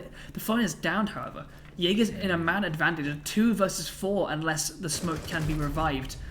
Oh, a lovely shot all the way across from Master, but a trade in terms of full man count. Verns could be swung on here. He's the last man here. Right on the edge, Jaegers. They just take this 1 kill, and they take the round. They bring it back even 3-3. Now, it's not a bad position to be. With their attacks on Villa, pretty decent going 3-3. And now they'll move on to their defensive side. And keep in mind, that Nomad ban. Yeah, now that they are on the defense, where they wanted to be in the beginning, that Nomad ban is going to come into effect. We're going to see what they meant to do with that. Are they going to be whacking out some crazy roams and flanks? It would make sense. With Nomad off the board, they will not have any air jabs to overcome in doing so, and so I'm expecting to see some of that. AVG and Trophy maps, Villa as a map is obviously super wide and very large and has these 3 staircases to travel up and down across the 3 floors. There's lots of roaming potential, and I think hopefully Jaegers leaning into that is going to be a potential area of strength. But in the intel game, LionsCreed love it. It's why the Valkyrie ban makes so much sense. But on an attack, they can bring the Zero Verns, bring out that intel op with those Argus cams, and that hard breach charge to add a little bit of capability on top of the Flown, who's bringing the ace. It's good to see. I mean, LionsCreed are probably the main players of Zero a lot of the time in ECS, especially in Major Division.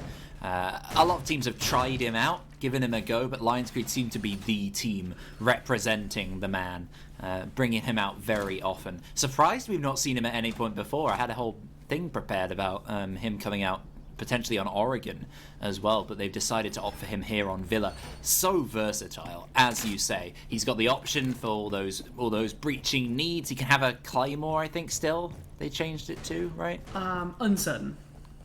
I can't remember what they gave him for the other one. But yes, and also that intel a big part. As well as the fragging potential, and on Verns, that's a menace. I mean, the fragging potential of that SCK 2000? Something that's like it. that. With the assault rifle. The suppressed 5.7 is a little bit of a... It would be nice to have some more firepower as a secondary, though I do believe he's one of the operators who has the Gon 6 as an option.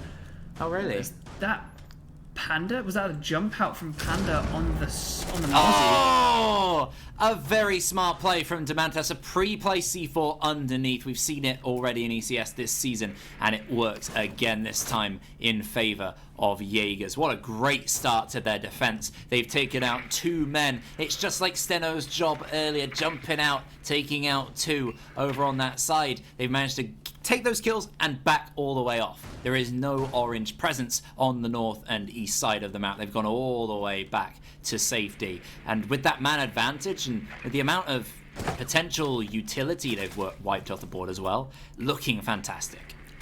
Yeah, I mean, dropping the Ash as well as Verns with all that intel and hard reach potential, that's a really, really big impact, and noticeably extended by Demantas picking up Flown. When Steno pulls out those really entertaining moments and like jumps out and gets those kills and then dies, super entertaining, but Jaegers have managed to do that and then some without losing a single man. Well, they've lost another man, LionsCreed. It's unfortunate having the ace, all of your remaining hard breach taken out. It's a bit of a disaster. They've got 2 men against 5, and look at that utility. I mean, this is what Jaegers wanted. They got a minute still for LionsCreed to mount something, but you'd imagine they've got it from here.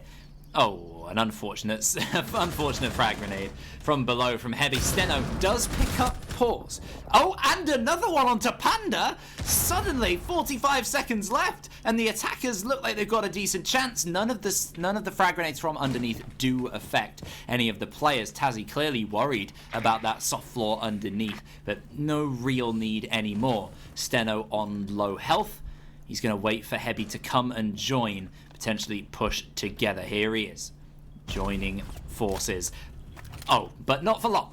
Steno taken out by Jewess. A lovely shot with the SMG-11, and a decent effort from Steno. Looks like it's now in vain. A 1 versus 3, a tall order for Heavy, even given his heroics, especially on Cafe earlier on. It's a bit too much for him. Jaegers seal their first round on the defense of AVG. They finally won this site. It took them going to the defense to do it. We saw, coming into Villa, a lot of us obviously had a bit of that confidence for LionsCreed, but Jaegers are not backing down right now. They've been in the disadvantage, they've been in the lead. It's going backwards and forwards in 2s at the moment, and they take the lead once more, going to 4 and 3 for Jaegers' advantage as they take their defensive half with a first win on AVG. Probably going to be switching over, actually not to Trophy and Statuary, which would be probably the expected choice, instead going towards Dining and Kitchen. Cav me teased out, is traded out for the Oryx as Panda, threatening to roam across the map with the ability to go up and down floors, ignoring those staircases. you know what? Nah, switch to the mute instead. Slow down that Intel game also makes plenty of sense. It's alright, Demantas. I'm not a Cav fan, I'm a Clash fan. I don't just like weird picks, I just like Clash. But they have brought a very standard pick, as opposed to LionsCreed. They brought the Pulse along. But only one accompanying C4 for him to be used by Panda. So I'm interested to see what plan Jaegers have for this hold, as LionsCreed was a little bizarre, despite the fact that it did work. It was. Now, Jaegers have showed a little bit of that caution, a bit of that care that I think we've needed to see out of them so far. A little tenderness. I mean, like, the fact that they got those couple of kills as that entry into Master Bedroom came out when they're defending AVG gives me a little bit of hope they can bring out similar magic here when they're defending the site beneath them as they defend Dining and Kitchen. Now, as far as the attack from LionsCreed, we bring out a pretty similar lineup. We've got that Vern's on the 0, plenty of soft breach from the Sledge, Zofia and Ash. Lesion with the cheeky angle above the door. If the drone doesn't spot it, it certainly does. They're ready for that. They probably heard it being opened by Demantas. Just a little bit of extra pressure for anyone coming in through that door. They're probably just going to move elsewhere, thinning the options for the attackers as he backs off through Study. Takes a nick of damage, but that's alright. He'll take off back to the other side. Interested to see what LionsCreed are doing with this move. Trying to clear all the way across the map, it seems. Interesting to see whether or not they go for like a full clear and through, or if they go for a bit of a detect where the presence is and then go somewhere else. They have the time to do that right now. They've got 2 minutes left on the clock, and Stanner's actually already gotten really close to the site. The door is closed for now between him and the site, so he can move with a little bit of safety and just make sure no one is coming up behind him. It doesn't look like, for now, anyone is. The intel game that LionsCreed have got. They've got quite a few drones in their hands, and those Argus cams could prove crucial. Didn't quite get to see a chance for their utility. It's quite tough for us to see a lot of the time. As you imagine, when it comes down to the crunch time where you need it, they're going to be on their cams and we're not going to be seeing what they're looking at. But Suspended is looking at US, and Panda falls as well to Steno. Verns picks up another suddenly 3 kills for the attackers, sorry. 4, 5, a flawless round in the space of 10 seconds. What the hell happened there? Hoobie doobie. That was just intel gathering, choosing careful places to enter the map, and then 1, 2, 3, 4, 5, flawless round. Wow. That was quick. That was very efficient. Bang tidy. Yes. That was just... I don't even know what happened there. I think Jaegers are probably reeling themselves, wondering what the hell fell apart to let that happen. I'm not quite sure. I mean, the angles, quite a lot of them were being held by those defenders, but they just lost out. Just quick pre-fires, awareness. I mean, I guess that was the intel. We saw a lot of drones in play. We had, I think, 1 Argus cam deployed. I guess that was enough intel, and the manual intel on top of that LionsCreed have been on top of so far across the maps. Yeah, wow, that was very, very strong from LionsCreed. After losing 2 rounds in a row, striking back with a flawless on a site that you might not have expected as well. They probably expected the trophy statuary attack there. Most likely. I mean, either way, their attacking lineup is very static right now, and so regardless of what site they think they're going towards, I mean, you know, bring out dining, bring out living room, bring out whatever. Bring out your dead. Bring out your dead. They're bringing the same operators, so it doesn't make a massive difference. But the fact that, you know, we've talked about LionsCreed being this emotional team, they haven't had a chance to get complacent. It's never been, you know, a tearaway enough that they can really get to that point. Jaegers have been contesting it the whole way, and LionsCreed have stayed on top of their game the whole way. And that's kind of terrifying, seeing them like this and then go 2 rounds down like that and immediately swing back with just absolutely bucket loads of intel and such a clean action just across the map. There are the defenders. 1, 2, 3, 4, 5. 1, 2, like, just nailed it. Cleared through and dead. LionsCreed are on a really good form right now, and it's a really impressive performance. Wow, I mean, Jaegers, I think the kill spread tells you quite a lot about the team right now. Pretty even and just about under 1 KD on most of the team, and then Demantas going absolutely mad. Frag-wise. Just a little bit too unbalanced. It's not quite the same Jaegers teamwork that we saw on the likes of Cafe and at moments of Oregon and Clubhouse as well.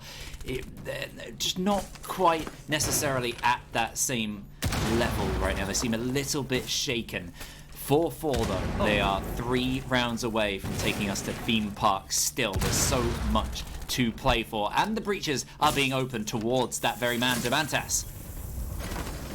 He's swinging around, he narrowly misses a shot. He threes an impact round to make sure that breach doesn't get open, but elsewhere, Pause shuts down suspended. That 416 comes to life and goes straight to the head of the Ash. I don't think it was elsewhere. I think he shot through that breach right from 90 next to Demantas, through the hole that opened. So a fantastic shot from Pause. Long range with the short range sight on the Jaeger. There is no shot this man cannot make, but it's... If somebody is near that for the drone hole shot, that could be a problem for the Melusi of Panda. I know she's backed out of that position. That was very close to an absolute disaster, and I think you could say the same for that frag grenade headed towards Jewis. Indeed, he's sitting down there at the back of Astra. It's a predictable position, but he gets one pick and he's lowered the health so much on Flown, who's sitting there at the back of Bathroom. Elsewhere, Steno gets down Pause. Mantas trades back onto Verns in a tense fight in Trophy Entrance hallway. Oh, so close. Tazzy just shoots the knee of the deer instead of the head of Steno. It's very, very close. And, unfortunately, Steno is the last man as a double kill from Demantas. A triple kill from Demantas. Not just leaving Steno as the last man, but leaving LionsCreed with a defeat for the round. 5-4 advantage for Jaegers. I mean, on Villa right now, they are on top. I think they are quite convincingly looking a lot stronger than they have in the past. They're definitely looking a lot more put together for sure.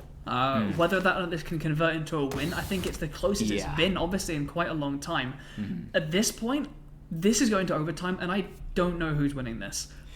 Because Lions could have been clean enough where I wouldn't be surprised to see them be like, right, no, we're winning this now, and then step up that energy and that drive and smash it.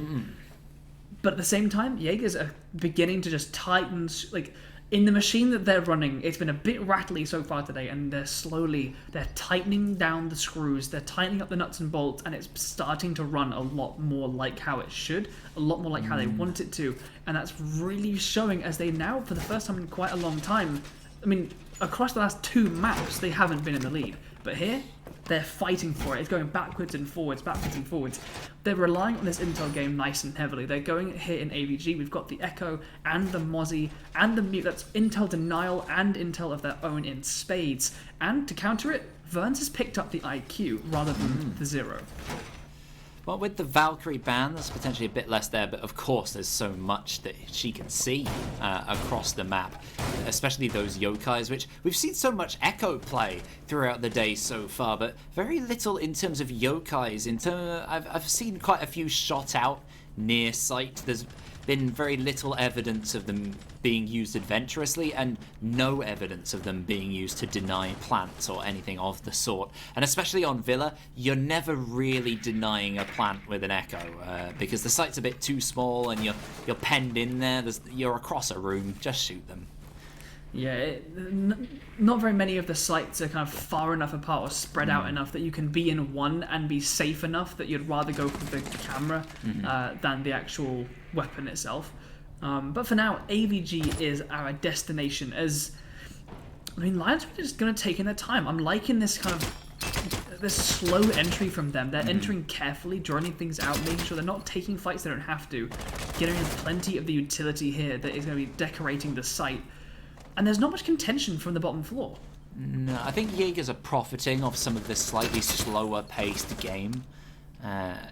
In general, it seems they're slightly more comfortable with it, and Demantas proving my point again. He goes 17-4 with that entry frag, and this game isn't even over. It's round 10. Verns making sure it's not that well. The chances aren't over for LionsCreed. They brought the man count even, taking out Pause, a key impact player to have off the board for LionsCreed, certainly. this is the next one to drop a Nitro Cell in the hands of the Mute will not find anything, but the trades are coming out. Both Panda and Flown stepping up and bringing us to a 3 versus 2 in the hands of LionsCreed, but no, it's a 2v2.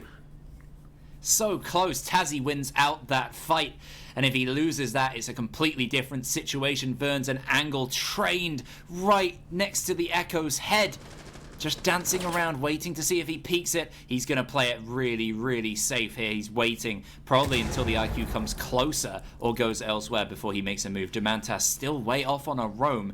And the site control is taken, so they could go for a plant here. Tazzy is under too much strain, I imagine, to try and delay a plant with a yokai here. But he does delay by taking out the supporting player. Vern's, I think he's got enough time to stick. Just about manages to. Now the time is ticking for Jaegers. 2 versus 1 to try and counter Vern stuck behind the bar. He is vaguely aware of the position of Tazzy, who is rotating around, but Demantas still relatively unknown. So many angles are open right now. There's horrible, like, floor level ones over in the corridor, and he's right between both players. Well, they've got to start pushing in now because they've not got very long to disable this diffuser. They've got about 10 seconds and they've got to move on towards Verns. He's going to hold down this gun, but he can't get it. They can find the diffuser. A lovely shot from Demantas. Him and Tazzy that round looking absolutely tireless, indefatigable, and they win another round for Jaegers. Villa is looking more and more like their map right now. Certainly none of us predicted this, as we find ourselves on match point for Jaegers. This is one round away from taking us to Theme Park, the 5th map of this best of 5, taking it all the way to find the victor of this grand final. If there's a time for LionsCreed to switch on the afterburners and blast their way through into a win, this is it. Because taking it to Theme Park, I mean, we talked about how scrappy and tired the strats are going to start getting, and the chaos that Jaegers are starting to benefit from. Yeah, they're tightening up their strategies and their teamwork, and it's beginning to come to fruition as things get more and more chaotic. Living room library. I think this is the first time I've ever casted this site. I don't know what I'm doing here when I'm playing. I think we've cast this a couple times. I recall of why I forget what league, I forget what game it was, but it was. I remember vertical angles being held from the vault, staring down into the living room objective and how powerful those can be. It might even have been. I recognize the name Demantas. It might have been that. I don't know. My brain is a goldfish and struggles with these things. But either way, we are here in living room and library. The vertical play is super important here. There's so much soft flooring, and they've got the Sled, Sophia, and Ash to use it. Wow. And here are these vertical angles being established by this shotgun. They can, those angles can see all the way across living room, and those kind of default plant spots down in the corners of living room, especially the smoke, who can, you'll mute up here for now, but the smoke is also in play to get into those kind of nooks and crannies behind the cover, can stop all of the potential plant points in that, and so clearing out the top floor will be really important for them. I don't know what the standards are here necessarily, but putting a lot of effort going above, opening the angles for the attackers effectively, and using them yourself, hoping that they go quite direct, and then a big fight. Obviously, if you lose that fight, you've outdone yourself by getting open all those angles that could be used against you for the players down there. So I'm interested to see how that develops. But if you're going to take a risk and go for a living room library, now's the time. They've got a round to lose here. They were match point, and there's a little bit of space with which to do so. They've opened up. Surprise! Sorry. Continue. God damn it. Curiously, though, they've completely abandoned this side of the library. The attackers have got access to it through the sidewall, and I don't know if there's any vertical angles looking down on that particular section of the site. They might be able to just slip in here and plant behind this desk and library. Ooh, a beautiful nade there. Shuts down Demantas was perhaps above? Can we go upper floor perhaps and see if we can get eyes on a dead body? I'm pretty sure he was, but all the action's going on down below. 2 kills now coming out on top of that one, and the plant's already going down from Flown. Pause tries to fight back. He gets one, but he's left as the only one. He can use those vertical angles to maybe pick off 1 or 2. Yes, there's 1. Can he find the 2? Well, he's got 3 more in total, so even that won't be enough. And LionsCreed look like they'll be taking it to overtime point as well, with the match point for Jaegers still intact. 25 seconds, 3 men, 1 disable. Ugh, just a bit too much from them. A great adjustment from LionsCreed, though. A debate of what kind of strategy they could go for. They went so direct. Good shot there from Suspended. Shuts down the pause. He really had no choice but to pre-fire pretty much everything, obviously lacking intel about the various positions of these attackers, so his position would be nice and known. Shut down there by the Ashe, and that brings us to either overtime or match point. I'm really kind of confused there at the hold there from Jaegers as to that side of Library. I mean, there was really that one player, I think, above in bar looking down. Yeah. Apart from that, not an awful lot of presence. I mean, it's strange. Look across the ratings. They're all pretty garbage, to be honest. I mean, Demantas is on an absolute heavy screamer going 18-5, and then everyone else is negative on his team. And then on the flip side, everyone's negative apart from, I think, one's even on the side of LionsCreed, and then there's Steno above a little bit. Kenny drew his attention to Steno and Demantas at the wrong time. He said for Cafe, Steno versus Demantas, and then it was everybody but them. And now, all the way on the 4th map, way later in the game, they are the 2 big men. 18-5 and, well, 11-10. But even despite those 10 deaths, great impact from Steno. Jaegers, this is the point. You can't throw this away.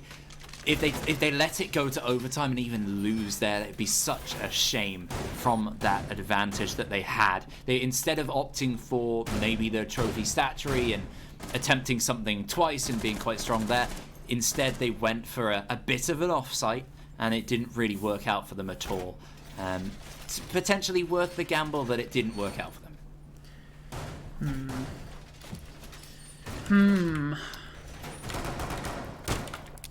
Oh, this is such a huge round.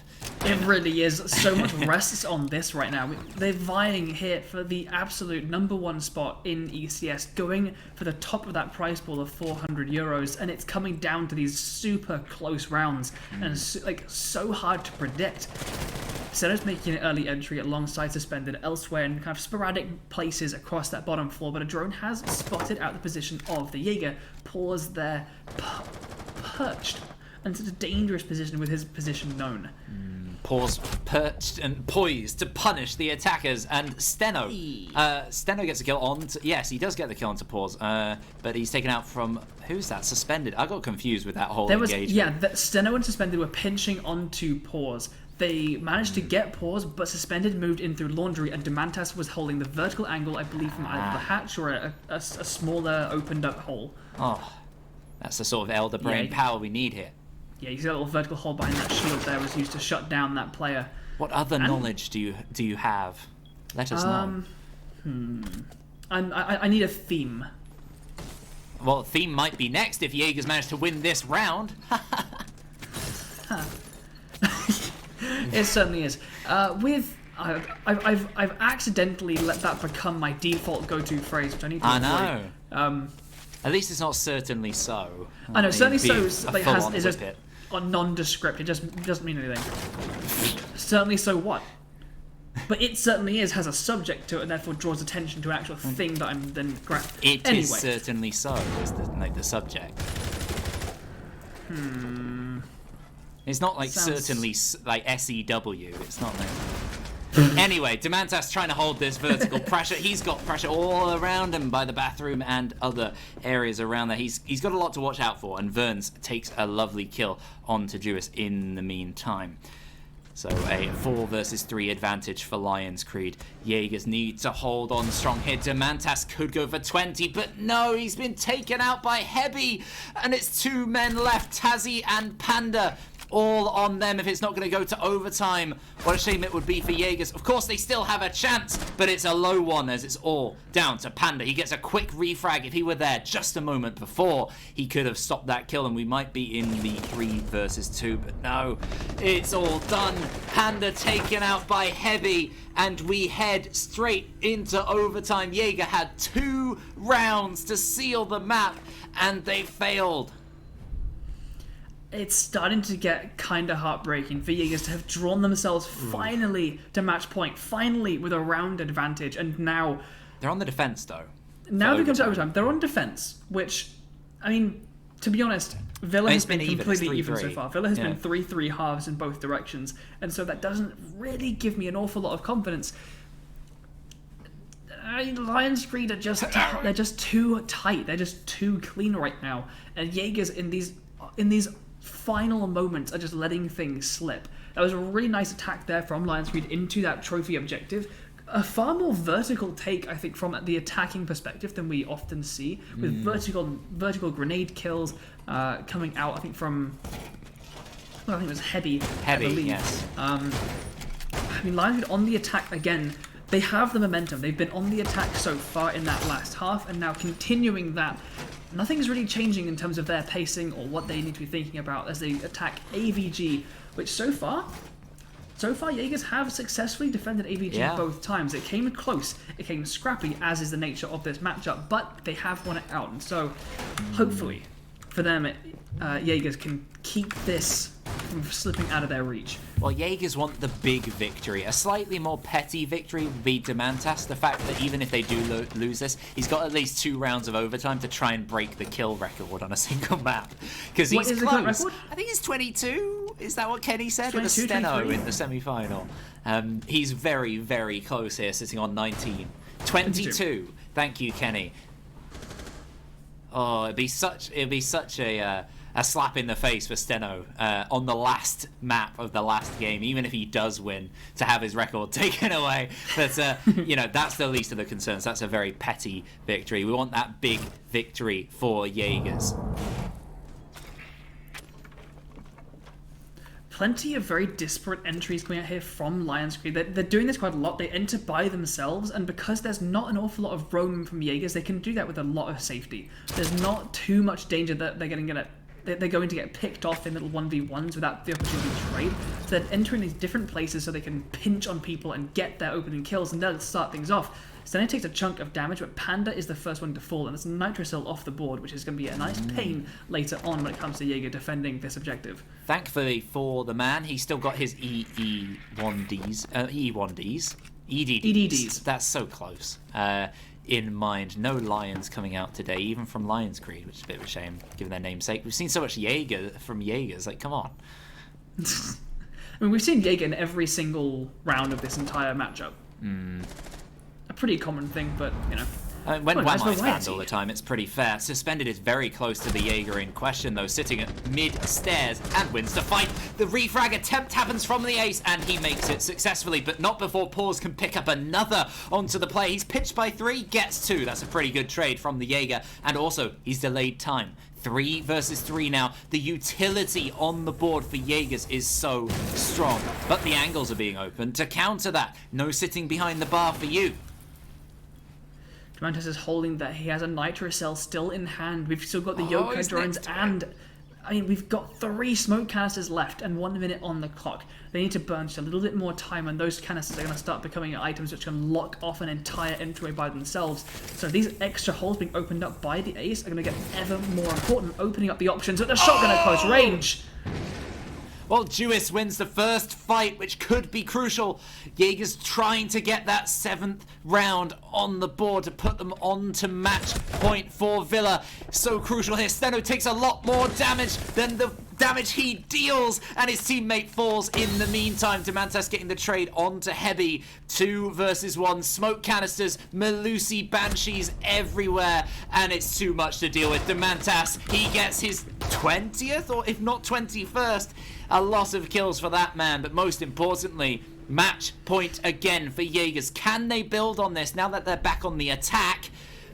Every single Aviator defense has been successful so far. That is the problem. I mean, they've just figured it out so well, and these defenders are able to just dance around the site and the rotates with all these opened up angles. I mean, we're going to go to AVG once more as LionsCreed switch to their defense in overtime, which, so if this trend can continue, we'll be going once again to the full overtime, to round 15. It's going to be an 8-7 for one of these teams unless Jaegers can pull out the first successful Aviator attack. Oh, Is this not where you bring out the buck or something to that effect and put extra pressure on, just another element of it. They can clear out that roaming player and then bring that extra bit of pizzazz, because neither team has been able to win here on the attack. You need something else. Anything. Anything different. Something that isn't triple softies, a hard breacher, and Yana. Referencing my Tinder experience yet again, it seems. Something, anything. And it's a very desperate situation. And I'm not just talking about me, I'm talking about this game right now. We are teetering on the edge. LionsCreed need 2 successive wins. It's only 2 rounds away from LionsCreed winning the entire league season. They've just won everything. And it's so close. If you'd have told them that at the start of the season, you could be 2 rounds away. Against Jaegers, they'd be pretty happy with it. Jaegers, they are 1 round away from taking us all the way to Theme Park. How this game goes back and forth. I mean, we have been shocked from start to finish of this matchup on Villa. I absolutely came into this thinking Lions could have got this. Jaegers have lost it a little bit. They've lost that energy that they need, and LionsCreed are looking too good, and this is going to get closed out with a 3-1 victory for LionsCreed.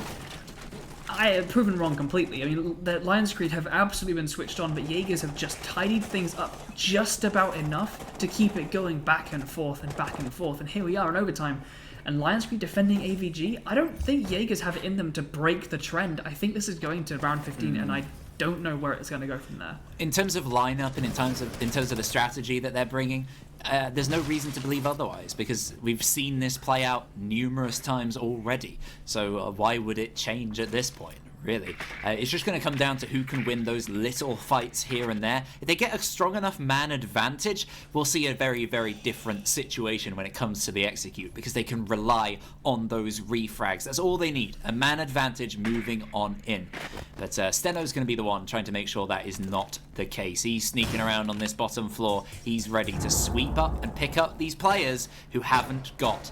Reminder again of those bans up at the top. There's no intel for the Valkyrie, but there certainly is no flank denial with the Nomad banned out. And that's going to be allowing Steno to be roaming here on the bottom floor. He was tempted a little bit by that vertical onto the sledge, who's opening up that window, but as the sledge moves on, so does Steno. He's got the freedom though. He can come up Astro, he can come up Red, and as the attackers get closer and closer to planning their execute, and Panda there perched, I think it's at bust. Ooh, a nice vertical nade there from Jewis. Shuts out suspended in the back of Vault. So it could be a key one. They've got that man advantage. As long as Steno does not come up behind and pick them off, they should be ready. They should be aware. At the moment, it looks like they're heavily on drones. They're keeping an eye out. Verns is taken out as well. And Steno on the roam. Jaegers now. A 5 versus 2. A flurry of kills in their favor. 1 more. 2 more. A flawless round from Jaegers to seal out Villa. They did it the hard way. They were on match point for 2 rounds. They worked all the way through overtime again. And finally, if there's a time to win AVG, it's now. We move on to map 5, Theme Park. And more importantly, Demantas takes the kill record for a map with, I believe, 23 kills on the map. Not even in full overtime. Congratulations, Demantas, for that. And we go the distance. We are going to Theme Park, map number 5. Kenny, how you doing, buddy? Because I'm shooketh. Demantas secures Steno's map kill record with a kill onto Steno. You cannot write it. And Jaegers in overtime. Both their victories so far have been overtime victories, but victories nonetheless. They have 2 maps on the board, level with LionsCreed. And if I'm LionsCreed, if there's a map I didn't want to go to, it's Theme Park. LionsCreed are not fans of Theme Park. They ban out this map often. And what better way to send off Theme Park out of the map pool than it deciding our best of 5 grand final? I can't wait. I'm going to give you 2 a break because you definitely need it. Thank you, yes. We will head for a short break. No one go anywhere because our ECS grand final champion will be decided in the next map.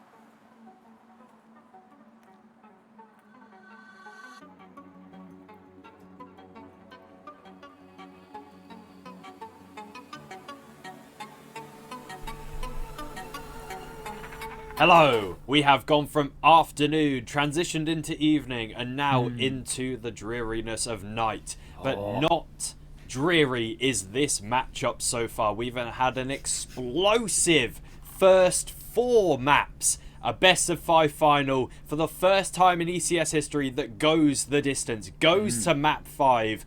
I mean, I'm just watching and I'm getting tired out. Ebac and Elderbrain, you've had to cast it, and we've even got a whole another potential 15 rounds to separate Jaegers and LionsCreed. Just what I wanted. It's perfect. We love to see it. It's a good bit of drama. Elderbrain clearly doesn't want to be here. But in general, it's very exciting because Jaegers and LionsCreed, clearly just the best 2 teams this season. They were top of majors. They've been top all the way through here. Yeah, I'm sorry, Kenny. But here we head to Theme Park for the last time. It's a good place. It's like the 3rd time I've casted it, but it's going. What a shame. Well, they've been going for distance, they're going for speed, they're hugging the turns, and let's see whether it's Jaegers or LionsCreed. We've got one more map to do. Hibana is the first on the bans as Jaegers want to get rid of that versatile hard breacher as we come into the final map of our longest cast ever, the grand final, the decider of ECS, the Elite Championship Series. It's a double hard breach ban, and it makes plenty of sense. Ebac. Hello. How are you feeling? This is a check-in. This is a check-in with you. Okay. How are you doing? An emotional check-in. I'm emotionally worn. You're talking about the teams being emotional. I'm certainly emotional right now. I have a pretty good emotional tie to both of these teams. Obviously, Jaegers being our classic, one of the first teams we casted. We're kind of in love with them in a way. And then we've got LionsCreed, who keep, especially earlier on this season, kept calling me out all the time. There's some good bants. We do like LionsCreed as well. They're a bunch of good lads. And Steno. So anyway, they're going to ban out Mira as the first defensive ban. In summary, I'm fine, and I'm very excited for this final map. Of course, we got the Kaid coming out. This time, it's not opted for by LionsCreed because they've always gone the last 3 maps in a row. They've done that Thatcher and Kaid. This time, Kaid is an option, but no, Jaeger's taking him off. Indeed, which is going to be really important because Theme Park is a map where breaching is super, super important. We're going to knock off Mav and Hibana for that purpose, but that means that Thatcher is still in play. Now, LionsCreed brought Thatcher out plenty way back on Cafe, while Jaegers didn't choose to bring him. Now, we're going to Armory and Throne. This is one we referred to as one of those turtle sites like Clubhouse, Church, and Armory. And we're going to start off with our defenders bringing out the Wamayan Jaeger combo, the Smoke, Maestro, and Malusi, and the attackers bringing out a pretty default option, the triple softies, the Thatcher, and the Hard Breach. Oh my. Are you ready? Should we do this? It's just about. All right. I might need a bit of pumping up in general. Well, we're starting things off actually with a slightly odd. We've seen it a few times coming out. We haven't seen that much of Theme Park this season to begin with, and you will not see it again. Theme Park is leaving rotation after this season, so this is as good a send-off as we could hope to give it. Yeah. Now, the North Wall has been opened, a little rotation being opened up towards the Yellow Stairs, so his defenders have a little bit more mobility in and out, rather than going for that full turtle strap that we have talked about. Really nice to see this particular strategy. I've not seen anything like this. I've only seen about 3 or so games of Theme Park before. It's pretty much an unknown for me, especially in terms of casting, and, well, there we go. There's that strategy out the window. I guess that was just to quickly rotate and get set up, sorted upstairs, and then come back and reinforce it off. So that's a bit of a shame. I thought we might see something really weird and cool there. Oh well, that is the wall that the attackers are going to want to get open then themselves as they move on in. Now, across this season, we've not seen Jaegers here at all, so I have no idea what to expect from them. Have they been hiding all these important strats on Theme Park, or do they have no idea what we're doing? We'll have to wait and see. LionsCreed, on the other hand, we've seen them against Skittle.jpg. We saw it on the last play day. Pretty weak. I mean, pressure was off, as I stated earlier, so you could potentially argue, obviously, it's a very, very different situation here. A game that doesn't matter, and then the game that matters the most, they're probably going to play quite differently. You'd probably expect so, especially with LionsCreed being one of those teams that, if the stakes aren't super high, they usually don't put in full effort. But the LionsCreed we're seeing right now, they feel different to that kind of, to be honest, childish kind of vibe that we got from last season. That right now, they feel like a different team. They are men. Well, let's not get carried away. Okay. They've got a top floor to clear through. Pause is up there. He was up there. He had that rotation to office made, but has since fallen back and will probably be making his way back toward the site. No, he's diverted toward the lab. Quite actually a really influential position in that laboratory place, because you can jump out of that bathroom and be influencing 2/3 of that corridor that ring all the way around the site. Well, he's also got a teammate nearby as well, directly above, ready to counter across, whether it's the top floor or whether the players try and push in through the corridor as well. They are focusing so much on these vertical angles, and as you criticized earlier, you were saying a lot of teams... Oh, Panda's missed a key shot. Oh, takes a very long time with the low damage of the MP5, but eventually confirms the kill onto Steno. His position now known, but he will surely back away, especially with Pause outside of the site still. Jaegers are in a fantastic position here. You were saying LionsCreed and any other team focusing too much on verticals on this particular attack never really nets a team anything. And hopefully for LionsCreed they can prove us wrong here. That's the hope. Ooh, a narrowly missed shot there, but some damage dealt toward the Thatcher of Heavy, as you can still got that presence up on that vertical, but not enough pressure on the site yet to flush defenders into those lines of sight.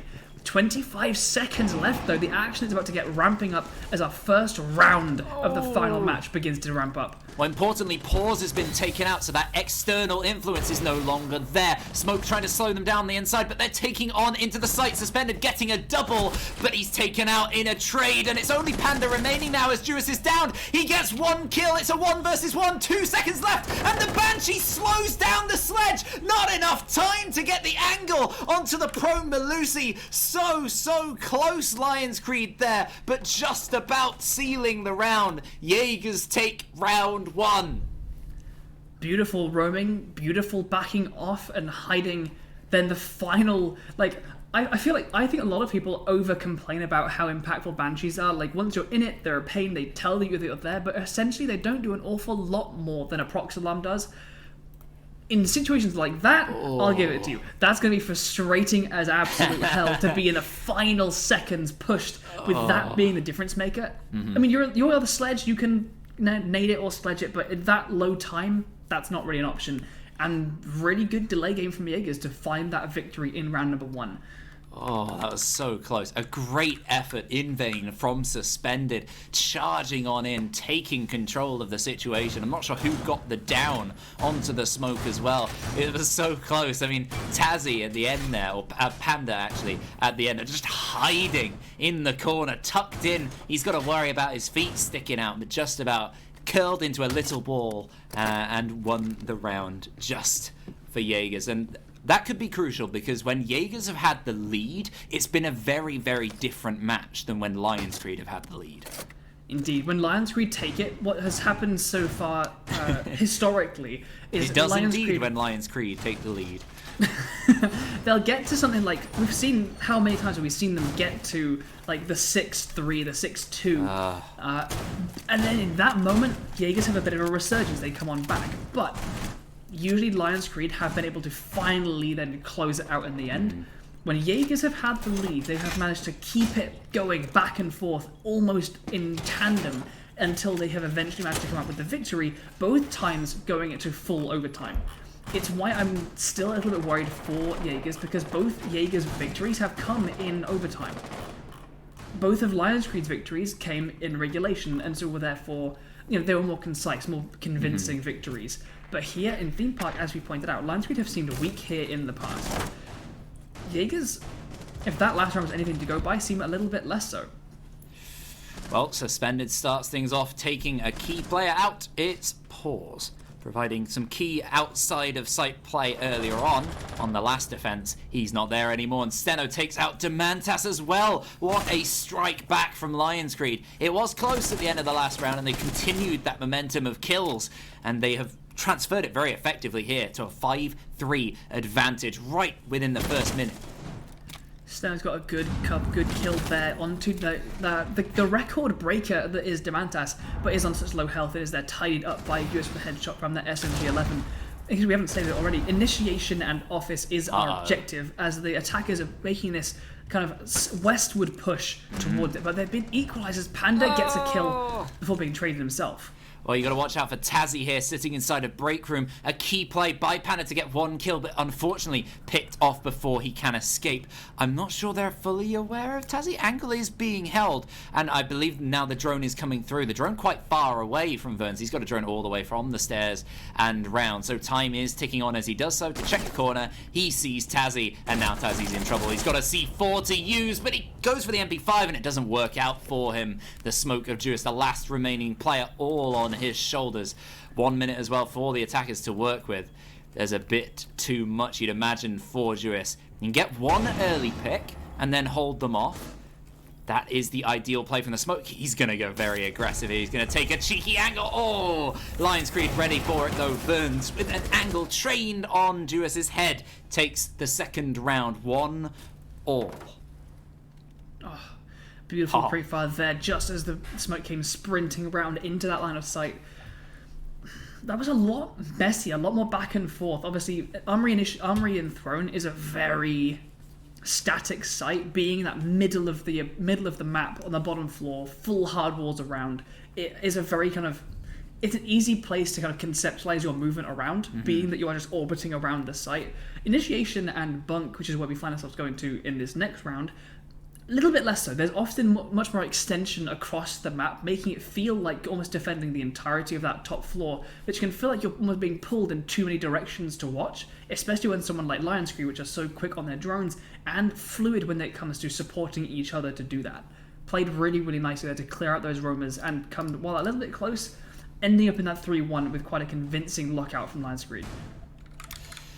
Ooh, well, brought back even. Jaegers not allowed to extend that advantage. Had a bit of a rough time on those entries. Maybe went for some aggressive plays, but just caught off by the aggression of LionsCreed anyhow. And they are moving for a slightly different top floor site. It's the other one. What's it called? Bunk and Daycare. Took me a moment. Bunk and Daycare LB. I'm interested to see how much they choose to extend this. They've brought the mute for potential wall denial here, but they've got this open extension here into office. Going to reinforce off one, potentially going to go for a bit of a defend office for a while, and then in a moment in that lull in the mid round, potentially reinforce that off and then lock it out. Hopefully going for that kind of delay and retreat kind of motion. Ooh. Panda rocking the phase skin. It's really nice to see. It's super cool. Which one of the new sets is your favourite?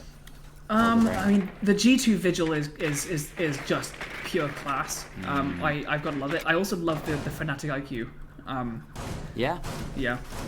Quite simple, but effective. Yeah, very simple and classy. It's nothing too crazy. Even G2 are just like on point when it comes to their skins and stuff. I've got to say, I'm actually a big fan of the Valkyrie. Which is bizarre because it's not usually the sort of skin that I'd be a fan of, but I really do like it. And Panda, he's seen a punch here from Steno, but can't find the shot, leaning the wrong way, weirdly, but he doesn't take any damage. Neither of them do. He's just going to leave that and hop on downstairs. Let Steno do whatever he wants over in that area. They don't want to leave him too alone because he could just take the back of the site. Is what I'm seeing here. Oh no, as players move in, that could be a problem, and it blows. I think. Yeah, Panda, did he just set that off? Yeah, it didn't kill anyone. Very close to the Asher suspended now, but unfortunate for him. I think an EMP detonated. I don't know if that EMP actually disabled that nitro cell before it had a chance to detonate. And there it is. Yeah, Panda with a double. It delayed it. It disabled it, and it got stuck on that ceiling, and he detonated when it was finally reactivated and captures a double kill. Wow, well, Hebby, he might have stopped one kill with the EMP, but it was still active later. 30 seconds tick on by, and then he blows it. He gets 2, and it's left to Burns in a 1 versus 4. A lovely shot onto Tazzy across the site. So much utility. He's got a bit of time in his hands, but that health is a big, big problem. It looks like Jaegers might take the second round here.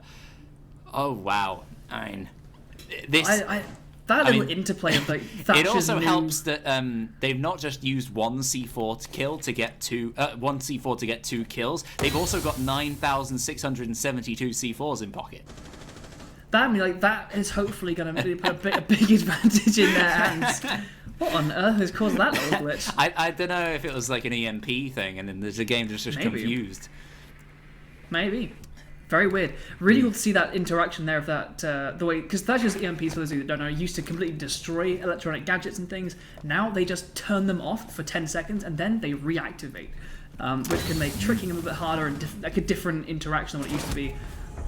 Oh, Panda seals the round with a triple. Bit of patience there, waiting for Burns to come on by, and then just swings on him nice and easy with the T5, with the Vector. Great play from Jaegers. 2-1. The advantage back in their hands as they, yes, I imagine they would take it back to Armory Throne. They had a great start to this. LionsCreed, they had the same problem they had against Skittle, which is that they just went vertical, and it seems like they don't quite know how to attack the site.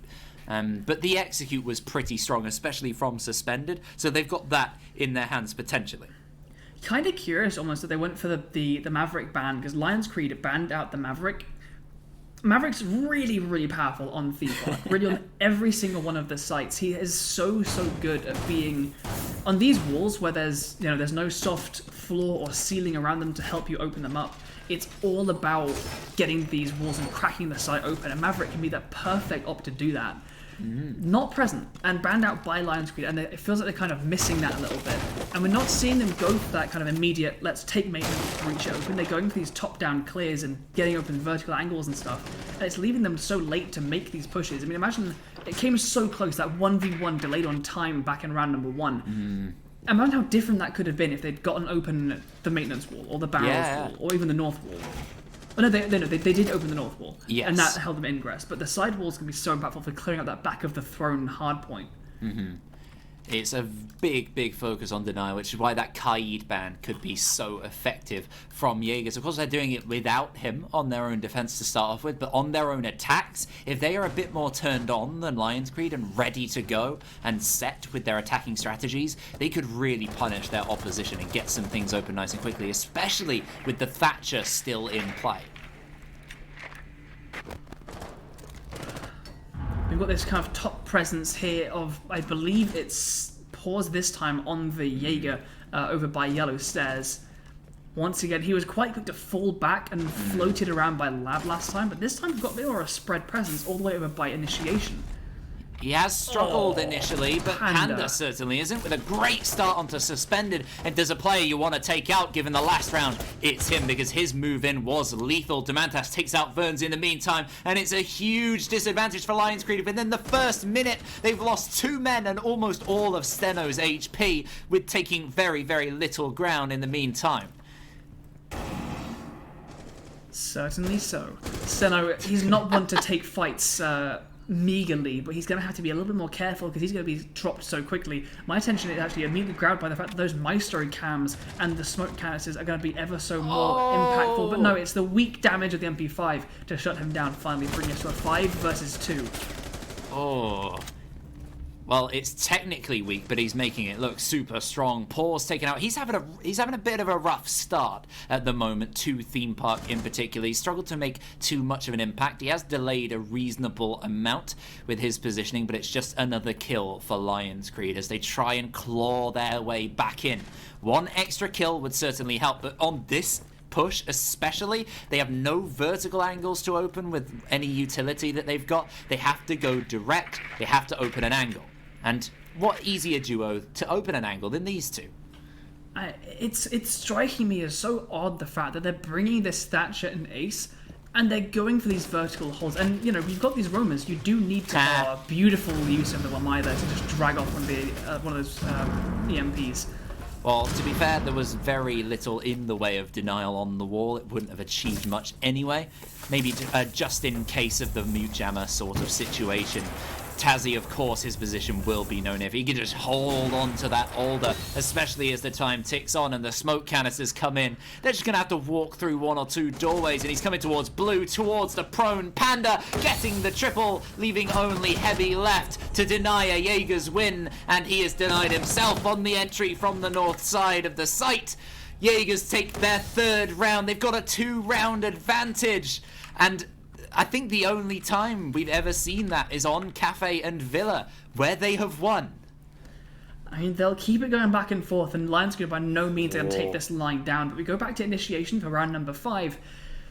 This is looking really nice for Jaegers. They're looking like they feel comfortable moving about these sites, and almost more than that, LionsCreed, their attacks seem a little bit, I don't want to say aimless, because especially their initiation looked pretty decent, but especially attacking Armory, the fact that they're doing this kind of top-down clear, but they're not focusing on breach until the last dying seconds, it's not looking that convincing, and it's one of the first times I've looked at LionsCreed's attacking and thought, that's not really good enough.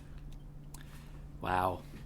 What a turnaround it's been. We have had 4 maps today. As I said slightly earlier on, for those who missed it, you usually see a team, momentum-wise, in a big final like this. You'd see, Jaegers win that first map. Sure, it's close. They just about win it out. But LionsCreed, they come back with quite a convincing victory on the second map. Third map, they capitalise upon that with an equally strong performance, if not more strong, looking utterly dominant, pretty much effectively, in that position.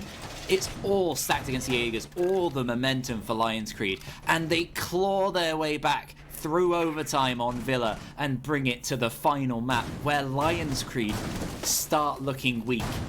It's a tail. It's a long winding tail, and you just know there's another curl in it.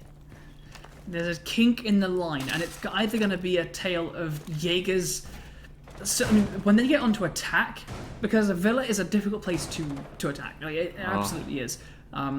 And it's not played frequently enough to see it figured out. We often see things like Villa, Oregon, Clubhouse that were traditionally defender-sided maps, that they get played so much that the attacking strategies become so perfected and matured and practiced that they become pretty much even. Theme Park is not that way. It has not been played enough that you can say that these teams have just attacked it so many times that they know every strategy that they want to do. And so when it's banned out throughout the main season as much as it has, this is going to start seeing, I think the defender half have a little bit more of an advantage. And for now, Jaegers is down to see how far they can pull that. Yeah, the drone's spotting out the little bullet holes, the open holes. They know where Tazzy is. His location is not safe. He does have a teammate in support. They're going to get pinched, you imagine. Drones all around, and it's the entire team of LionsCreed. They're breaching across. They're pushing towards, but it's Paws to get the first kill. He goes for the second onto the smoke, onto the sledge, and doesn't quite hit it, and manages to escape away from the site with at least 25 health. And all of this is done on the wrong side of the map. This is all around bunk and daycare, and this site is initiation and office. All of this has been done to clear out this roaming presence, which has now fallen back without losing a single player back to initiation itself. Now they can watch these few doorways, and LionsCreed have 1 minute and 20 to consider any rotations they want to run, any flanks down Dragon they want to bring, or any breaches they want to use to gain access to the site. But otherwise, this has been a really good, really efficient delay, and they got a kill onto the Thatcher as well by Jaegers. Well, the only round we've seen LionsCreed take so far on this attack of this map was this site, but the difference was they got the early frags. They got 2 kills straight away, and then 1 or 2 players, especially I think Panda or Tazzy sitting inside a break, got isolated, and it was simple enough from there. But this time, Jaegers, they have delayed quite masterfully. They've got 2 C4s remaining, 3 smoke canisters, and only 40 seconds for the attackers to execute. They're opening a few angles, but there's only really 2 entry points, unless they go and flank around. But there's still cover from behind because of the man advantage for Jaegers. Also, a key point highlighted here by our producer is the fact that there's only 2 drones remaining on the entire side of the attackers. Oh, but here comes a move from Steno walking through the smoke. He takes a lot of damage, but importantly, reduces the crossfire potential by taking out Demantas. Only 10 seconds left, and Paws gets his double. Tazzy picks up one as well. It looks all but done for LionsCreed, and it is Tazzy getting another Panda joining in, and Jaegers 4-1 on their defensive half so far. If they could take it to the 5, they are so close to potentially coming all the way back on the 5th map to an ECS victory.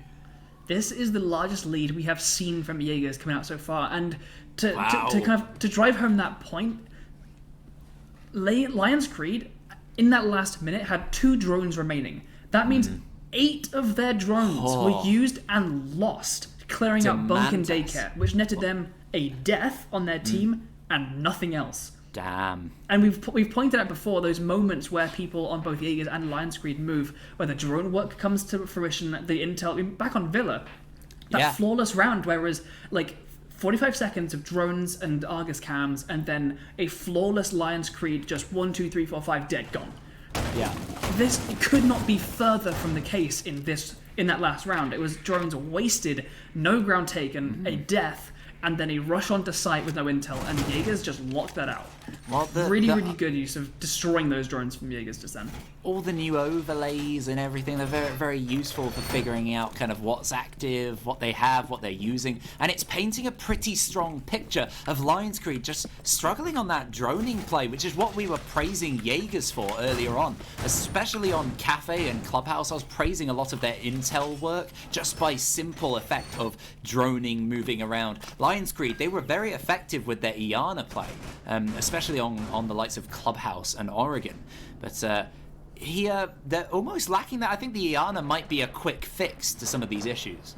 Is it a quick fix, or is it a sign of their fatigue? We've talked about how when it gets to theme park, we are 5 maps in. We have been yabbering in your ears for 5 maps. 2 of them going to almost max overtime. Are LionsCreed just getting a bit impatient? Are they annoyed at themselves for losing out on Villa, and now they want to crack on and get into that aggressive, killing a hungry mindset? And is that leaving them a little bit careless? I'm just gonna drive in the pain for LionsCreed in the fact that they were 2 rounds away in that overtime on Villa from winning. Their victory was 2 rounds away, and you know how quick and simple 2 rounds can be. It can go like that. It can be super snappy. And Jaegers are going to look to slow this down. I think the pace of the game, as we were talking about on Villa, has slowed so much recently. Towards the end, like mid to end of Villa and here on Theme Park, the pace is down, and that really advantages Jaegers. The C4 doesn't work. Can the second one work? No, it doesn't either, but the SMG-11 will. A lovely shot from Demantas. Panda tries to get a shot as well, but he doesn't. He takes more damage than he can deal, and he's dealt with fully by Steno. Moving in through showers, heading towards office to try and close these out, but there are so many angles being held, including from yellow stairs. Demantas doesn't quite see the position of Heavy. Has moved in behind that hard block, and they've taken initiation. Jaegers in a man disadvantage now for the first time, I think, so far this map. Not on the round that LionsCreed won, but other than that, it's been pretty convincingly Jaegers all the way through this map so far. I mean, it's now or never from LionsCreed. A 4-2 and a 5-1 are leagues apart, especially just with the mental game. We've been talking back and forth about the emotions here, and they must be so high right now. Tazzy takes an extreme amount of damage, but just hangs on with a slither of health. 1 C4 in hand as well to potentially use. Steno picks up a double kill and finishes off that low health of Tazzy. Moving across in the soft wall, we've still got US here in this break room.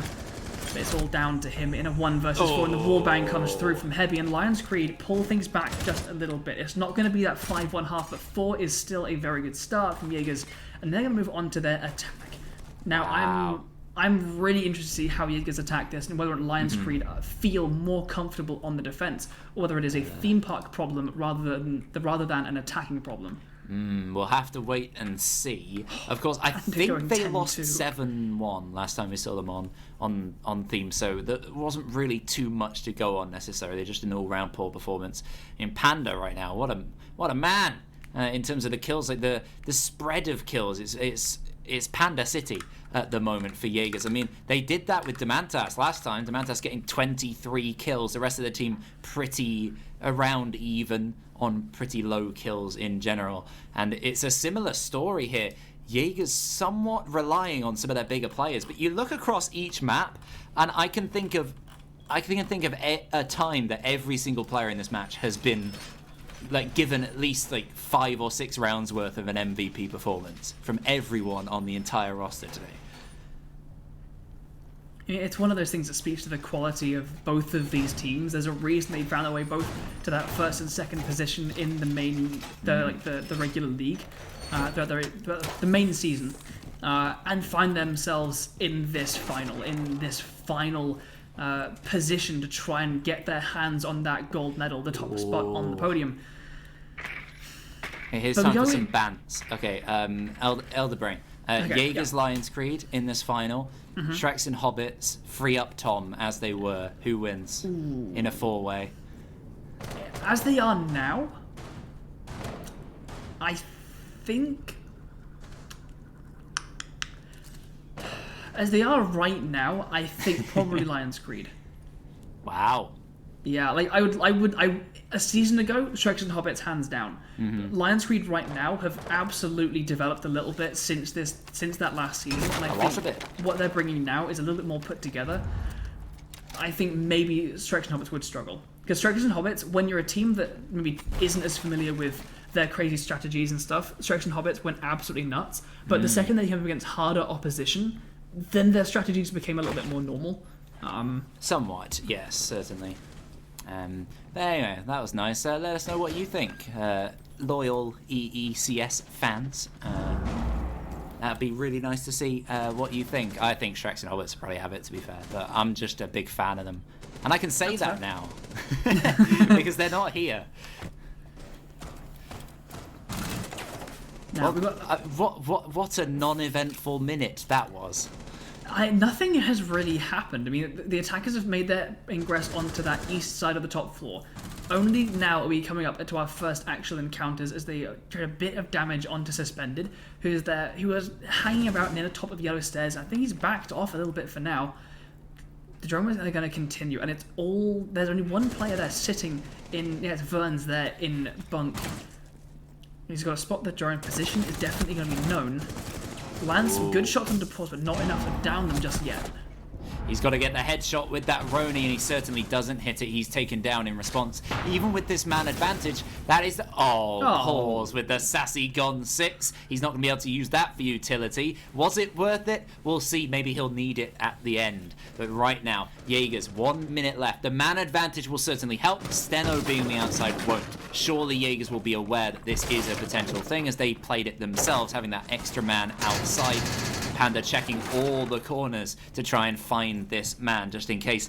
They've focused again on these verticals, and we've seen it so often trying to force players out of common spots. Really isn't that effective, especially when you have one man less to push through these small doorways. It can be a nightmare. 30 seconds left now for Jaegers to make this execute, and they're going with the North Breach.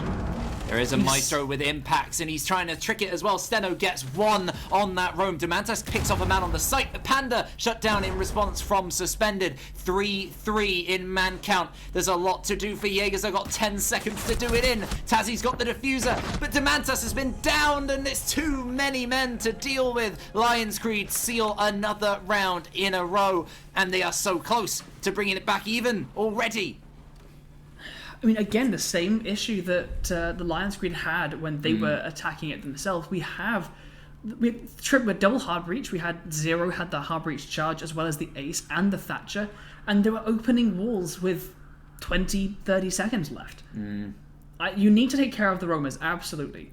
But there are so many operators that you can bring in. They're bringing things like the Sledge and the Zofia, and I think at this point, clearing the roamers and then establishing flank watch is more important than the soft breach to open these verticals. And I'm not convinced that things would be, harder for them if they want to bring things like the Jackal, things like the Dockerbee, things like the Nomad, maybe even the Lion, to secure up these flanks, to clear out this roam and get on with breaching and breaking the site. Because Armory, it's a walnut. It is a hard nut to crack, and you need to crack it, and you can't leave it to those last few seconds.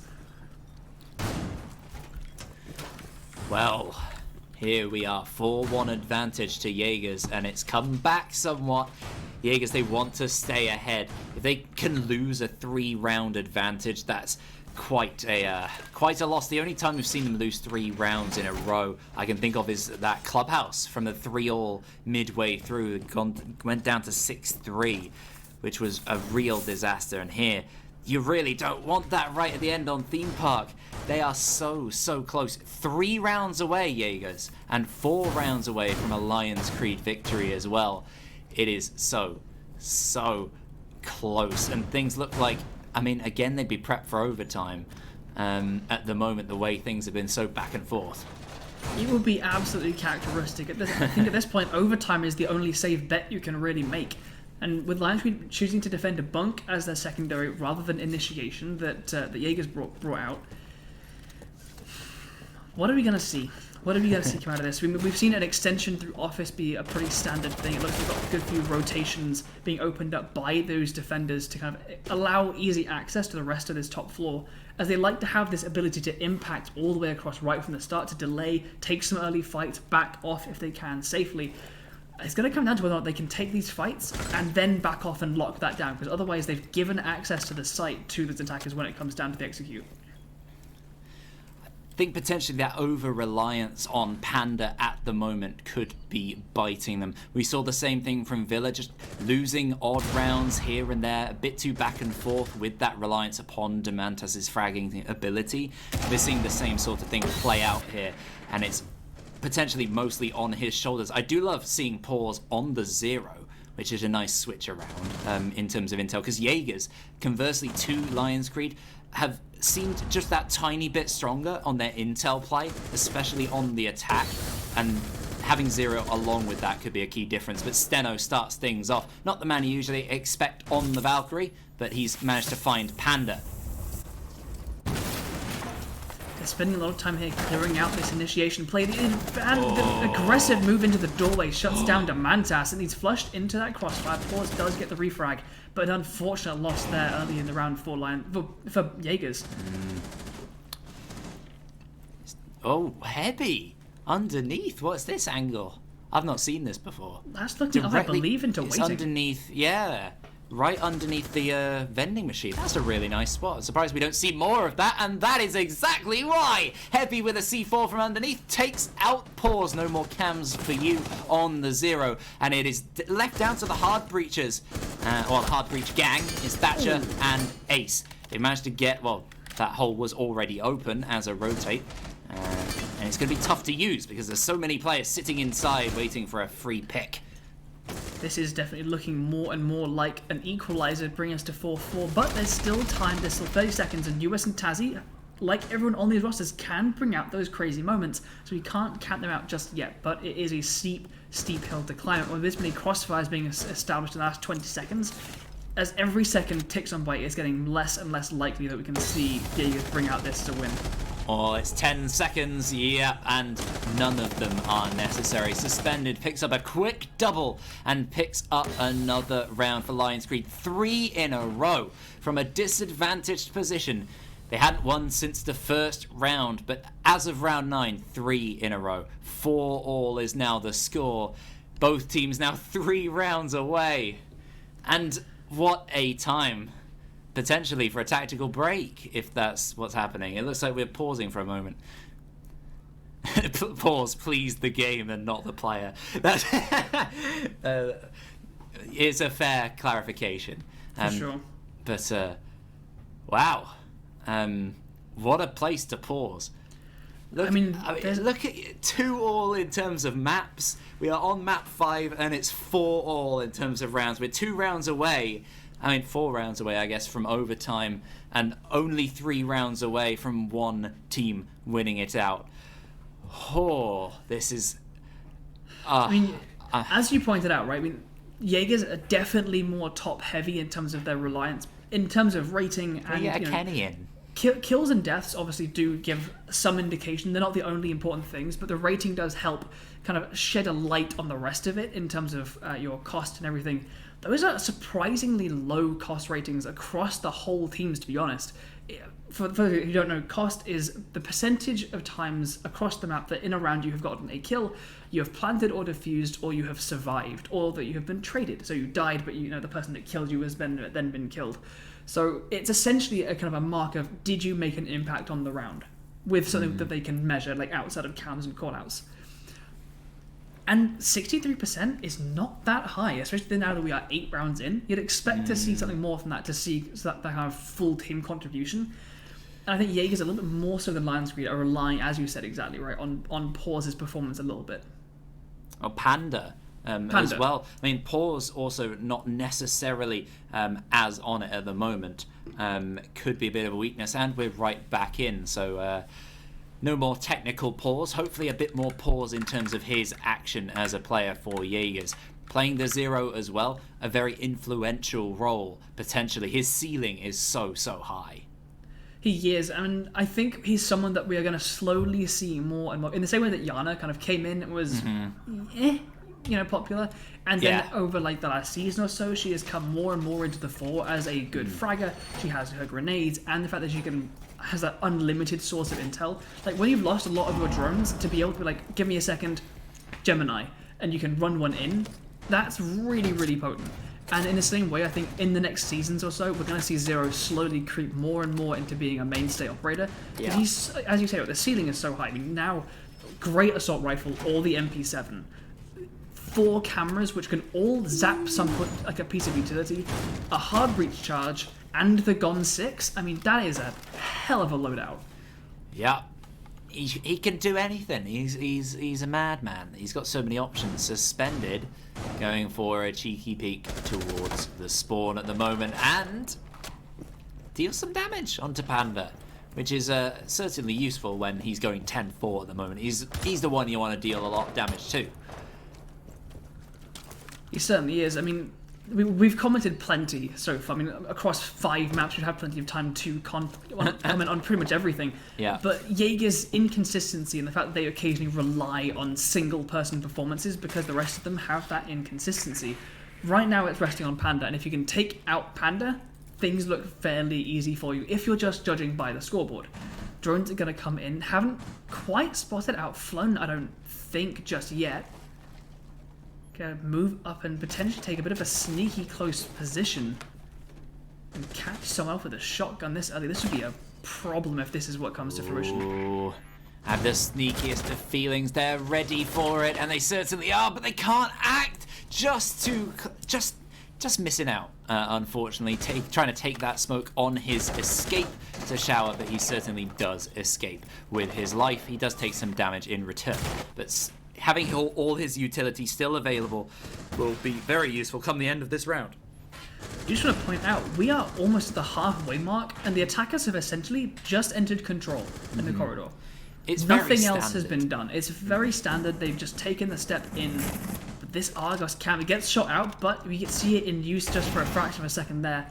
They are quite easy to spot and quite easy to hear being deployed, but especially in kind of odd positions. Ooh. Mantas has been getting so many nade kills today across all of the maps. Well, him and Heavy. Steno, though, strikes onto Jewis. A lovely shot sitting inside a control behind the desk. Panda tries to bring things in the team's favour. Steno is answering back. There we go. The pinch round onto Tazzy. Just catching him off in the corridor. But eventually refragged by Pause, quite crucially, stepping up on the Zero. Now, a lot of time for Jaegers to position themselves, to put their utility down, to use that frag grenade, the Claymore as well, to get drones in positions for the dead players to call things out, especially those Argus cams. 2 players remaining on the defense, and one of them is Heavy, getting a kill onto Demantas, and another onto Panda. What an individual play from the Mute. He's got no C4 left, but he uses the SMG-11 to perfection.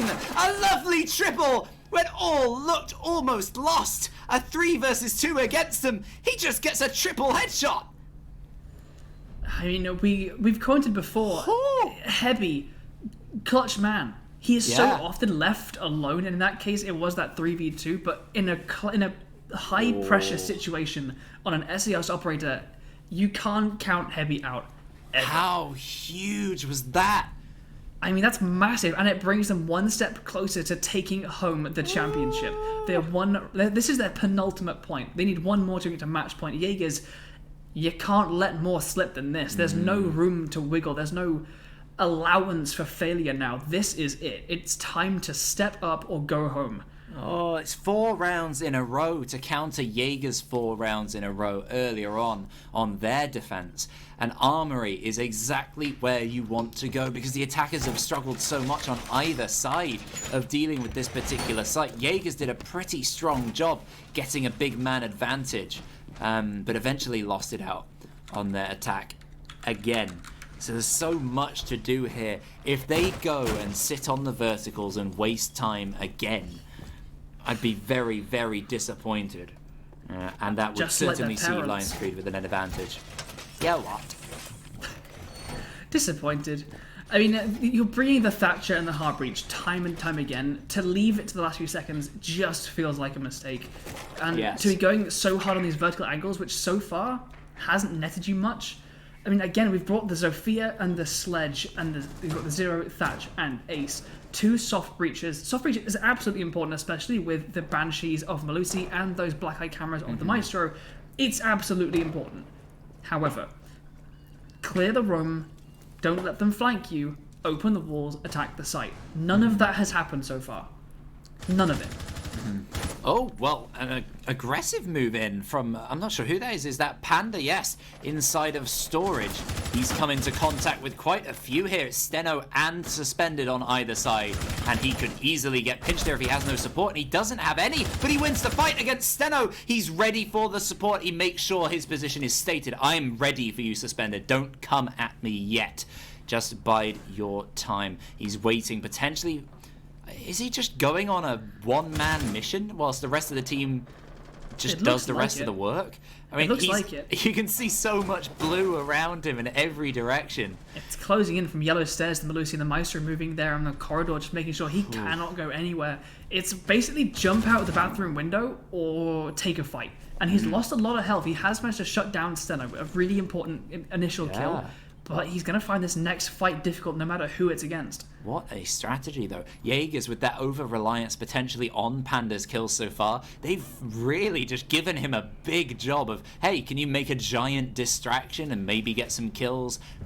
Just maybe worry the defense of LionsCreed with the players around just holding angles and waiting, whilst the rest of the team takes the vertical control, gets the angles open, makes sure that any utility inside the site is dealt with, usually from above, and then we can take on in with a bit of time left. I mean, potentially Panda, though, he is not ready for Suspended. Well-timed push from the Jaeger. So much patience from him and Verns.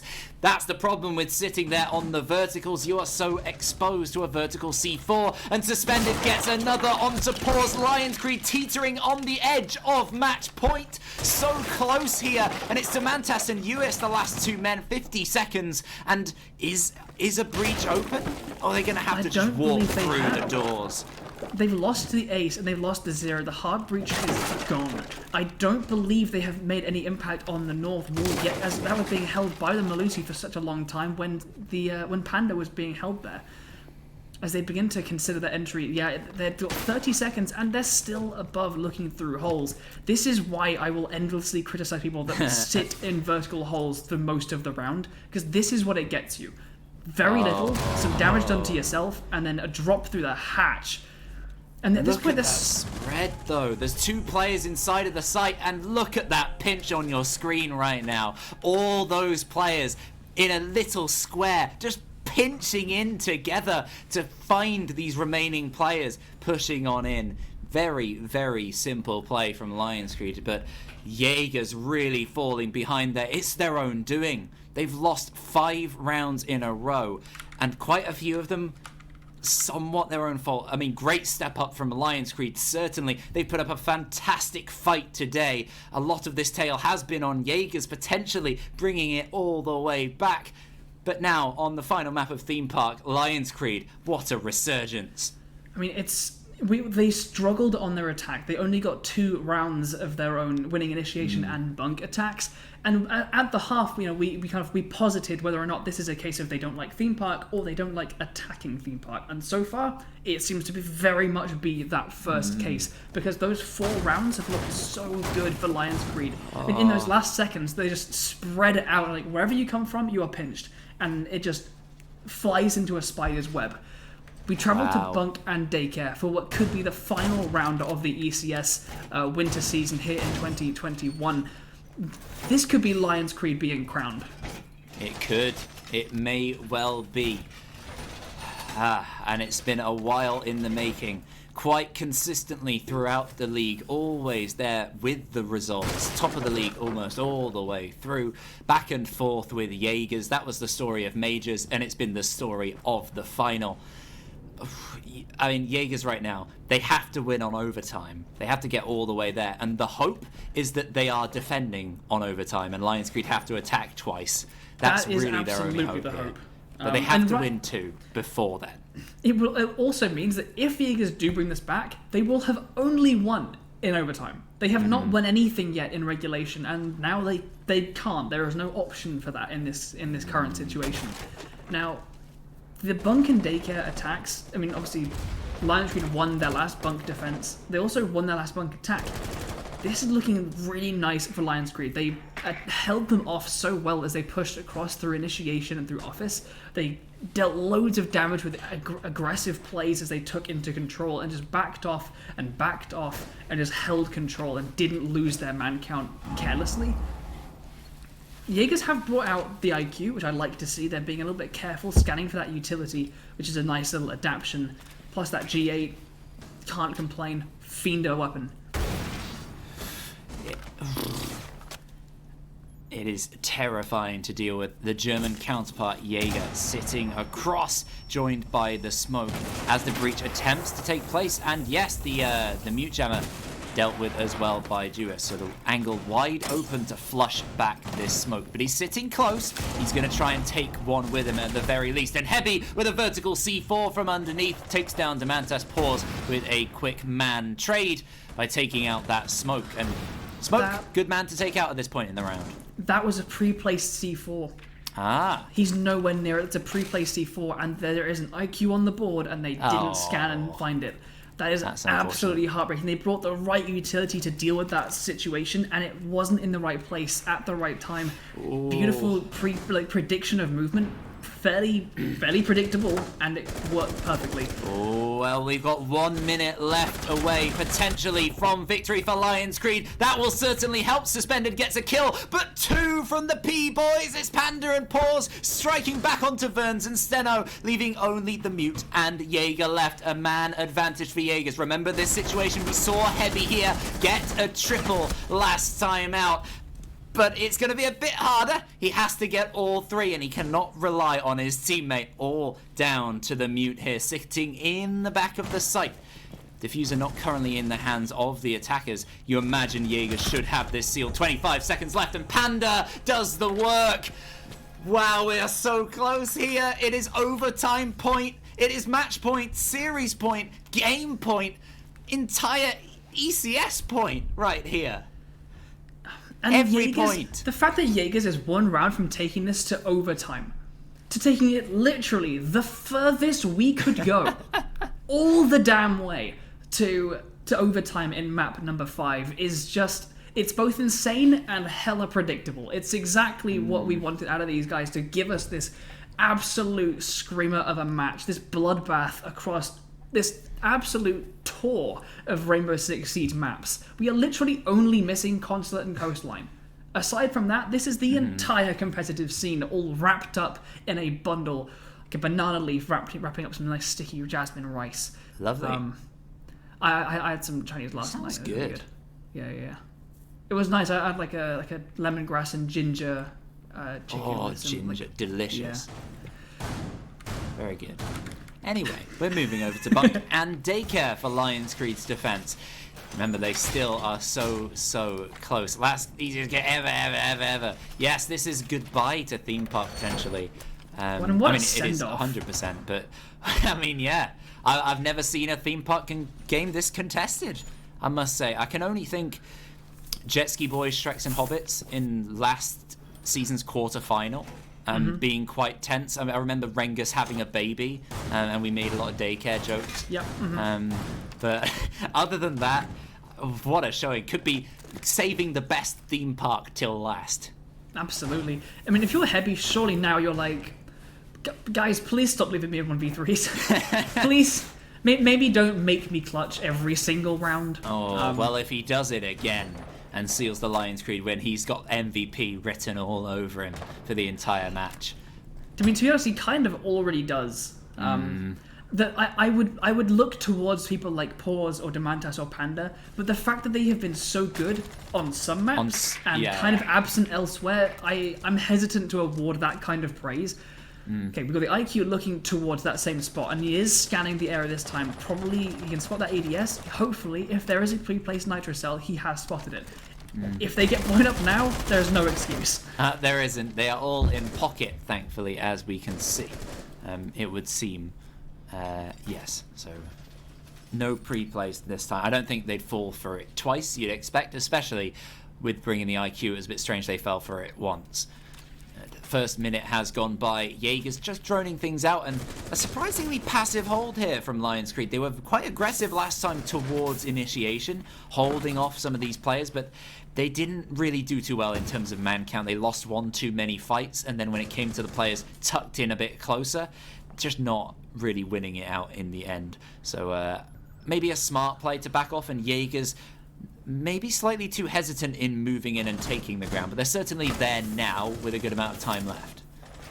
Indeed. Now, oddly, LionsCreed have fallen back all the way into and then reinforced off the site. This is a much more, like, I don't know, quick fallback than we've seen so far. And with a minute and 17, they're already getting it open and getting kills through it. Duet starts things off as Flown's the first one to fall. The kills start coming in. They're in the favor of Jaegers. That's exactly what they need to bring it to overtime. LionsCreed potentially, again, 1 minute away from being crowned victors at a minimum. It is so close here, and you can't count anyone out. Flown falling, you've still got so many strong men left. And angles being opened here by Jaegers all across the floor. They have very little presence on the west side. They are hoping that this east brute force will see them victory. They're going to try and throw this nade through the suddenly opened hole. Will it net anything? Whoa, a lot of damage onto Verns, but it doesn't seal it. 30 seconds left now for this execute as Tazzy picks up one more. Suspended strikes back onto Pause, and this east versus west hold. Steno underneath. I'm sure he's not aware of this angle to Mantas if he gets caught off here. He does! A 3 versus 3! LionsCreed so close, Ferns can't. He does seal the kill, but Jewis with the refrag. Over on yellow. A contention. The player inside a break gets a kill. LionsCreed so close. No! Suspended doesn't seal the kill, but Steno does! LionsCreed seal the win! The winners of ECS Winter Season 2021 are LionsCreed! Could you ask for a more back and forth, tense, absolute bloodbath of a final round to that? They were threatening us with overtime, but no, LionsCreed close it out in the very dying breaths of regulation. And here in Map 5, LionsCreed are your ECS Winter Season champions. Our first season of ECS done, and in what insane fashion. Wow, that was crazy. I mean, credit to every single player, every single member of staff, not just like here with producers and all the gang here, but also like the coaches and stuff of these teams. Like the level of quality was so high during that final. And LionsCreed, they'd won it over when we were EEG, but they are the first official ECS champions, and well deserved. I mean, from the very beginning of Playday 1, they have just been on a huge upwards trajectory, and they've very, very rarely let it go. It came so close, but in the end, LionsCreed are your winners. Can we get Kenny back in here? Is he around? Or is he gone to I want to see his reaction. He's not around? Alright. Oh, well, what a shame. As we take a breath for a start, because that was insane, we've got a couple things to tease before we get Kenny in here before we can get Kenny in for an interview, actually, with some of the players of LionsCreed to wrap up the season. First up, ECS is changing ever so slightly next season. A few switches up to our format, and there are more announcements about that, defining what ECS is going to become coming soon. So if you don't follow us on ECS Rainbow Six, fix that, because there are some exciting announcements to come. Mm-hmm. Aside from that, April 3rd, that is next Saturday, the staff show match, the real highlight of the ECS winter season, is coming. So, make sure that you are free on next Saturday, because there is a crazy staff match. There's going to be so much clash. There's going to be so much clash. You can watch me being just shot in the back of the head by Jess. I mean, Ebak and I are Xbox players who came to PC about a month or so ago, and we've been rapidly training. I have decided to substitute my talent by bringing in Jess Goat, who desk hosted us a while ago, so she technically counts. And so you get to see that mess. So that's that on the April 5th.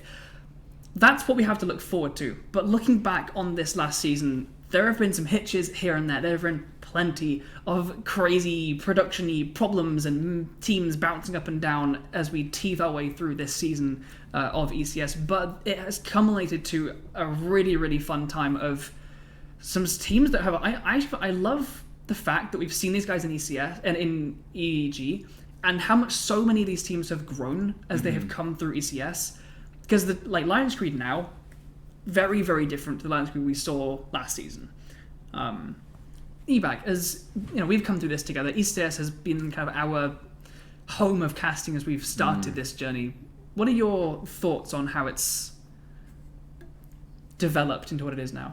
It's been really awesome. I know some cheeky info that I'm not allowed to reveal about next season. It's going to be awesome, is one thing. I mean, what a goodbye to theme park as well. We're going to have Chalet in. That's going to be super cool. And if I'm hearing correctly, we might be moving on to this whole interview thing. So let's whip over and go and see that. See you guys. Firstly, welcome Kilhini, the coach of our grand final winners. Welcome Kilhini, the coach of the grand final champions, LionsCreed. Firstly, congratulations Kilhini. Did you expect it to go the distance? Did you expect Jaegers to put up a fight to the depth to map number 5? We expected them to be prepared for us, because we know they work hard like that, but we didn't expect it to go to map 5, I have to admit. I personally thought it would be 3-1. I thought you guys would close it out on Villa, and as soon as Clubhouse was your victory, I assumed it would be there concluded. But going on to theme park, were there nerves in the camp? Because I know you guys don't play theme park that often. Is it something you've prepared for the final, as you know it's a best of 5 and you can only ban away one map? Well, obviously, since in most leagues Chalet is replacing theme park, we haven't been able to scrim it recently. But normally we've been a pretty good team on theme park for quite a while, so it didn't really have anyone nervous going into the map. That's good to hear. Well, obviously throughout the season, you've at the start of the season you had a few unfortunate suspensions on players. There's been a lot of players swapping in and out of LionsCreed the whole season. Is this core 5 now the best LC roster that you've been able to put together, in your opinion? Well, personally, I think it is, but I guess time will tell. I don't want to go into everything too confident, but I have a lot of faith in this roster. I think it's a good roster. Yeah, totally agree. And one of the stand-up performers, I have to mention him, Steno, as the self-proclaimed best player in ECS. Do you think that he has now made that fact with his second ECS, or obviously formerly EEG, but his second ECS victory, and one of him and Verns are the only players to win ECS twice now? Do you think he is the best player in ECS? He's been the best player in ECS for a long time, and I think it will stay that way for a while. Oh, well, Dom's taken his kill record now. He'll be hungry to get that back next season, I'm sure. Didn't see him take the win though, did I? Yeah. Steno loses the kill record, but takes the all-important W.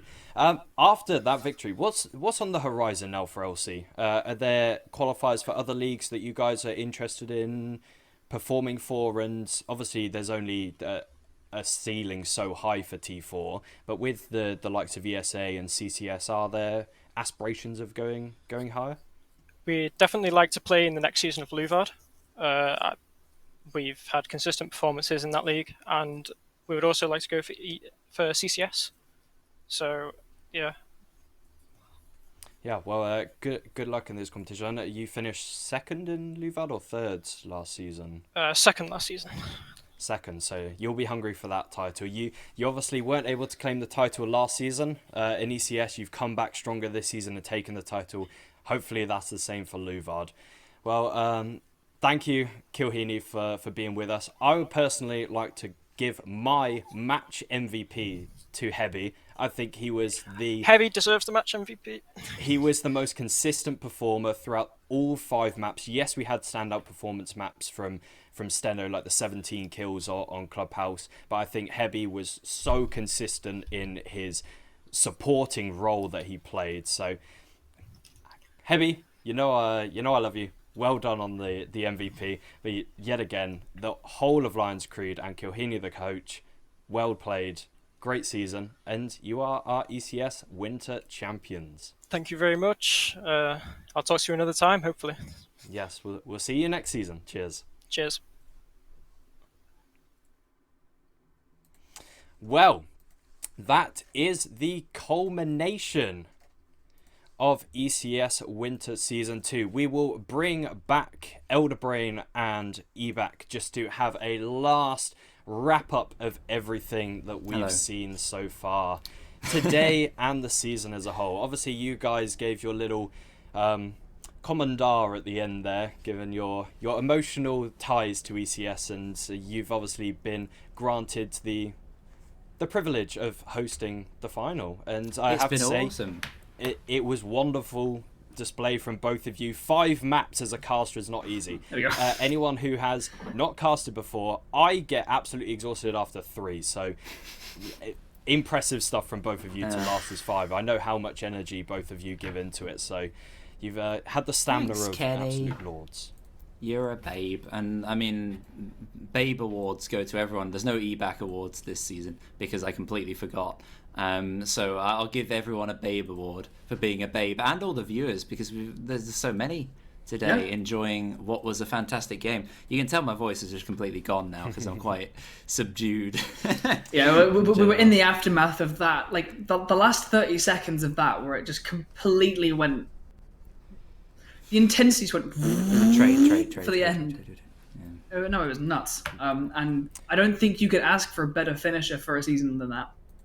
Yeah, I totally agree. That was an absolute incredible game, and thank you very much. Also, obviously, commiserations to Jaegers, but they put up a fantastic show all season and in the final. Just from us here at ECS, we'd like to do a couple of seasonal thank yous. Obviously, the owners, Jerry and AJ, doing amazing work behind the scenes all season. The unsung heroes, the getting the schedule done, sorting all us messy casters around with our schedules and not turning up at the last minute.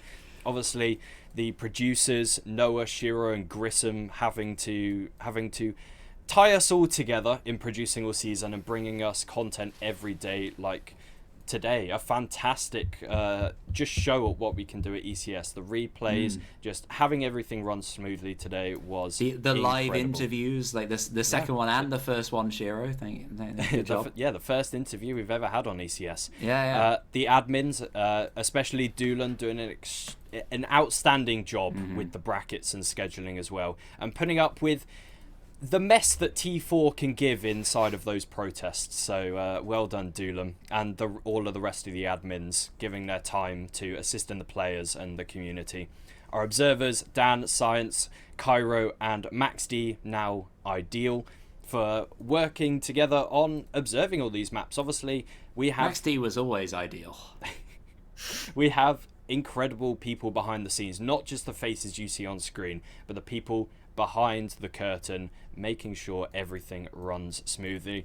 Our amazing on-screen talents, the people whose faces are with you. We have Jerry, Whippet, Tudors, Girafero, Stakula joining us from overseas, both from NA, those final 2. CCV, McCready coming in for the first time this season. We had a guest appearance from Fraser as well.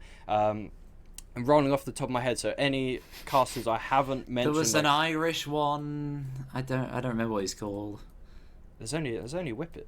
is Irish, isn't it? Oh yeah, that guy. Yeah. There's something to do with a door. Mr. Doors, 2 doors. Mr. Door. And of course, you two who held a fantastic showing in our final. Our amazing players from Open Division to Major Division, and all the players and teams that put on a show in the playoffs. Thank you very much for everyone this season. We will have a short announcement coming about the next season of ECS. So stay tuned on our Twitter page and join the Discord to get all the announcements that come forth. But that's it. That is it. Our grand final champions, LionsCreed, take it all. But we're not done just yet for the season. LionsCreed may have taken the regular season, but on the 3rd of April, next Saturday, or this coming Saturday, we have the staff show match, which, yes, we have an incredible map pool that has never been seen before. The likes of Yacht, the likes of New Border will be showcased. Canal. We have all around 25-30 staff from ECS battling it out in our staff show match next Saturday, so make sure you tune in for those. It will be an absolute blast. We will have some player cams with some questionable outfits from players, just to spice it up a bit. But yeah, that is everything this evening. We've done our thank yous, we've done our congratulations. The only thing left, Ebac, give us a song. Oh, why have you done this to me? What song do you want? We Are the Champions by Queen. Oh my. I'm joking. I won't not put you on doing the spot. But yeah. Well done, LionsCreed. Well done, everyone. Thank you for tuning in, and we will see you very shortly in the staff show match and in the next season of ECS. See you guys. There he is. Oh, bye. Guess